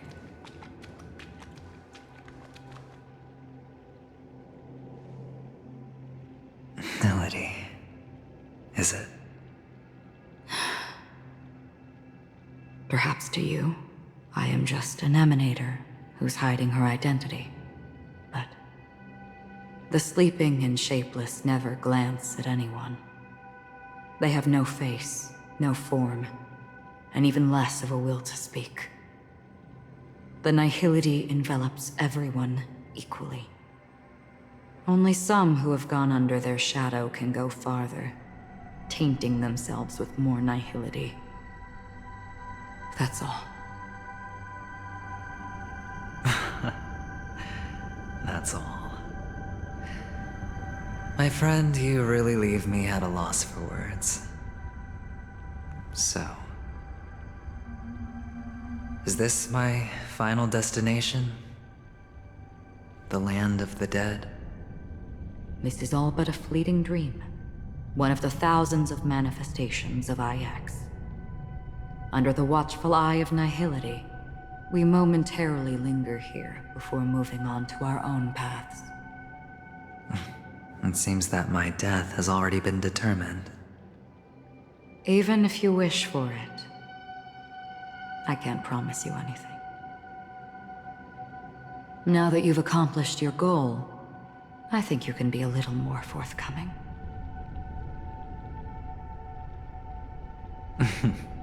What do you mean? Your performance at the theme park was wonderful and grandiose.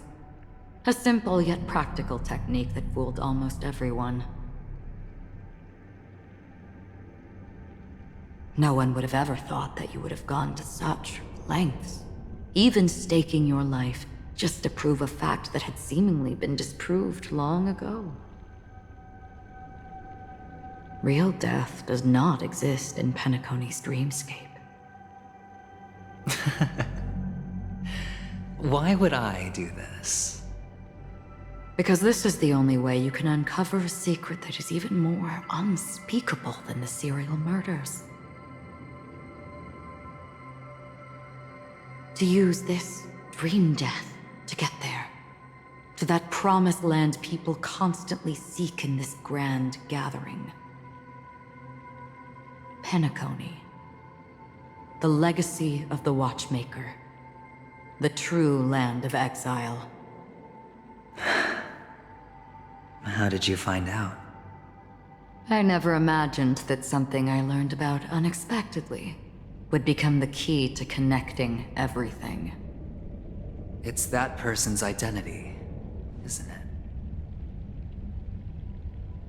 I see you're in the know. Let's just say I'd put money on the possibility. The murder isn't nearly enough to disrupt business as usual. Even if there were 1 or 2 murders on Pentaconia, most people wouldn't be personally affected. And that won't create any waves. This dream of theirs isn't a boundless sea. It's a lonely island. The family used the Harmony to build a high wall and isolate them from the vast and treacherous ocean of the outside world. That barrier they built keeps death out. But it also keeps the secrets that are lost in that watery abyss from floating to the surface. In a beautiful dream, free of suffering, Who would want to go fishing for those secrets? No one. Unless someone goes to the other side of the barrier and lives to tell the tale. Someone already has. I got the idea early on, chewing on that masked fool's little hint. If a mute isn't someone who cannot make a sound, then it has to be someone who cannot speak. Someone who survived the treacherous depths, but is unable to take the stage and speak the truth. Well, I'm happy to know she's safe and sound, and still on Peniconia. Hint? Is that not proof? Well, proof is the one thing I don't have. The only thing that can prove these conjectures is for the family to come clean. And with the way they buttered up these outsiders, it seems pretty clear they're intent on covering their tracks. But you don't need proof to have a suspicion. And for me, suspicion is enough. I didn't need to find the memory zone meme. I just needed for someone to kill me like it killed that silver-haired girl. You don't sound very confident to me. Going out of your way to make citywide broadcasts in an attempt to involve more people. You are simply betting on the possibility of someone being able to break down the barrier. You're very lucky that fate has decided to let us cross paths. I happen to be equipped with a very sharp blade, sharp enough to slice through the veil of dreams. I can also carve the Harmony's brand off of you. You possess great cunning, deliberately setting us up to be on opposing sides, constantly repeating the words of the Emanator in front of others, leaving me no choice but to draw my blade against you. And that's how you win. Opportunity and strategy, both are essential. And in your plans, the IPC always wins. Even if you lose the bet. To the family, the life of an ambassador is still invaluable. That's a huge gamble, isn't it? But allow me to point out a mistake. The IPC's success is not guaranteed. I, unfortunately, have no contingencies for such an important matter. Detonating a Stellaron. I can't do it. The Aventurine Stone is too broken to even safeguard my escape from the stage. If, at the end of the day, you did not unsheath your blade, I would have lost the bet. It is pointless to discuss what-ifs. You have won. Your prize is an entry ticket into that deep sea. And after this, whether you can return from the abyss is another gamble of yours. Have you never wavered? Wavered? Of course I have. But I can only bank on my own good fortune. Because other than that, I have nothing. Wake up from this dream and go to where you should be. Your gamble is not over yet.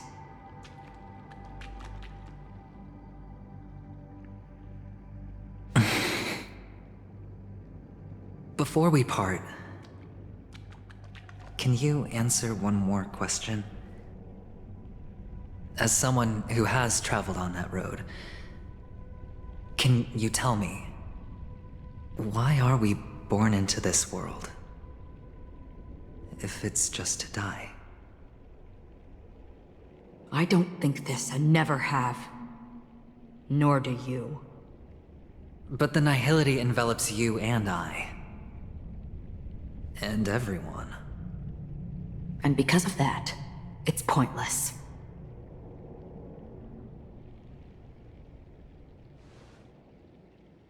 But it is still there. If the dice of fate are always weighted, then that is our destiny. Why, then, do we struggle against it? My answer might not be able to resolve your confusion, because it has been with you throughout your journey and is already a part of your life.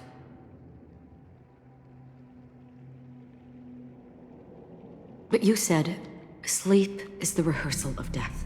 So why does life slumber? Because we are not ready for the final rest.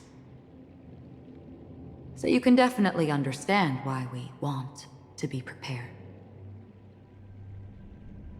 Even if the ending has been predetermined, that's fine. There are countless things that humans cannot change. But before the end, there are many things that humans can do while on their journey. And because of this, the end will thus reveal a completely different meaning. Take a good look at your pocket. Your friend has already given you the answer. Good luck.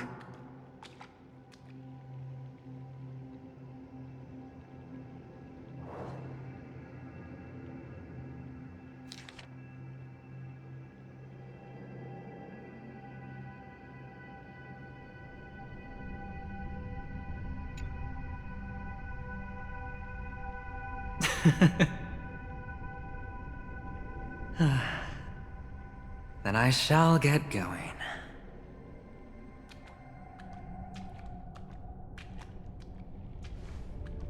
Mister?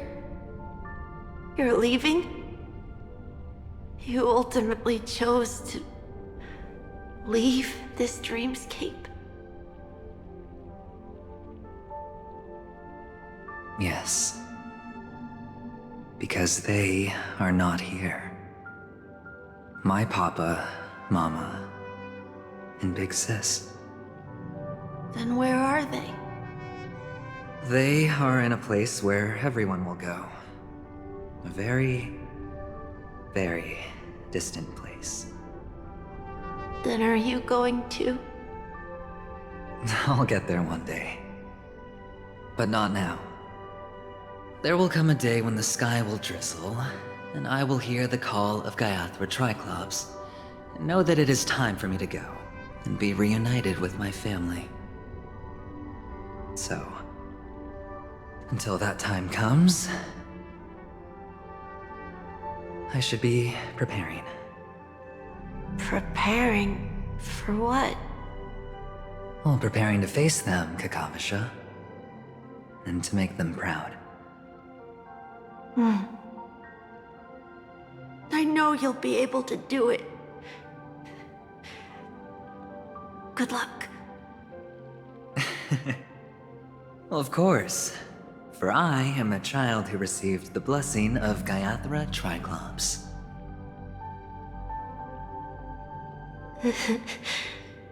But you still seem nervous. Well, I seem that way because I am nervous. You know what? Maybe you can help. What do you say? One last time? Put our palms together?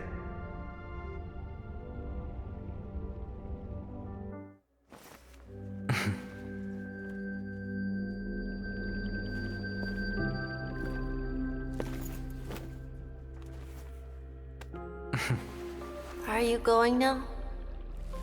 Yes.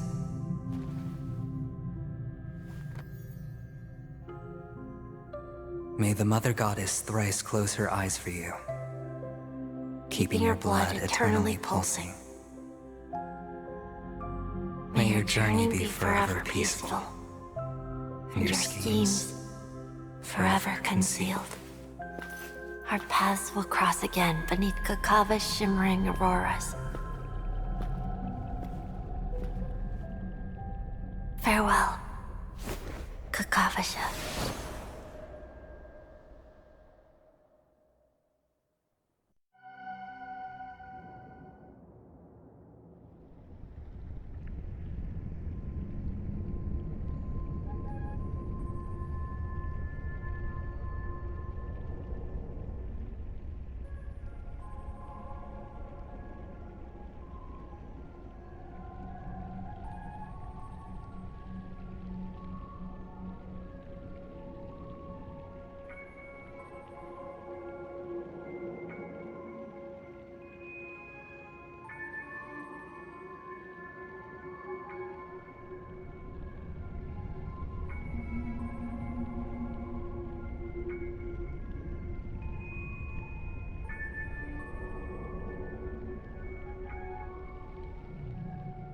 The light of the Aventurine Stone has disappeared.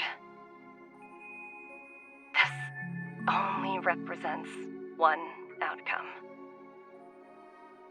He kept his promise and got what he wanted. As planned, your cornerstone has been successfully sent to the family's territory. Then... Let's fulfill our duty and start harvesting.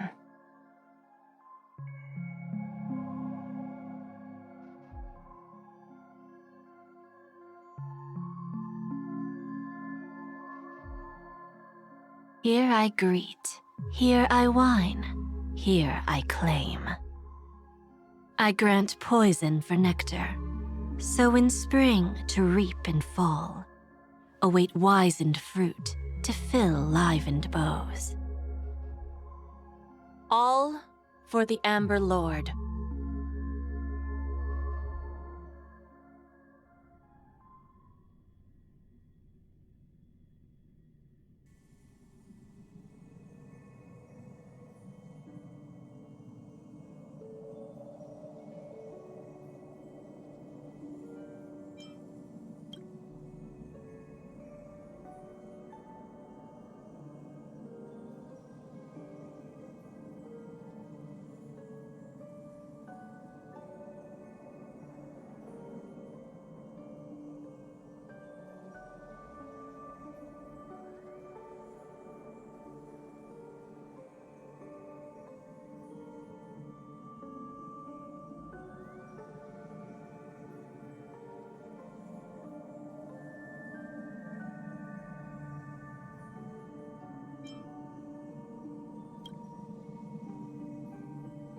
You're awake. I've been waiting on you for quite a while.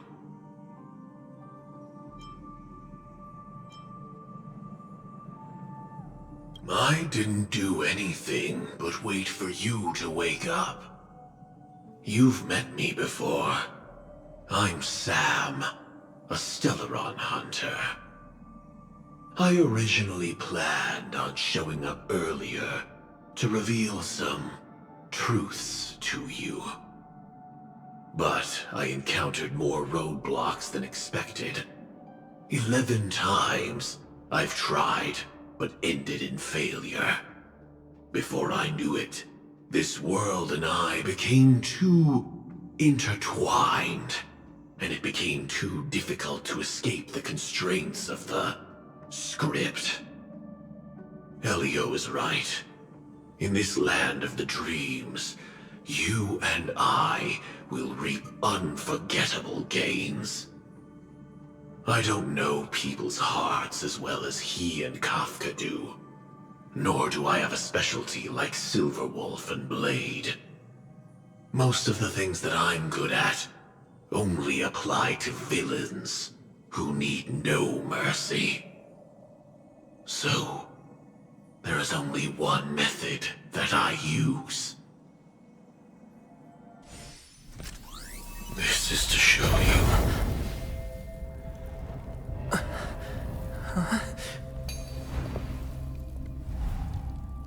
All that I am.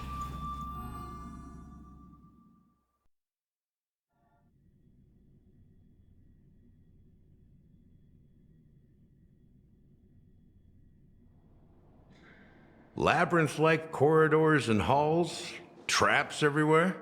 The owner of this mansion must be a bit paranoid. You are so funny, Mr. Security Officer.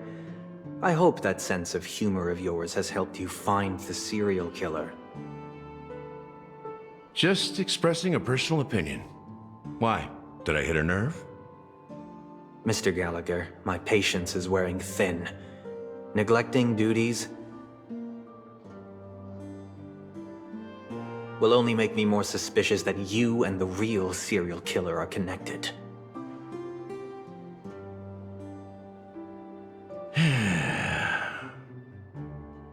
Scoundrel, punk, drunk, hooligan. I have heard this trash talk all too often. But I have never once thought that I'd be treated as an accomplice to a murderer. I take back what I said. Your problem isn't paranoia. You're just crazy, you know? Lunatic.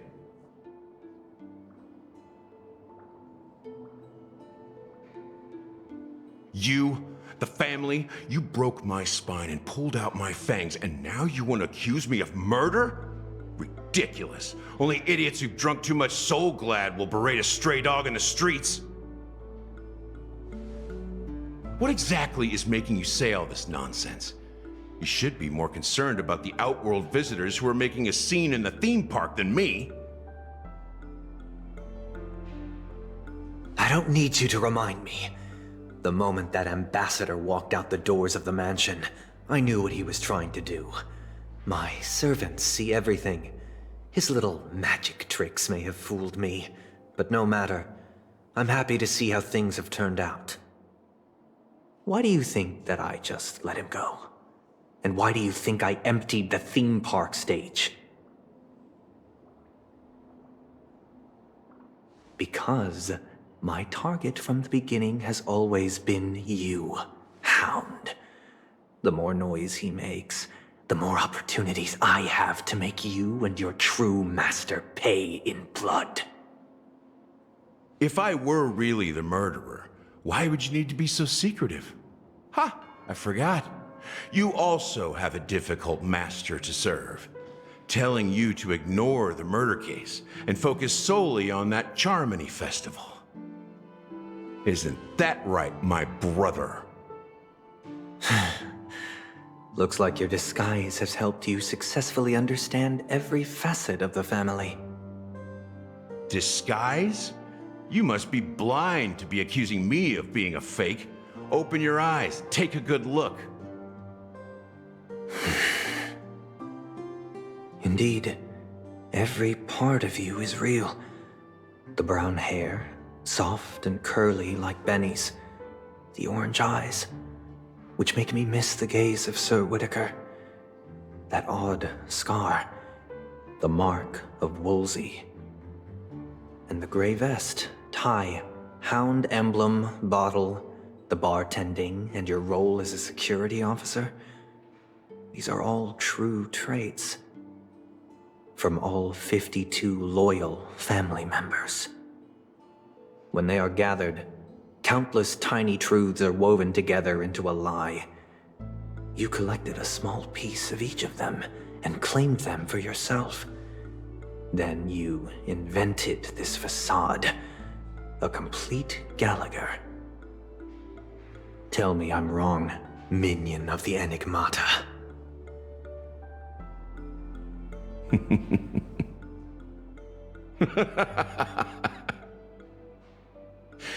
You have guts, I'll give you that. Not bad. I severely underestimated you. Admirable. But so what? Can this prove that I murdered your sister and that stowaway?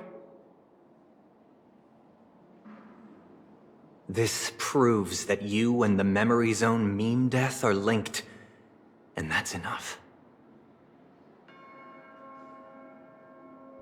Listen up. I don't care how you did it. I only care about one thing. The answer to a question.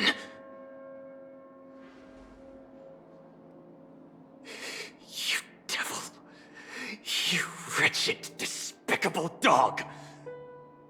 Why did you kill her?